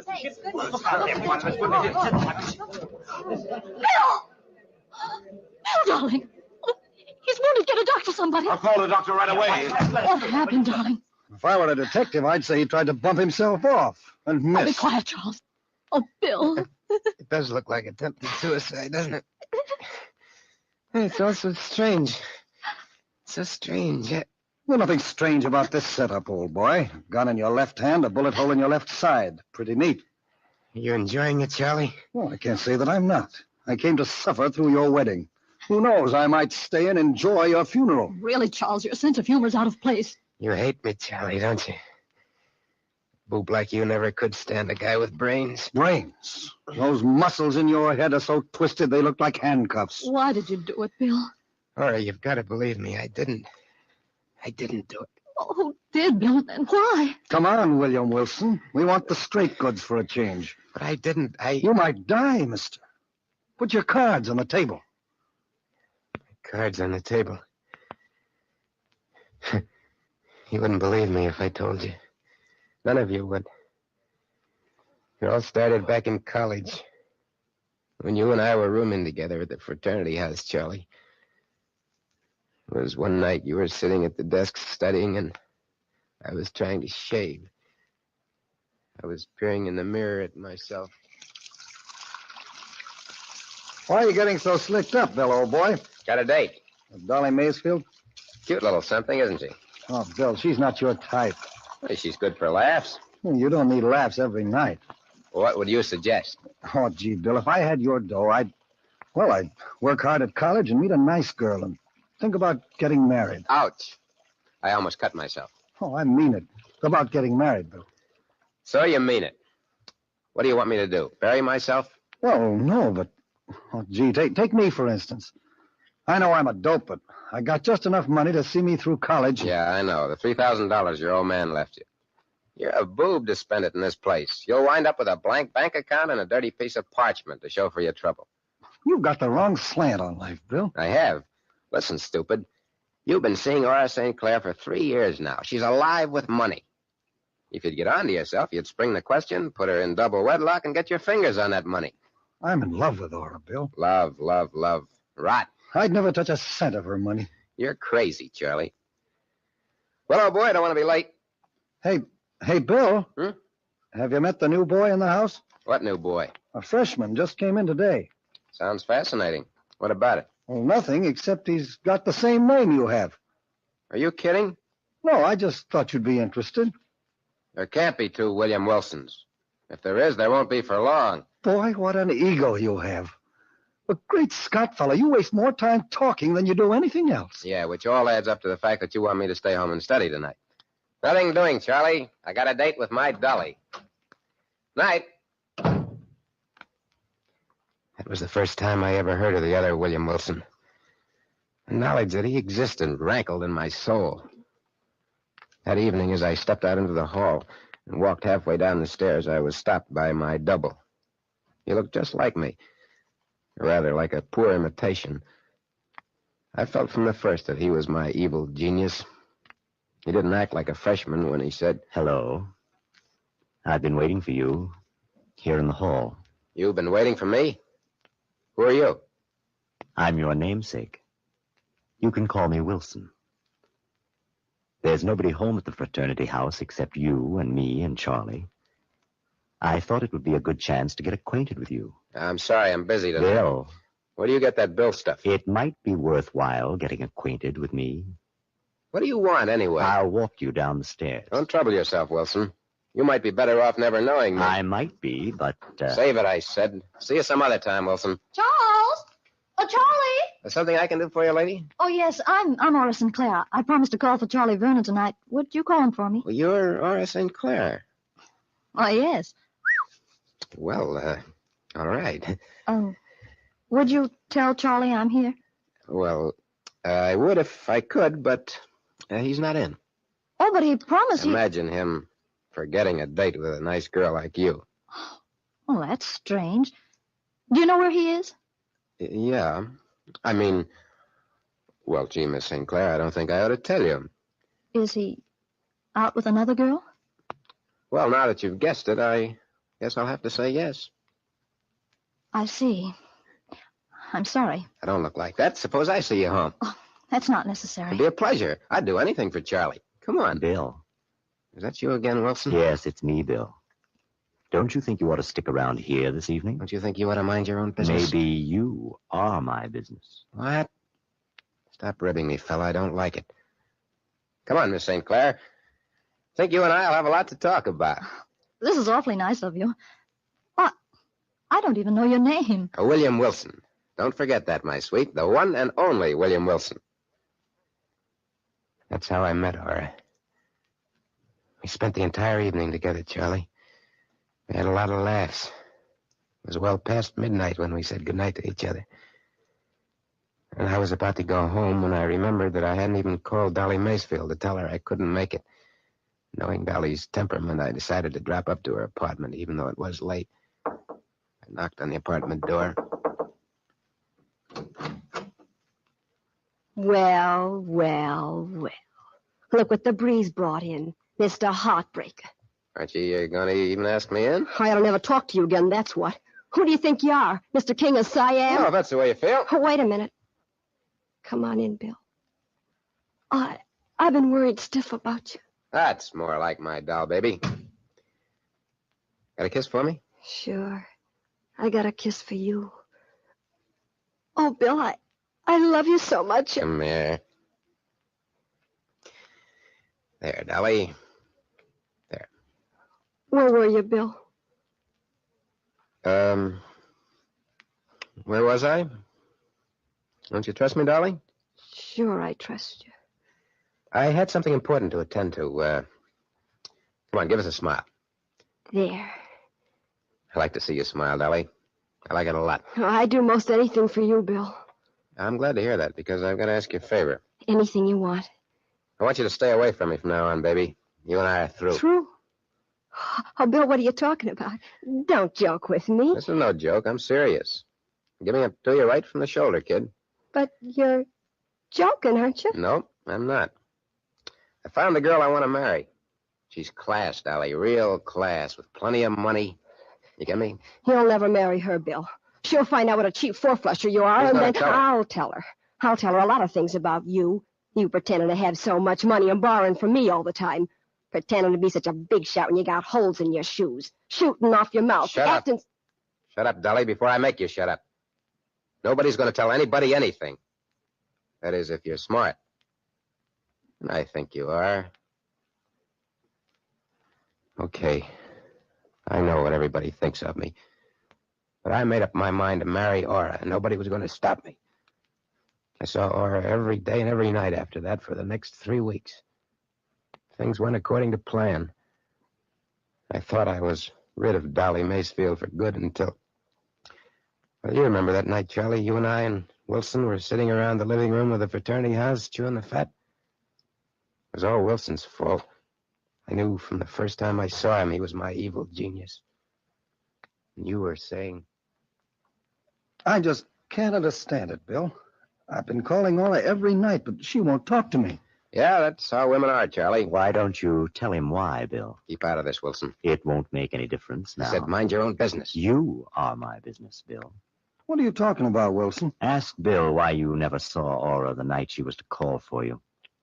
Ask him. Go on, Charlie. Bill? Well, what did Bill have to do with it? What difference does that make now? It's all over and done with. Ora's not interested in you anymore, Charlie. She told me so herself. You dirty double-crosser. Sit down, Charlie, and cool off. Why don't you write Ora a letter and tell her the truth, Charlie? Oh, what's the use? But I'll get even with you someday, Bill Wilson. Don't think I won't. I'll answer it. Hey, you make a good doorman, Wilson. I told you, Charlie, to grab the girl while you had the chance. You didn't tell me you were going to stick a knife in my back. The smart guy gets what he wants in this world. Is William Wilson in? You have to be smart, Yes, like me. He's in the living room. Thanks. Bill. Oh, Bill. Well, look who's here. If it isn't the doll baby herself. Hello, Bill. Hello, Dolly. Meet the boys. This is Charlie Vernon. The doorman is my double, William Wilson. Hello. How do you do? How do you do? Tell you what I'll do for you, Charlie. I'll give you the doll baby here in exchange for Aura. How's that? That's fair. You make a man sick, Bill. Bill. Bill, I gotta see you. Well, you see me. How do I look? How alone, I mean. I told you not to bother me anymore. Oh, please, Bill, if you've any pity. Pity? Sure, I got pity. Where'll we go? Anywhere you say, Bill. How about the river? How about a nice walk down to the river? Sure, Bill. That's a good place for what I want. That's just about perfect.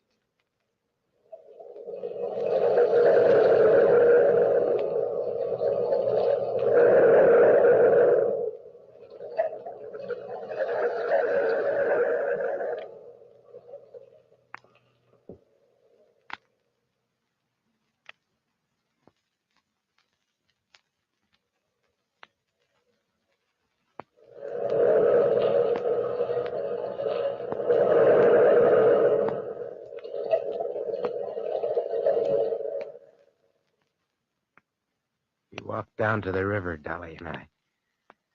For a talker, she was silent that night. And I knew she had more up her sleeve than her pretty white arm. We got to the edge of the river. We sat down to watch the boats steam by. Bill, I can't live without you. So what? I'm going to give you one last chance, Bill, to be a decent guy. You're going to give me a chance. What a laugh. Oh, Bill, don't you know what you're doing to yourself? You're trying to marry a girl that ain't for you. You once told me that you and me was cut from the same piece of cloth. Yeah, I once said a lot of things. We are cut from the same piece of cloth. You're a no-good bum, but I love you. Oh, we could help each other. You could go straight and be honest, and I'd work right with you every inch of the way. Nobody else would do that for you, Bill. What do you expect me to do? Chuck $20 million into the lake for you? Listen, Dolly, don't try any tricks. Bill, please, please, You don't fit darling. into the picture anymore. Don't you get it? Oh, what'll I do? Who cares? Why don't you kill yourself? Make it easier all the way around. You wouldn't care? I'd send you a dozen posies. If I jumped in the river, you wouldn't care? Why should I? Oh, watch me, Bill. I don't think any man's as hard as you pretend to be. So I'm watching. You've held me in your arms. You've kissed me. You've said you loved me. Doesn't that mean anything? It did when I said it, I guess. You can never tell what a guy's going to say. Can you really watch me, Bill? Even though I love you. I can watch anything, baby, when I'm sitting on $20 million. Watch me, Bill. What? Ah, you fool. Jump and get it over with. You can't bluff me. I love you, Bill. Don't forget that. Dolly! Help! Help! I can't swim, Bill! Help me! Well, it was your choice, kid. You picked your grave. Now die in it. Nice work, William Wilson. Nice work. What are you doing here? I tried to follow you. I have a feeling I'm a little late. She wanted to kill herself. I wasn't thinking about Dolly, Bill. I was thinking about you. Don't give me that stuff, Wilson. I don't go for it. I'm always thinking about you, Bill. But you're too smart to allow anybody to help you. And I'm afraid it's too late for you to help yourself. Cut it out, will you? Cut it out. Let me worry about my own soul. If it's damned, then I'll be the one to suffer, not you. Not you. Dolly was dead. Nobody knew about it except Wilson. I knew he wouldn't tell. At least I thought he wouldn't. I don't know why, but I just knew. There was only one other person in the way of my plans. That was you, Charlie. You were in the way, and I had to get rid of you. It took me some time to plan the right attack. It was right after mid-years, remember? How could I forget? I was alone in the room with you, Charlie. I was toying with a deck of cards. Stop that shuffling, will you, Bill? I gotta shuffle him. Gonna play some two-handed stud with Wilson. I'm nervous enough waiting for the mid-year report. You'll pass. Don't worry. Well, if I don't pass, what happens to me then? I got $1,000 left. Not enough to pay for any full year's course anywhere in the country. What makes you so sure you flunked? You know why. Still thinking of Aura? Sure, I'm still thinking of her. Day and night. Bill, isn't there a decent chord in you somewhere? Why don't you go to Aura and tell her the truth? Why don't you? Hello, Charlie. How are you, Bill? It's about time you got here, Wilson. Sorry, Bill. I hate to keep you waiting. Have a seat. What do you want to play for? Name your own figure. Well, how about a $5 limit? Good enough. Want to sit in on a hand, Charlie? No, thanks. I couldn't. Game of stud would be good for you. Take your mind off your troubles. Oh, the stakes are sort of high. Or maybe you'll win some money. Heaven knows you need it. Okay.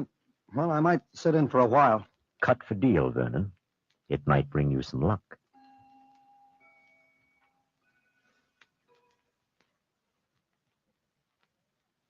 Don't you ever lose, Bill? Not very often, old boy. Not very often. Want to bet again? Easy, Charlie. Quit now while you've still got $600 left. Well, I can't quit now. I can't. I tell you, I gotta win. I gotta. Let's double the stakes. Double it, triple it. Any way you want, Charlie, old boy.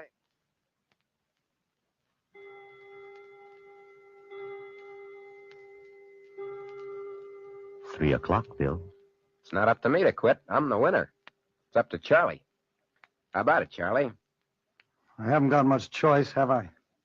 I'm flat busted. Well, that's tough luck, Charlie. That's real tough luck. You've got my girl. You've got my money. You've got everything, haven't you, Bill?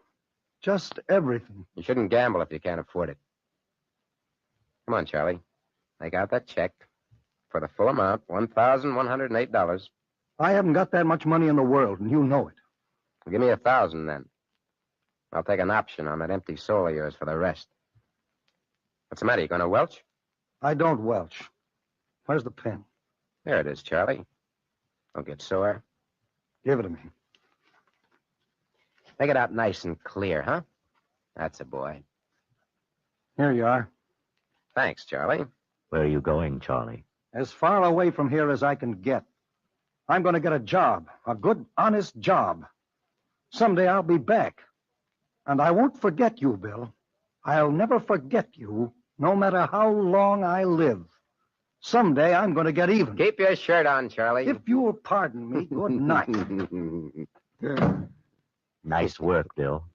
Keeping an even score. What are you talking about, Wilson? The 3 aces up your sleeve. And the cards from the bottom of the deck. If you saw me, why didn't you tell him? I don't have to. Other eyes are watching you beside me. Many other eyes. Eyes that keep the records of our lives. So I cheated you, Charlie. You didn't even know it. You left town, and it was clear sailing for me. All the way. Yeah, it was clear sailing. Right to the altar. At least almost to the altar. Except for one thing, which you didn't know, Bill. One little thing. I left the fraternity house that night, but I didn't leave town. I went to Aura's house, and I told her the full story. Charlie, this isn't a new story to me. All along I've known Bill's pretty rotten. But I'm in love with him. I'm horribly in love with him. Do you know what I mean? Yes, I know exactly what you mean. I'm fascinated by him. And yet there's something almost appalling about him. He's crude and earthy and... How can I make you understand? I think I understand, Aura. Sometimes I wish I'd never met him. You'd have been better off. And then again, I'd die without him, Charlie.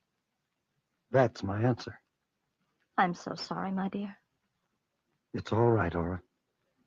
Someday I'll be back. When you need me. I don't mind being an old shoe for you. I'll be back, and I hope you've gotten over him by then. That was a right touching scene. Yeah. Maybe you still got a chance, Charlie, if that doctor doesn't get here soon. But you still haven't told me who... Bill, what happened tonight? Well, I graduated from college, and you and I became engaged.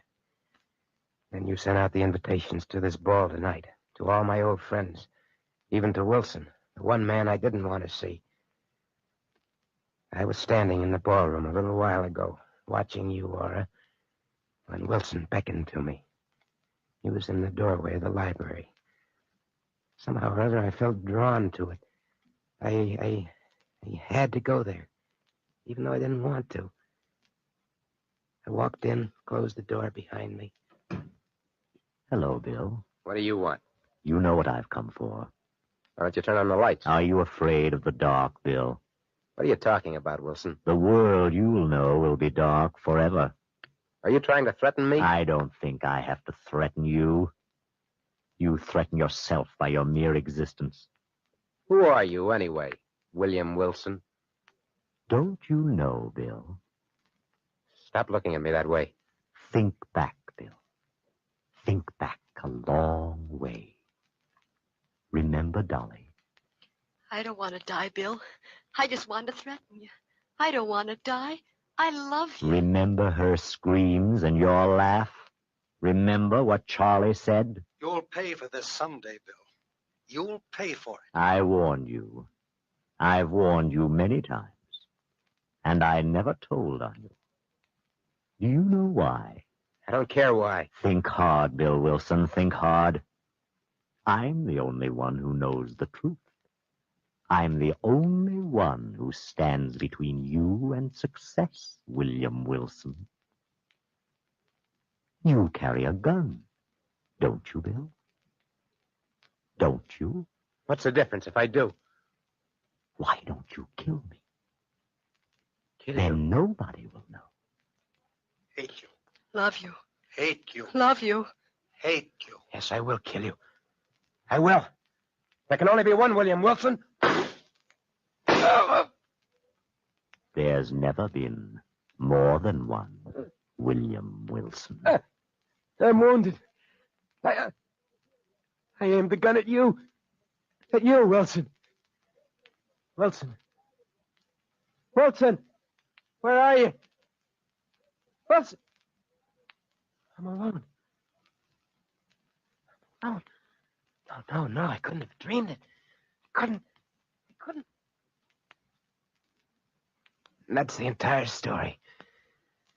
You don't have to believe me, but it's the truth. Here's the doctor, Bill. Now, just lie still, son. Don't try to move. I don't feel sick, Doctor. I'm just stiff, sort of paralyzed. You know what I mean? Now, let's have a look at this. Hey, Doctor, how bad am I? Just lie still. Yeah. Doctor, is he... There's a sudden pain, Doctor. Doctor, I felt fine before, but... Bill! Bill! I'm afraid it's too late. The bullet lodged near his heart, and the exertion of talking was too much for him. If he hadn't talked, Doctor, would he... No, my dear. He must have had a lot on his conscience to have held up this long.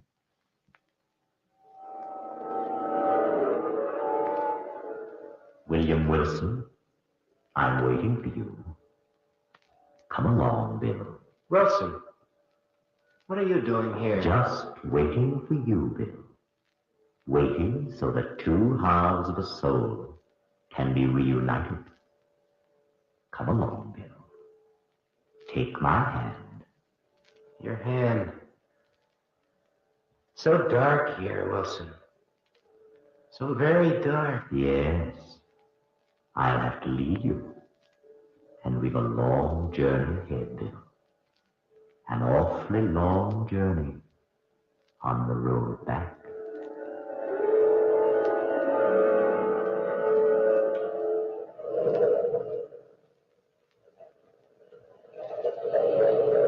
From the time-worn pages of the past, we have brought to you William Wilson. Bellkeeper, toll the bell.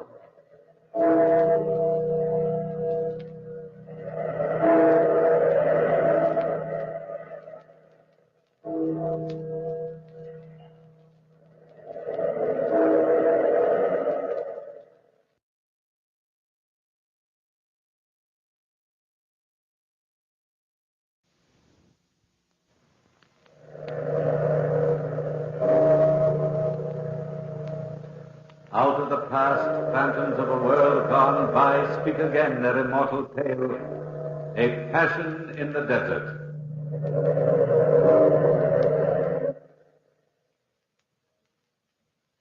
Have you ever noticed how very much a woman is like a beast? The resemblance, no doubt, is due to the fact that they have so very much in common. Any man of us frequently has seen a woman turn into a beast or a good facsimile thereof at any provocation. But there is only one man of my experience who saw a beast turn into a woman.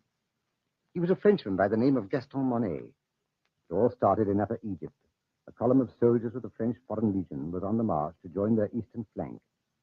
After 3 months of marching and fighting guerrilla fashion, this particular group came to a small Arab village named De La Heba. Strangely enough, in that isolated, dirty village, there was one white woman. You've no idea what a white woman looks like to a soldier who's been on the march for months. And this one, well, she was no ordinary woman. She was lithe and supple, like a desert panther. Her skin was tanned by the sun, and her hair, it was heavy and brown with gold lights. And her eyes, they were the most amazing part of her. They were large yellow orbs, remote and fathomless. She stood in the narrow streets watching the column of soldiers march by, and then she glided out from the group of gaping natives and brushed one soldier's shoulder with her hand, Gaston's shoulder. He turned and... What do you want? I must talk to you. I can be court-martialed for talking to you. Terribly important, please. Not now. I'll meet you later. Please go back. Later? When? Midnight tonight? If you fail me, I will die. Don't fail me. Midnight, then. Where? At the end of the palms, where you entered the city. Goodbye. Go quickly before you're seen. Goodbye. Hold! We'll make camp at the outer gate of the city. You understand?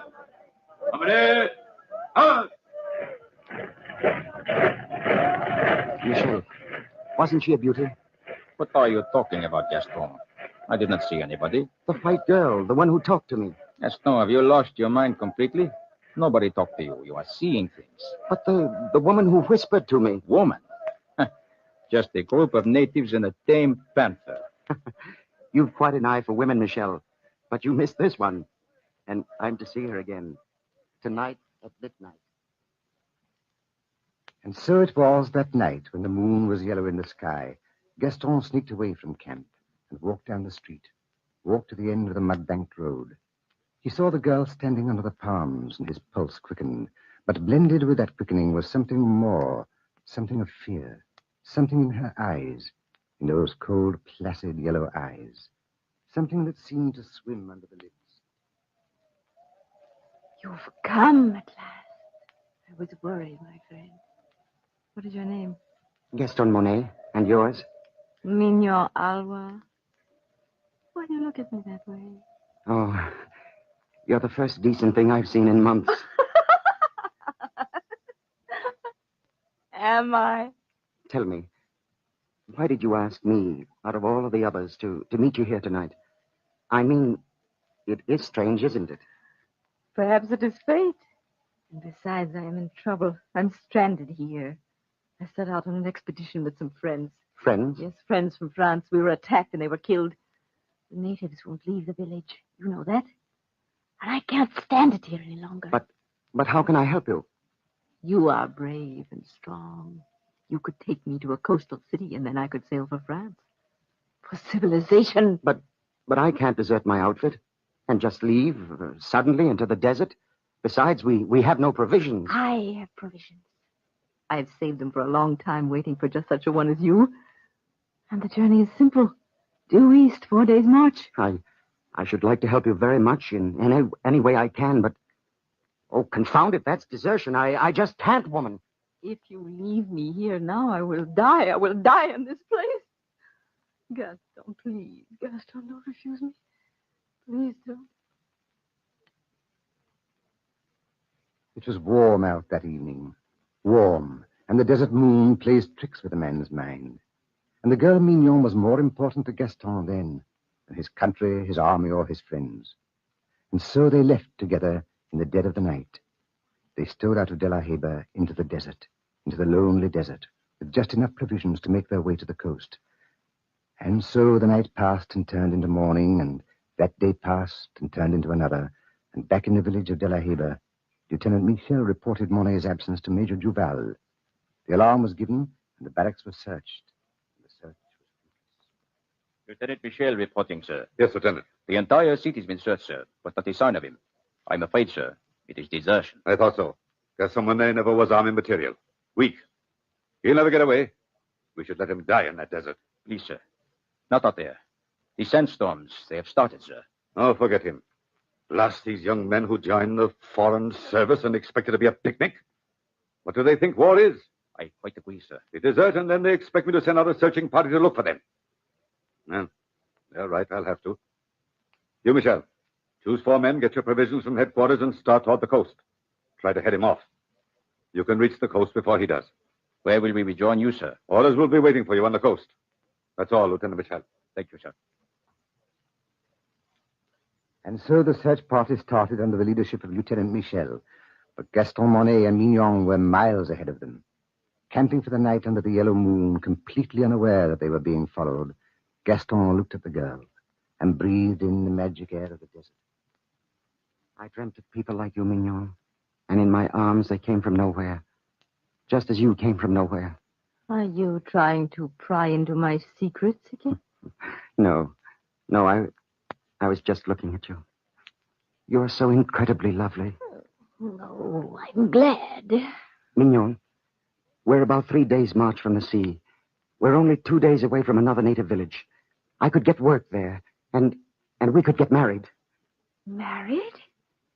Nonsense. And settle down. We'd be there 5 years or so, and then we'd return to France. The army would have forgotten about me by then, and I'd get a good job. I'd make you proud of me. Being buried out here for another 5 years. Honestly, Gaston. But you wouldn't be buried. You'd be with me. Just the 2 of us together. I'm frightfully in love with you. If you loved me, you wouldn't treat me the way you do. If I loved you, I probably wouldn't. But you chose me out of all the others. Yes, I chose you. And now, if you don't mind, let's get some sleep. We're going to be on the march tomorrow morning early. Sleep and march.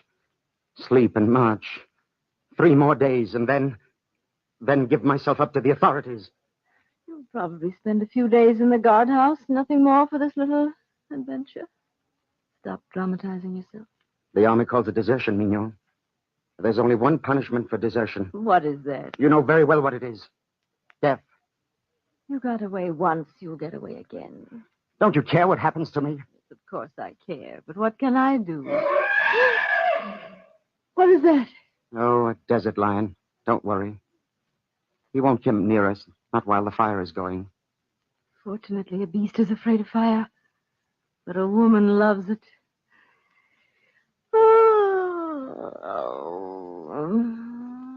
Good night, Gaston. Good night, Mignon. Well, such a hurt way to say good night.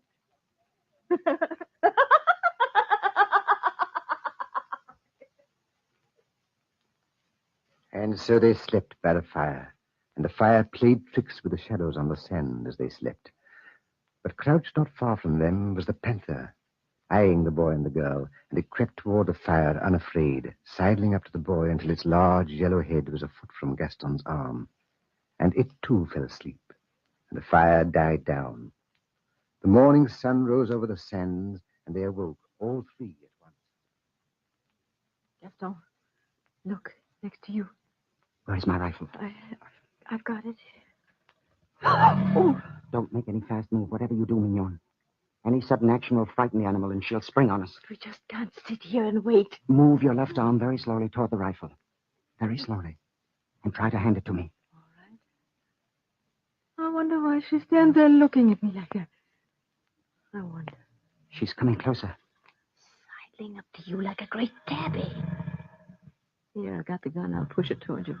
We can't shoot at this close range. She would never give me time to take aim. Look at her. Sitting right next to you. Yes. Why, she licked my arm. I believe she wants to make friends. What are you going to do? Pat her. I believe she'd allow me to. Oh. There. There you are. Oh, watch out. You're a beautiful creature, aren't you? Beautiful lady. She's purring. Just like a great house cat. Yes. Yes, she likes it. I believe we've got a pet, Mignon. Pet, indeed. She'll purr at you now and turn on you at the first opportunity. Yes. Women and beasts are very much alike.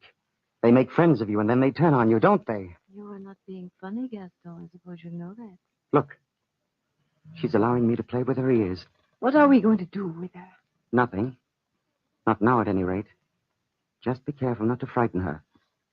As soon as she goes any distance from us, I'll be able to take some kind of aim and shoot her. Yes, I suppose you're right. Look at her, Mignon. Do you notice anything? Nothing except she's a lovely specimen. Lovely, yes. Lovely. And she looks like you. But like me? That's sheer nonsense. Why, It's true. Look at her eyes. Yellow like yours. Deep like yours. Cruel and cold, predatory like yours. Gaston, I tell you, it's nonsense. Come over here, Mignon. Try to make a friend of her. What do you mean? I want you to pet her. Just as I'm doing. Of course, if she will let me. Try it. All right. I will. Oh, she snapped at me. Try it again. No, I'm afraid, Gaston. It's nice to see you afraid of something. I said try it again. No, I won't. I said try it again. Did you hear me? My arm.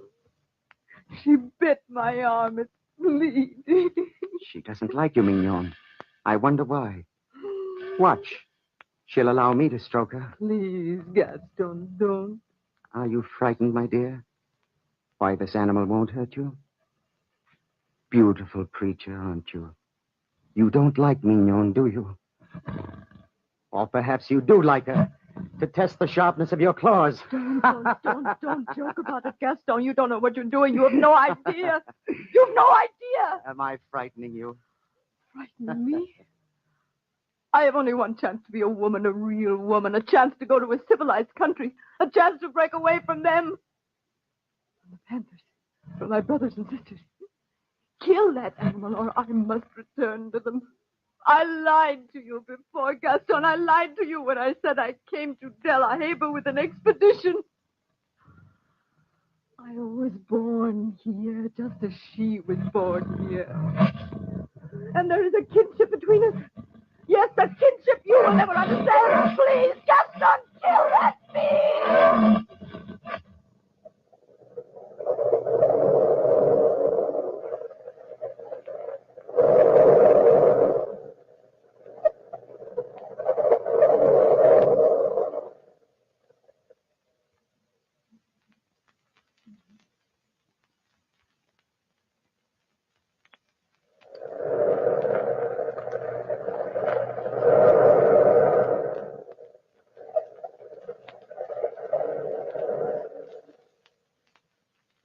There in the blazing sun, Mignon begged Gaston to kill the panther.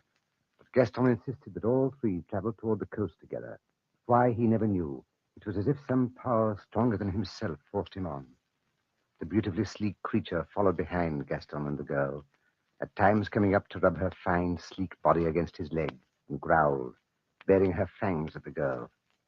When night began to creep over the sands like some monstrous dark hand, they stopped, not far from an oasis. We'll make camp here, Mignon. Yes, here in the desert. I'm so tired, Gaston. Are you?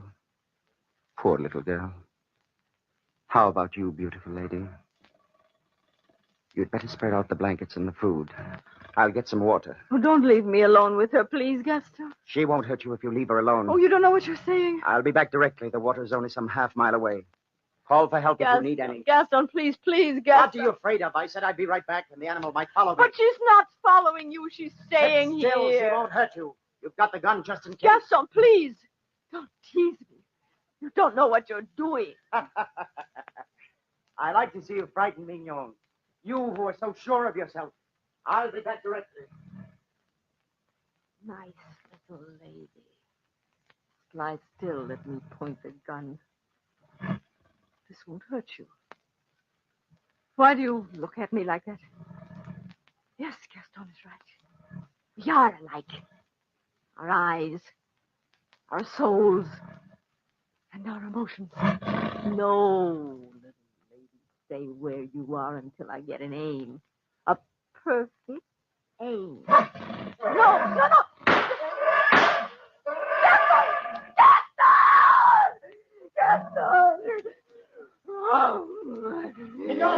Mignon, I'm coming. Mignon. Back, lady. Back. Leave her alone, lady. I said leave Mignon alone. That's a good girl. There, beautiful lady. Oh, God. Mignon. Don't let me die here. You were a fool, Mignon, a fool. She wouldn't have hurt you if you hadn't tried to shoot her. I was frightened of her. I was so frightened. Yes, I She's understand. so like me, and she knows it. She not only wanted to kill me, she wanted more.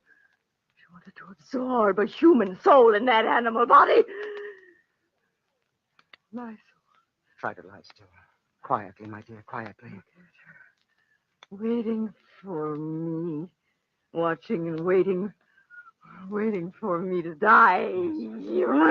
Quiet, my dear, quiet. Lie still if you can. Lie still. It was such a short time to be given a human life. That's why I was so anxious to get away from the desert. You don't believe me, Gaston. You will. Mignon. Mignon. Little lady, you killed her, and I'll kill you. Yes, kill you for taking the only thing I love. Yes, I'll kill you.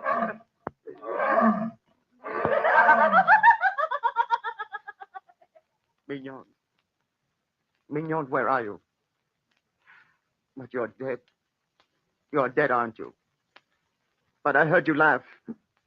Or was it the panther? Mignon. Your laugh came from the throat of the panther. Can it be the blending of two souls? The soul of a woman and a beast? If I kill the panther, then I kill you. For you live in her, little lady. And you are Mignon. Mignon. Come over here. Come over here, my darling. Yes, Mignon. Now I never have to return to the coast. I'll return to the little native village, and you'll be my pet. You'll never leave me now, will you? Will you, Mignon? My beautiful creature. You're wounded, aren't you? A bullet through your shoulder. Will you let me fix it? There. Lie still, Mignon. It won't hurt you much. It's just a flesh wound in your shoulder. There. Take out my pocket knife and a little water. No, beautiful lady, it won't hurt. It won't hurt at all. Just another minute and there you are. It's a nice, clean wound. How does that feel, beautiful lady? How does that feel?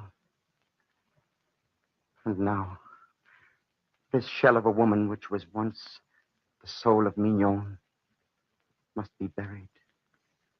A decent burial. Here in the burning sands. And so it was. The panther lay lazily in the sun, while Gaston dug a sandy grave for the body that had been Mignon, and placed her in it. The sun slowly set in the orange desert, and the panther waited sleepily for him.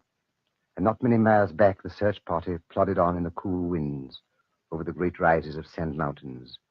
Lieutenant Michel and Trooper Jacques walked ahead. Come along, men. I know you are tired, but we will soon catch up with him. How do you know, Lieutenant Michel? He might be going 10 different directions. If we miss him out here, we will catch him on the coast. Jack, there is only one route to the coast, and that is due east.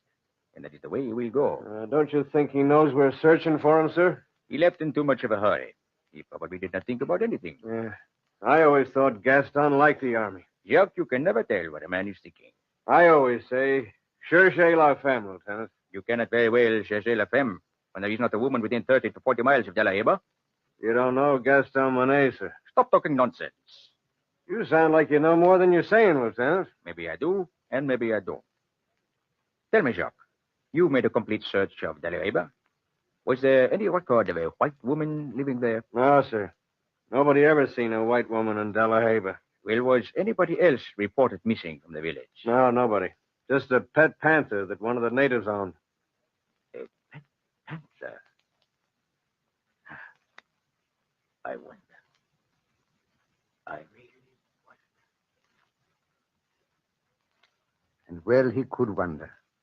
For miles ahead of him, tracking off to another native village, Gaston Monet and the sleek panther trekked through the sand, retracing their steps to a halfway mark, heading away from the coast, away from a world of civilization.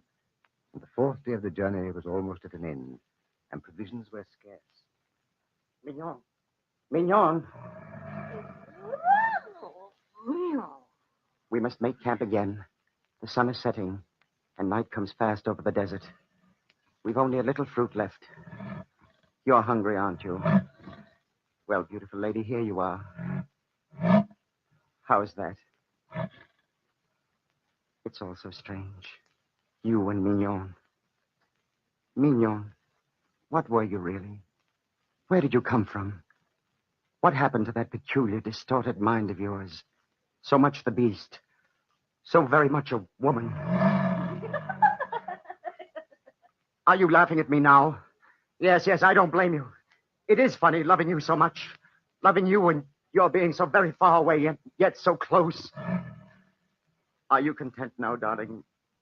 Content to stay with me forever? Please, please be content. Try hard to find happiness. You would never have been happy in France or in any other part of the world. And I'll take care of you the rest of your days. What is that? Another panther? Is that one of your kinsmen? Mignon. Mignon, you can't leave me, little lady. Please. Please, I'd take care of you. Don't leave me. Please don't leave me. I'll kill you if you leave me. You can't leave me. No. Come here. I'll hold you here, and you'll never get away. You won't leave me. Mignon, don't pull away like that. Oh! Your teeth are sharp. Don't. Where's my knife? Where is it? Here it is. No, I told you I'd kill you if you tried, and I will. There, a knife. There! And there! Darling Mignon, this is your release. Yes, your release. Please come back to me. Please come back to me. Don't leave me alone in the desert. Mignon. You'll never go back to your panther friend. Never, darling. Never.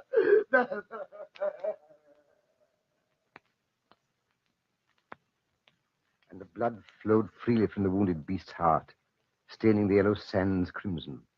And Gaston turned toward the fading sun, his face streaked by tears, stained by sand. And walking away from the beast, he looked toward the sky. Then, falling face forward on the sand, he lay under the hot desert sun. Toward evening, as the sun set in the sky, the four-man searching party reached the blood-stained sand. And then... Lieutenant Michel, look. Eh? The panther. Dead. Sacre bleu. Body covered with knife wounds. Look behind him. Gaston! Oh, it's no use, sir. Gaston Monet's been dead for well over 12 hours. Dead? The panther's body covered with knife wounds, and Gaston's body absolutely unharmed. Funny, ain't it? Not too funny. I wonder if that's the pet panther that disappeared. Probably. Jacques, never mention that in the report to Major Duval. Just write desertion due to insanity. Insanity, sir? Yes, Jacques. Insanity. Caused by desert madness.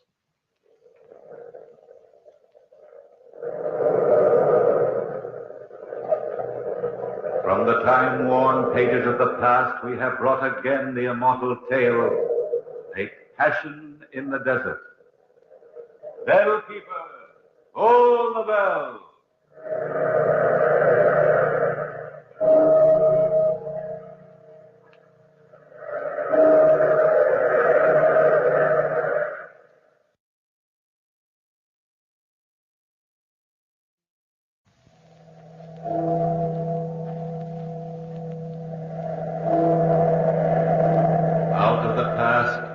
Phantoms of a world gone by speak again their immortal tale. Matteo Falcone.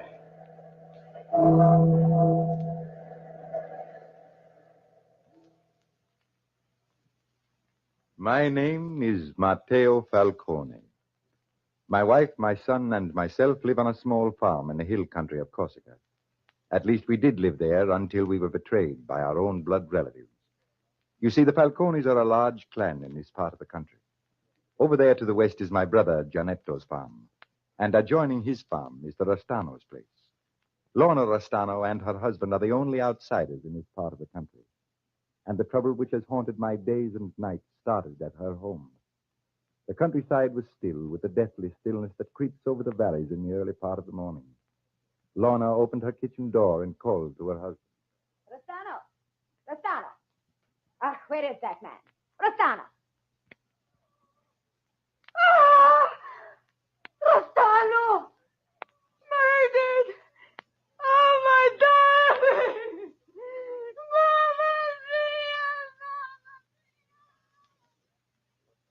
Yes, Rostano was dead. Lorna found him sprawled across the matting on the floor, with a peculiarly carved Corsican knife thrust into his heart. And the blood that poured from that wound caused more blood to spill in the hills of Corsica. Lorna's cries soon aroused the curiosity of the neighbors, and it was Teodore Gamba, my fifth cousin on my wife's side, who was sheriff in this part of the country, who was called in to investigate Rostano's untimely end. We at home knew nothing of the tragedy that had occurred that morning. My wife, Marie, my son, Fortunato, and myself were seated at the breakfast table, quietly eating. Fortunato was chattering, as usual. Is the world round, Father? Of course the world is round, Fortunato. Pass the bread, Matteo. Here you are, Maria. If the world is round, why don't we slide off of it? Matteo, do not encourage him with that nonsense. That is not nonsense, Maria. It is a good question, son. You have not given me a good answer, Father. You see, Matteo, you see. He's insolent. He takes after your brother, Gianetto. Oh, who could that be at this hour of the morning? Can't folks eat their breakfast? Stop complaining, Maria. Complaints are lost on the ears of God. Good morning, Cousin Maria. Good morning, Cousin Gamba. What brings you to this part of the country at this hour? I thought a sheriff's duties kept him in town. You thought wrong, Maria. Hello, Matteo. Hello, Gamba. Come in. Won't you share a cup of milk with us? I'd be honored, Matteo. Hello, son. Good morning, Cousin Gamba. What new ideas are you hatching in that mind of yours today? Ideas? I've no ideas, Cousin. That son of yours, Matteo, he thinks of one thing and one thing only. Money. A great deal of money. Money is necessary. Fortunato is right, Gamba. But honor comes first, as it does with all the Falcones. How about that, Fortunato? What comes first with you? Money or honor? Your question is foolish, Cousin Gamba. Good answer, son. Good answer. Here is your milk, Gamba. One would think milk was found in the ground the way you pass it around, Matteo. One would think I was a poor provider the way you complain in front of guests, Maria. You are not here on a fool's errand, Gamba. What brings you at this hour of the morning? Fool's errand? Indeed, no. I'm here on a rather sad mission. Your brother Gianetto is wanted for murder. Gianetto? Oh, it's impossible, Gamba. Impossible. Yeah, perhaps. It does seem impossible that Gianetto could be capable of killing anybody. But the authorities believe he killed his neighbor Rostano. And Rostano's wife, Lorna, reported to thee. I do not believe it, Gamba. Believe it or not, as you will. But I have on me a warrant to kill Gianetto on sight. Without a trial, Gamba? He was given 24 hours to surrender himself to a court. And he's refused. But why? Oh, there is a mistake of some sort. Mistake, eh? No, Matteo, no mistake. Gianetto has escaped into the hills. He's hiding somewhere near here. And that spells guilt to me. Gianetto near here. He'll get us all into trouble. Not necessarily, Cousin Gamba. If you see him, it is your duty to turn him over to the authorities. Duty, Cousin Gamba? I thought the duty of every Falcone lay to his kin, not to the authorities. Fortunato. Some of the old Corsican customs are outmoded, Fortunato. Father, you once told me that honor was something born inside of you, and without honor, a Falcone must die. And so it is, my son. You're a sly one, Fortunato. But you don't fool me. You wear your honor on your sleeve, not in your heart as your father does. Oh, enough of this nonsense, Gamba. As you wish, Matteo. I just dropped in to warn you. All of you. If you should see Janetto, turn him into the proper authorities. Of course, Cousin Gamba. Good day, cousins. Good day, Cousin Gamba. Thank you for the warning.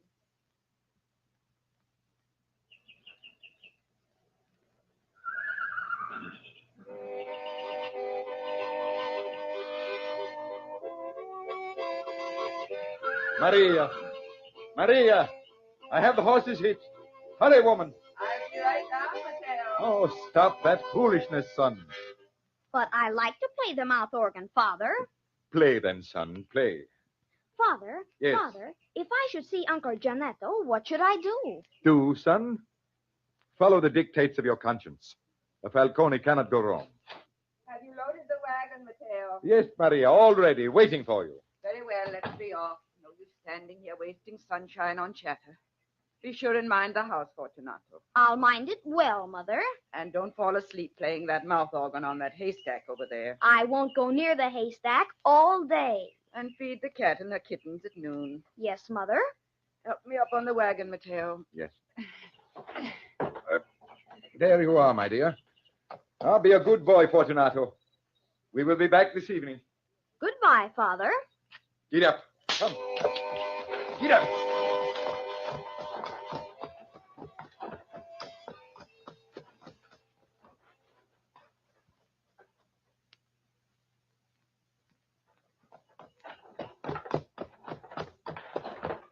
Oh, whoop, oh. Hitch the horse here, Maria. I will, Mateo. Huh? Mateo Falcone. Who is it? Who is calling Mateo? Janetto. Don't go near him, Mateo. Are you crazy, woman? It's my own brother. But you endanger your own life, Mateo. Mateo. Maria. Stay here, Maria. I will take care of this alone. I always think they know more than a woman worse luck. I've been waiting here for you ever since dawn, Mateo. Have you, brother? Yes, God help me.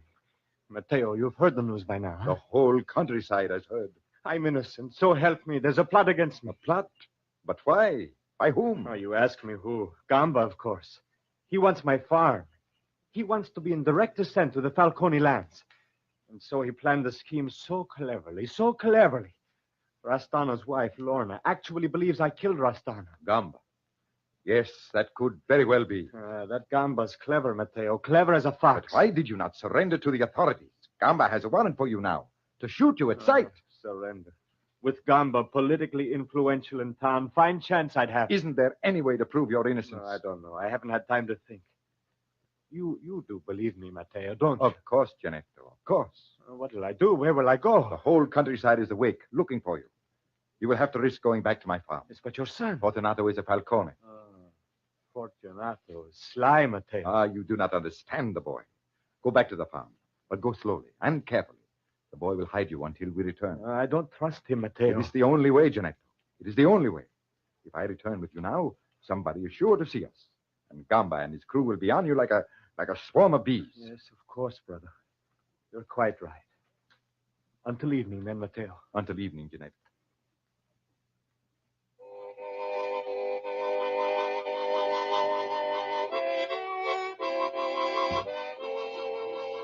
Fortunato. Oh, hello, Uncle Janetto. I've been expecting you.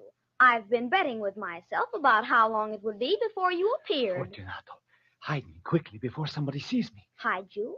Now, isn't that against the law, Uncle Janetto? You wouldn't want a bambino like me to break the law. Look, Fortunato, your father, he trusts you.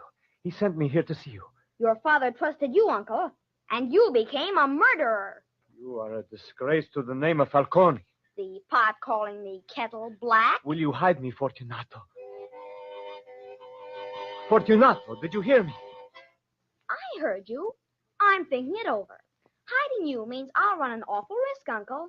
I wonder if it's worth it. Worth it. Your own kinsfolk. The neighbors are searching for me. They have been all morning. If your father hears of this, Fortunato. Maybe he'll never hear of it. That is, if you were to make me an offer, a good business deal. A good business deal. I'll offer you 5 francs. 5 francs? You don't value your life very much, Uncle Janetto. 20 francs, Fortunato. That's all I have. Come along, all of you. We will search the place. Fortunato, please, please. The neighbors are coming closer. Please, Fortunato, you can't turn me down now. 20 francs. Not worth it. Look, I have 100-franc note for Fortunato. 100 francs? Yes, that's all I have. Give it to me. Here you are, you... Quietly, Uncle. Over here to the haystack. Haystack? Crawl in quickly. Yes, of course. I'll replace Mrs. Cat and her kitten right on top of you. Hurry. There. Where am I hidden? Am I hidden? Well, inside of the house.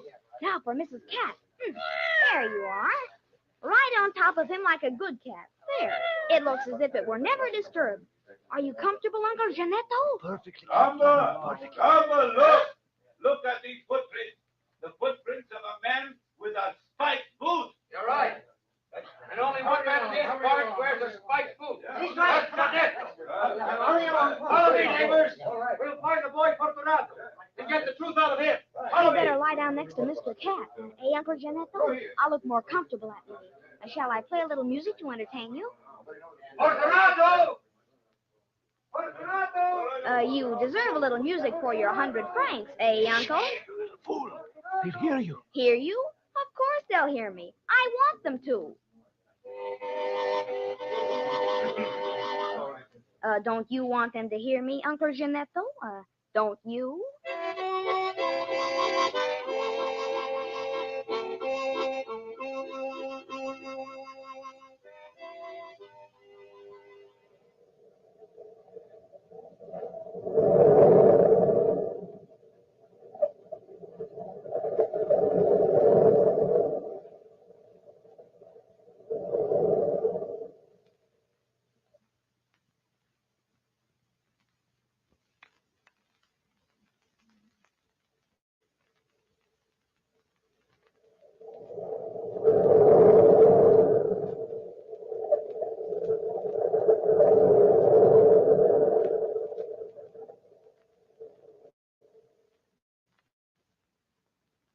Shame on you, Mateo.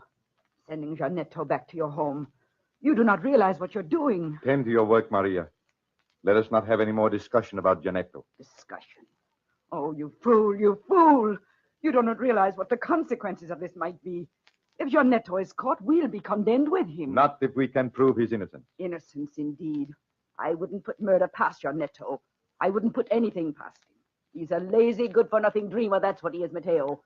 Never done an honest day's work. You don't understand him, Maria. He's an idealist. We need more people like him in the world. Idealist, is he? Idealist. Rather than turn in that lazy good-for-nothing, you endanger your own poor child. What will happen to Fortunato if Janetto is found? What will happen then, my husband? Fortunato is a smart boy. Janetto will not be found. I tell you, Mateo, I will not stand for it.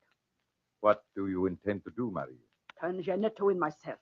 I wouldn't try that, Maria, my dear. You might force me to do something I would be sorry for. Mateo, A woman without honor cannot be my wife. Honor. You believe in honor before your own safety. I believe in honor above all things, Maria. You understand? Yes, Mateo. Then back to work. Work until the sun is down, and pretend that today is just another day.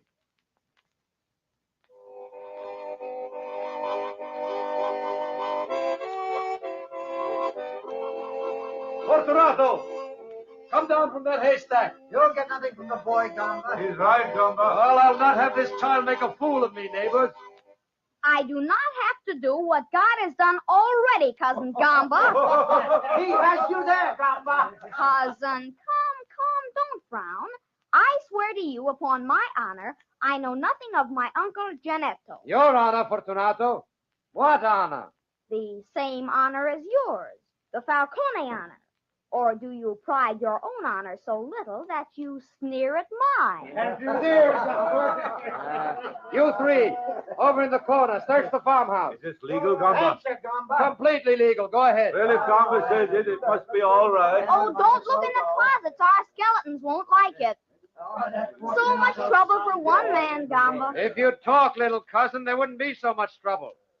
Oh, perhaps there are too many people around, eh? I care nothing about people, since I don't know where Janetto is. All of you, surround the house and leave me.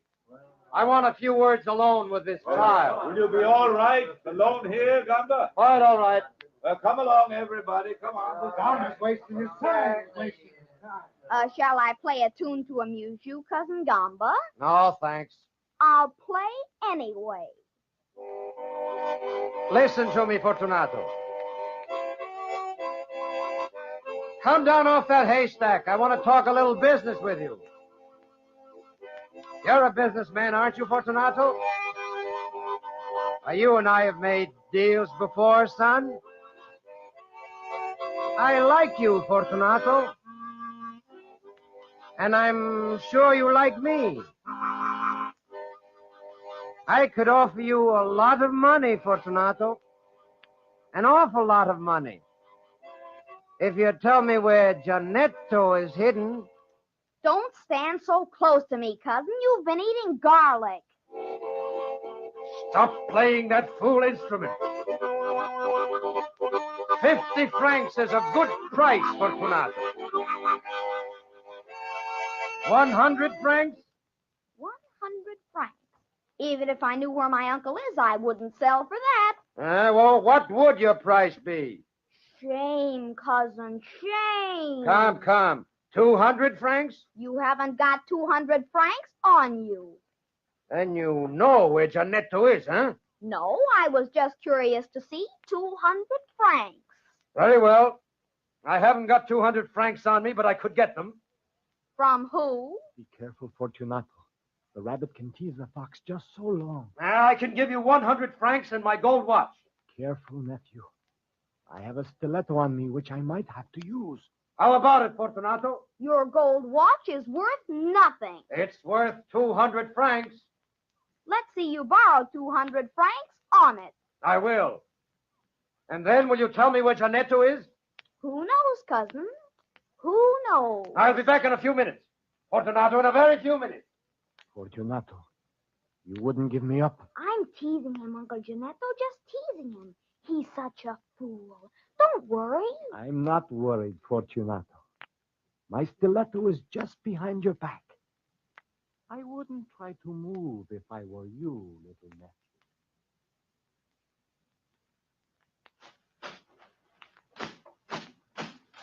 I am worried, Mateo. So worried. Tend to your work, Maria. The sun is almost down. Soon we can go home. Maria! Mateo! It's Lorna Restano. Maria! Mateo! Have you seen Jeanette? We do not tell you, Lorna. You who bring dishonor to our name. Oh, Maria, tell me now. You've seen Giannetto. What interest is it of yours, Lorna? Gamba claims Giannetto killed my husband, but it is a lie. An awful lie. You've got to stop Gamba. What is this? What are you saying, Lorna? Listen, Mateo. Early this morning. Yes? I found my husband, my poor darling, dead. A knife buried in his side. So I called Gamba, and he said the knife was Giannetto's. Gamba said it. Gamba. Yes, I was half crazy with grief, and I believed him. Until this afternoon, I took the knife to town, to the store where it was bought. The storekeeper swears it belongs to Gamba. Are you sure? I'm positive. Mateo, I've been such a fool. We've got to work quickly now, quickly. Come along, Maria. Lorna, If anything has happened to Giannetto, I'll never forgive myself. climb into the wagon. Quick, both of you. Leave the wheat alone, Maria. We will come back for it later. Here, I will help you up, Lorna. There. Now, hurry, Mateo, hurry. Gamba will kill Giannetto before he gets a chance to defend himself. There we are. Come on, Maria. Get up. Come on. Get up. I only pray God that Fortunato is safe.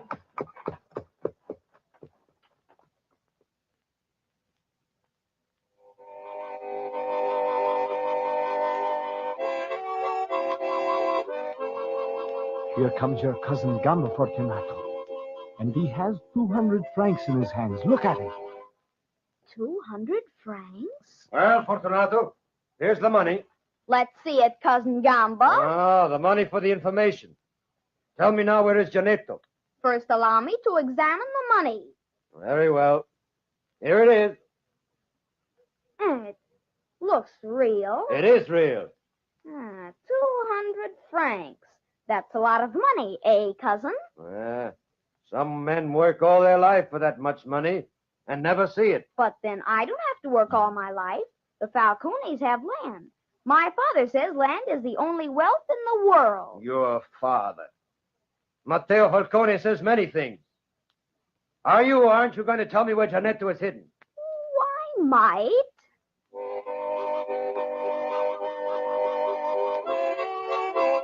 Give me back the money, boy. You no more know where Janetto is hidden than I do. No, I'll keep the money. Janetto was hidden in the... Oh, he is... Mama! Fortunato! Fortunato! The matter, Fortunato! What happened? It's Fortunato! He's dead! Look at him! Fortunato dead? You're right! What happened to him? Happened? I don't know. He was about to tell me where Janetto was when he was struck dead. Heaven watches us. Gamba, this is heaven's answer to a child without honor. Death. Stop it! Stop, all of you! This is a trick. A trick, I tell you. The boy died of natural causes. It was God. Natural causes. God struck him. Listen to me, neighbors. Listen to me. God is responsible. You didn't see the boy die, but I did. I saw him, and there was nothing strange about it. Nothing. I got my sword, and it was natural and normal. Oh! What is this fellow doing in my yard, Gamba? Matteo! Matteo, come here quickly! Matteo Falcone. Watch out for trouble now! He's got a pistol! You will not call for me so loudly, Cousin Gamba, when you hear what Lorna Rostano has to say to you. Lorna Rostano? Yes, Lorna Rostano. What has Lorna got to say to Talk! All right, listen to me, neighbors. You listen to me. What's come over you, Lorna? You see, Gamba. Neighbors, Janetto did not kill my husband. Gamba did it. Gamba did it. I have proof of his guilt. You lie, Lorna. No, I don't lie, Gamba. I'll give you your lie and your teeth. I traced the knife which killed my husband from the storekeeper, and that knife belongs to you. Out of my way, Maria! Neighbors, stop it. He's trying to get away. Shoot him, Matteo. Kill him. Don't let that man escape.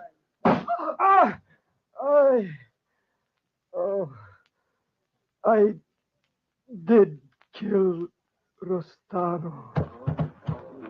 Now Gamba is dead. Where's Fortunato? Fortunato? He is over there lying on the haystack, Maria. Oh, I didn't see him now. I'm so worried. Fortunato. Neighbor Maria, Fortunato was about to betray the hiding place of Janetto when God struck him dead. Fortunato. You lie, neighbor. No Falcone ever betrayed his own family. Janetto! Janetto! Yes, Brother Matteo. He was hidden in the haystack. I'm mad. Hidden in the haystack? Yes, brother. I was hidden back here. Our neighbors lie to me, don't they not? They lie, don't they? No, Matteo. They tell the truth. Fortunato accepted 200 francs to betray my hiding place. I was forced to use this knife. You killed my son, Donato! You killed my son! Oh, Fortunato, my baby, my boy, my darling Fortunato. It's your mother speaking, my son. Oh, my son. Matteo, if you don't believe me, look at the money clasped in your son's hand. I see, brother. There never was a Falcone without honor. My son, my son. Maria, leave the dead child alone. We have no son.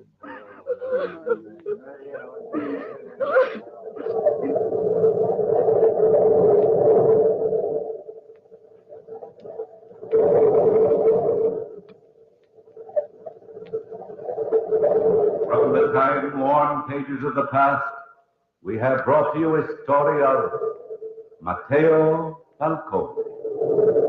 Bellkeeper, hold the bell.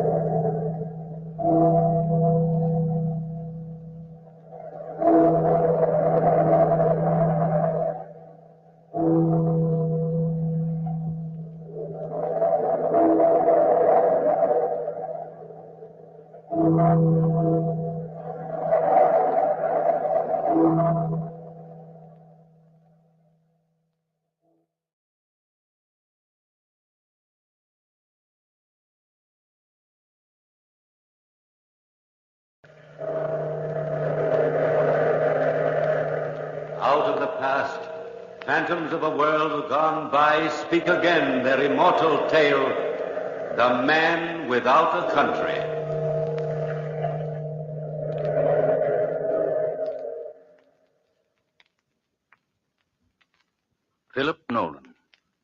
officer in the pay of the United States Army. I've so many memories of Philip Nolan. I think I was the only friend he ever had. I think I was the only man who really knew him during his whole incredible lifetime. I knew what he suffered when his boy's dream turned into a living nightmare. And it all started so innocently.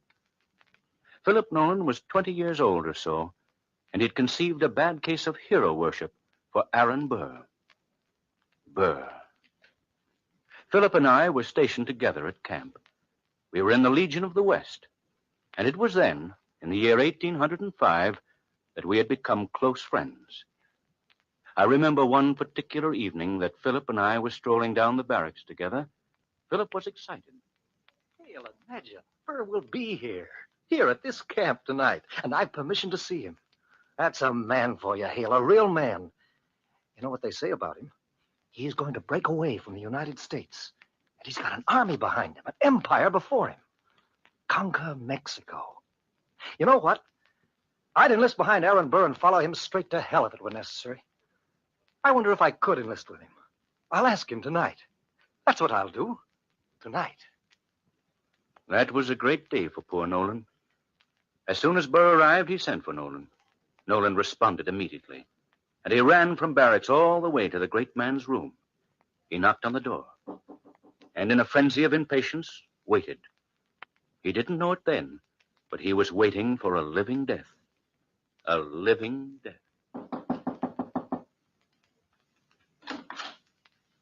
Mr. Nolan. Well, sir, it's been a long time since I've seen you.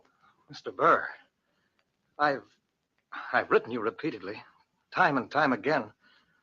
I thought when you didn't answer, you'd forgotten me. Forgotten you? Indeed, no. Come in, boy. No, I haven't forgotten you. Nolan, I need you. I've some great plans for you. For me, Mr. Burr? Plans for me? Yes, indeed. Sir, is it true what they say? Well, Nolan, that depends on what they say. You can tell me that. You're starting a new army? You're out for empire to set yourself up over Mexico and... Ah, so they've gathered that much, have they? Well, Nolan, don't spread that rumor around. But between you and me... You and me? Oh, Mr. Burr, Sir... Nolan, you're a good man. How'd you like to take me out in your skiff and show me the canebrake or a cottonwood tree? I've always been interested in the terrain in these parts. Interested? Or, is this terrain part of your plan, too, Mr. Burr? Well, we'll talk about that in your skiff. Time enough out there, Nolan. Yes, there was time enough to talk about a lot of things in the skiff. By the time that sail was over, poor Nolan was enlisted in Aaron Burr's scheme, body and soul. What that scheme was, I never knew, nor does anybody else. But that's not important now. It fell through, and every man of that group was arrested. Nolan was tried for treason. The big fellows, the ringleaders, escaped, but not Nolan. Nolan was taken before a military court. Old Colonel Morgan was presiding. Hours had passed, and the evidence against Nolan was piling up. His own commanding officer was saying, Nolan, do you deny that you are a traitor to the United States? Mr. Nolan, can you deny that you agreed to march anywhere at any time under the command of the traitorous Aaron Burr, even if he had commanded you to march against your own country, to march against the United States? No, I don't deny it. Mr. Nolan, as presiding judge, I want to ask one question before the gentlemen of this court will judge you. Have you anything to say in defense of yourself?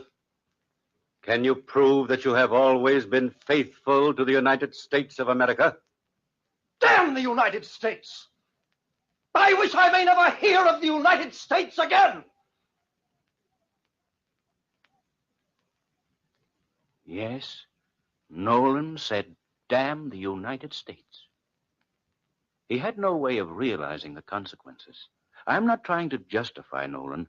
I'm just saying that the United States wasn't a reality to him.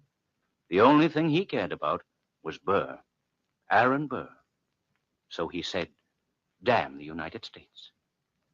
Old Colonel Morgan called the court into his private chamber and returned in 15 minutes with a face white as a sheet. He just stood and stared at Nolan.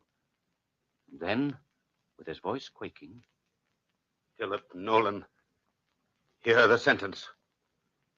The court has decided, subject to the approval of the President, Mr. Jefferson, that you never hear the name of the United States again.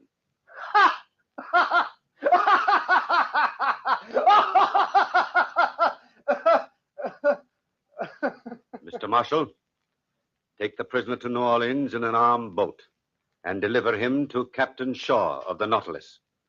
See that no one mentions the name of the United States to the prisoner. Make my respects to Captain Shaw and request him to carry out my orders. He will receive written orders from Washington to explain this in detail. The court is adjourned. I don't care, Colonel Morgan. I tell you, I don't care. I'd say the same thing over and over again. Damn the United States! Damn the United States! Nolan was taken to New Orleans and placed on board the Nautilus. The ship set out for sea and traveled from New Orleans to the North American coast. It was at dock there that Captain Shaw received intelligence of the proceedings by mail. On board ship that evening, they were docked in the harbor. Captain Shaw explained it to Nolan. Nolan was still the swaggering youngster then, as the old captain related. Well, Mr. Nolan, the word has come through from your former country's capital. From Washington? Yes, Mr. Nolan. Well, what is the happy word? You're a man without a country, Mr. Nolan. Without a country? The court has sentenced you to have your wish fulfilled. You will never hear of your country again. You will live on board ship for the rest of your life. You may wear whatever uniform you wish. Naturally, my own uniform. The buttons will have to be changed for plain buttons. Well, why is that, sir? There is the insignia of your ex-country on the buttons. What? I see. You will remain under guard, of course, to prevent your escape. Naturally. But otherwise, you will have the freedom of the ship. And believe me, Mr. Nolan, you will not be exposed to any kind of indignity. Thank you, Captain. Thank you very much. And so it was that the man without a country sailed the 7 seas. He never stayed on one boat for more than a year. He went from ship to ship. And it was 10 years later that he was again shipping out on the Nautilus. He was shipping out of England this time, and I'd been sent over from America to England for special research. I was to come back on board the Nautilus myself. And so, of course, the very first day at sea, I was called into the captain's cabin. Oh, hello, Lieutenant Hale. Won't you come in? Thank you, Captain Shaw. Sit down, sir. Thank you.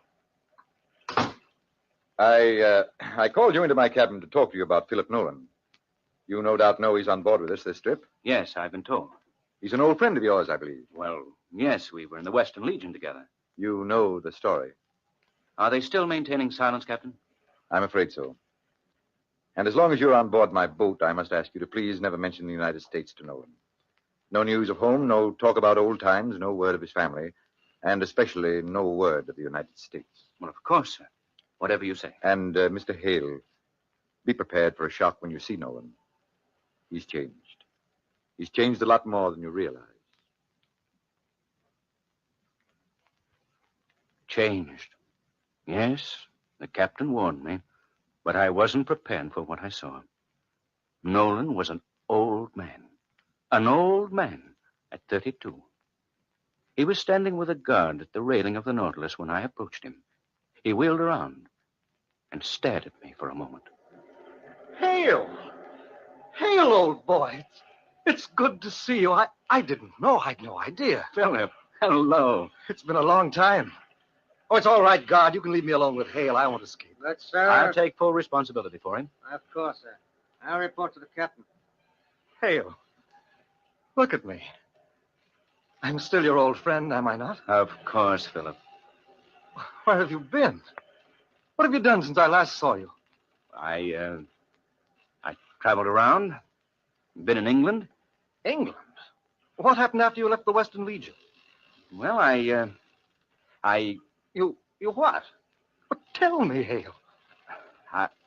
I've read a lot of good books. Books? That's just great. You too, Hale. I can't help it, Philip. Have you any idea what I'm going through? From boat to boat, always being shifted, always under guard. Every book I read is carefully edited. Whole passages are torn out of it. I never eat dinner at one table. I'm shifted around all the time. Nobody can stand my company night after night. I've so little to talk about. And I'm so hungry for home. So hungry for news of home, my family, my country. I want to touch the ground, the land. I want to know what happened to Texas. What did they do to Aaron Burr? Hale, 10 years of this. 10 years. I was just a boy. I didn't know what I was saying. I didn't know. Please, Philip, please. I'm sorry. Seeing you again. And you're the only person who knows I feel this way. I won't mention it again. I know you won't, Philip. Don't tell anybody. You won't tell anybody. Well, of course I won't. 4 o'clock. I have a little duty to perform at 4. Well, what's that, Philip? I read to them, the sailors. They like it. The only thing I'm allowed to do for them. They pick the book, and I read a chapter or so. Well, that sounds interesting. You mind if I come along? Not at all. Well, we'll go down this hatch over here. Follow me. This way.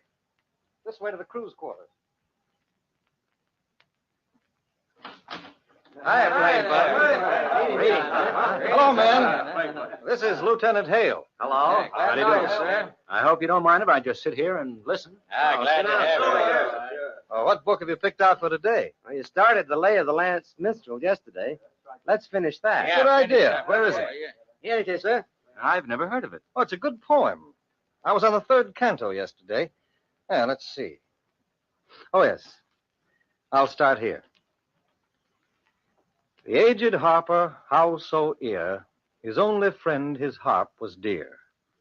Like not to hear it ranked so high above his flowing poesy.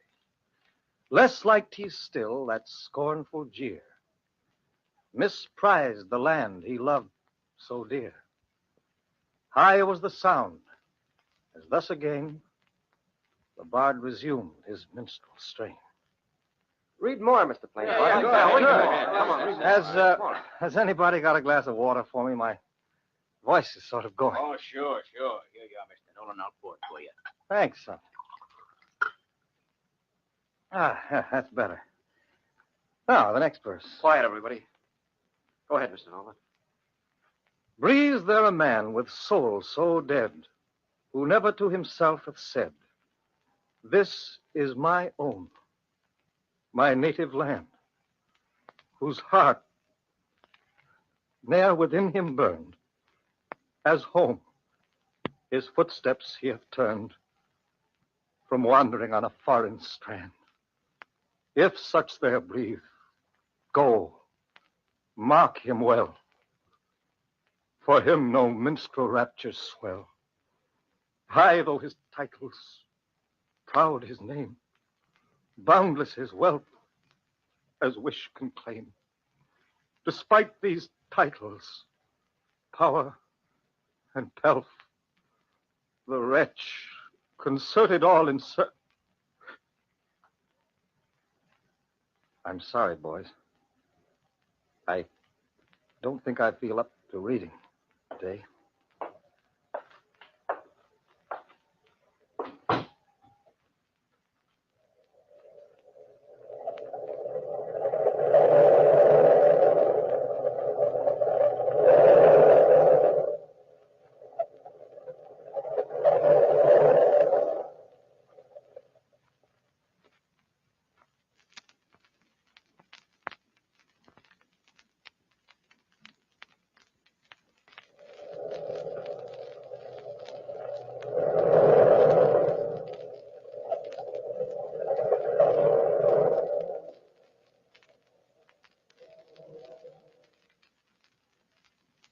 Yes, that's the way it was on board ship. Little things like that poem were always occurring, and poor Nolan tried to take it all like a man. He stayed below in his cabin for 2 days after that, and I didn't want to intrude myself on his misery. So I spent my time talking to the captain and the crew. It was late the second afternoon. Captain Shaw, myself, and Lieutenant Vaughn were standing at the rail. And, of course, the conversation turned to Nolan. Vaughn was saying, Funny thing about Nolan. He never allows anybody to come into his cabin. I wonder why. That's his business. I don't think we should intrude, Lieutenant. Well, sir, it was just curiosity. Hear what the men say about that cabin. And what do they say? Oh, some think it's full of voodoo tricks or some such nonsense. You know, Captain, if I were you, I'd order him to leave his cabin door open. Since I'm the captain, Mr. Vaughn, that decision is in my hands. Ship sighted off port, slaver. Pardon me, gentlemen. Ship sighted off port, slaver. Lieutenant Vaughn. Yes, sir. To your post, sir. We'll be pulling alongside this ship to board her. Yes, of course, sir. Ship sighted off port, slaver. Ship sighted off port, slaver. The ship suddenly came to life. We had overhauled a dirty little schooner which had slaves on board. We fired 2 shots across her bow, and the little ship struck her colors. A boat and officer were sent to board her. There was considerable commotion on the slaver, and we waited patiently. Nolan came on deck and was standing at the rail talking to the captain when Lieutenant Vaughn returned to report to the captain. Captain, sir, I can't understand them. Every man on board speaks some strange patois, though some of them can speak Portuguese. Portuguese, eh? Nobody on board here speaks Portuguese. I do, sir. I've learned to do many things in the 10 years of spare time I've had. You, Nolan, eh? Well, would you oblige by acting as interpreter? Of course, sir. As well as I can. Thank you. Mr. Vaughn. Yes, sir. Have your men remove the handcuffs and the ankle irons from those men enslaved in that boat. Very well, sir. Come along then, Nolan. Lower second lifeboat, bosun. This way, Mr. Nolan. The boat was lowered, and we rowed over to the slaver. We stalled in the waters for half an hour, giving Vaughn plenty of time to quell any manner of resistance. By the time we boarded the boat, the 3-man crew was in chains, and the slaves, freed from their handcuffs and ankle irons, were swarming over the deck, wildly jubilant, shouting. But the deck was dirty, and the stench from the ship was strong, and the 3-man crew, chained to the mainmast, was shouting dire oaths at us as we boarded the side. Gracias a Dios. Sorte. Estaremos en casa dentro de poco tiempo. Ask those men which is their captain. Yes, sir. Quem é su capitão? Aquele ali. He's the tall man with the red hair, sir. Ask him if he knew that he was violating the law of the United... Ask him if he knew that he was violating the law, Mr. Nolan. Sabia que estava violando a leis dos Estados Unidos da América. No say nada. Says he knows nothing, sir. Nothing, eh? The rotten scoundrel. Look at the filth of this deck. Look at the way he had the slaves handcuffed. He knew what he was doing, all right. He was dealing in human flesh. Tell the slaves, Nolan, they're free. Quietos todos. O Capitão Shaw do barco Nautilus. Que lhes diga que estão todos livres. And you can also tell them that their captain will be hanged as soon as I can find enough rope to hang him with. O Capitão Shaw diz que a tripulação será punida. Tell them I'll take them to Cape Palmas. O Capitão Shaw diz que vocês serão levados ao Cabo das Palmas. What are they saying? I can't tell. They're all shouting at once. Wait till I single one of them out. Você! Sing você! Venha cá, silencio todos! Que dizem estes homens? Não queremos ir ao Cabo das Palmas. Queremos ir para casa, ver a nossa gente, voltar as nossas mulheres e filhos. Cabo das Palmas está muito longe de casa. Meus companheiros estão doentes. Ia no meu barco à procura de doutor. Estes diabos me capturaram. Nolan. Meu povo morrerá se não What's this all about? Me levaram contra minha They don't want vontade. to go. Quero ir para casa, para me olhar. They want to go home to their country, to their children, to their wives. The first man wants his kinfolk. And the second man, he says his people are sick, very sick, and that he left his home to get a doctor, and that these devils kidnapped him. He wants to go home. Home, Captain. Every man wants to go home. Yes, of course, Nolan. Tell them yes. Tell them that they can go to the Mountain of the Moon if they want to. If I have to sail this schooner through the Great White Desert, they shall go home. O Capitão Shaw, disco voltarão todos para casa. Para nossa terra. And so the slavers were returned to their homes. And they never forgot the look in the eyes of Nolan, the man who would help them. The rest of that journey was uneventful. When I left the Nautilus in the harbor of New York, I saw Nolan standing on the deck waving to me and shouting. And that was the last I ever saw of Philip Nolan, the very last. But I heard tale after tale of the courageous and self-sacrificing work that he did on board each and every ship he sailed on. And then this morning, I received a letter. A letter after 40 years have passed. A letter from Lieutenant Vaughan. Only he isn't a lieutenant now. He's a captain of his own ship. I opened the letter and started to read.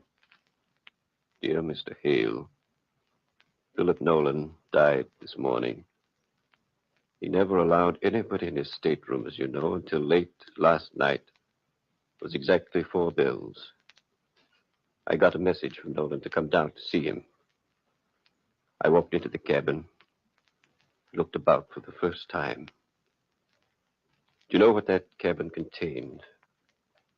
A shrine to America.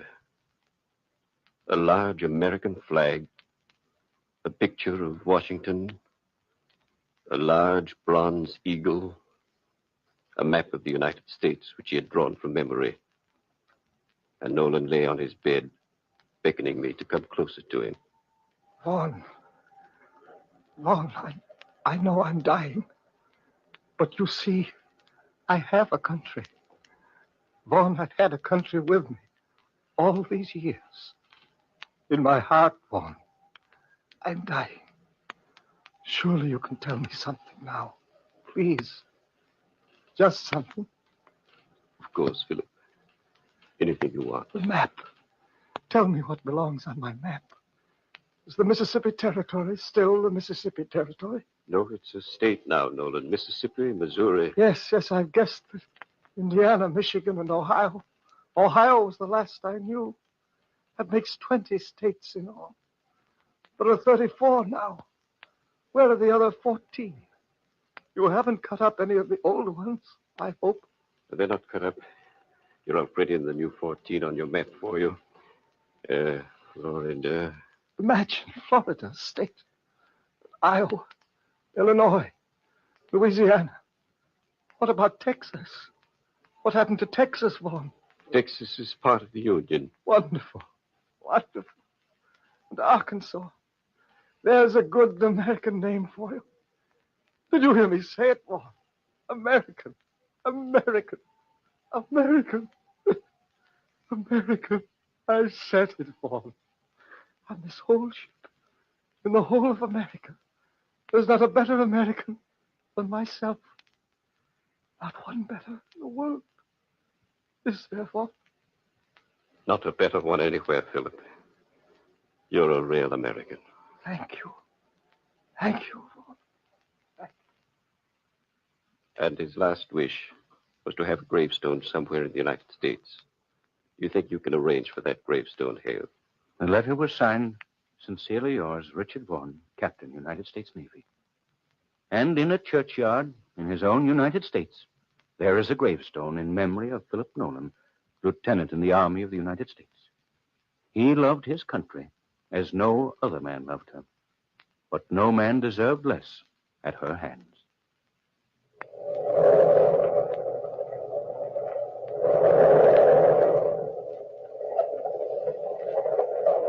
From the time-worn pages of the past, we have brought to you the story, The Man Without a Country.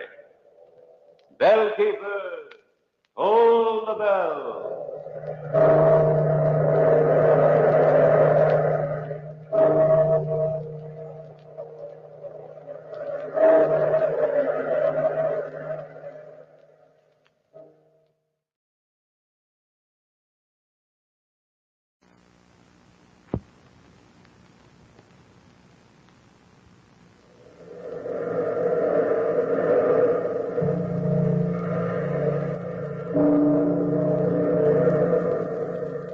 Thought of the past, phantoms of a world gone by, speak again the immortal tale, Dr. Manette's manuscript.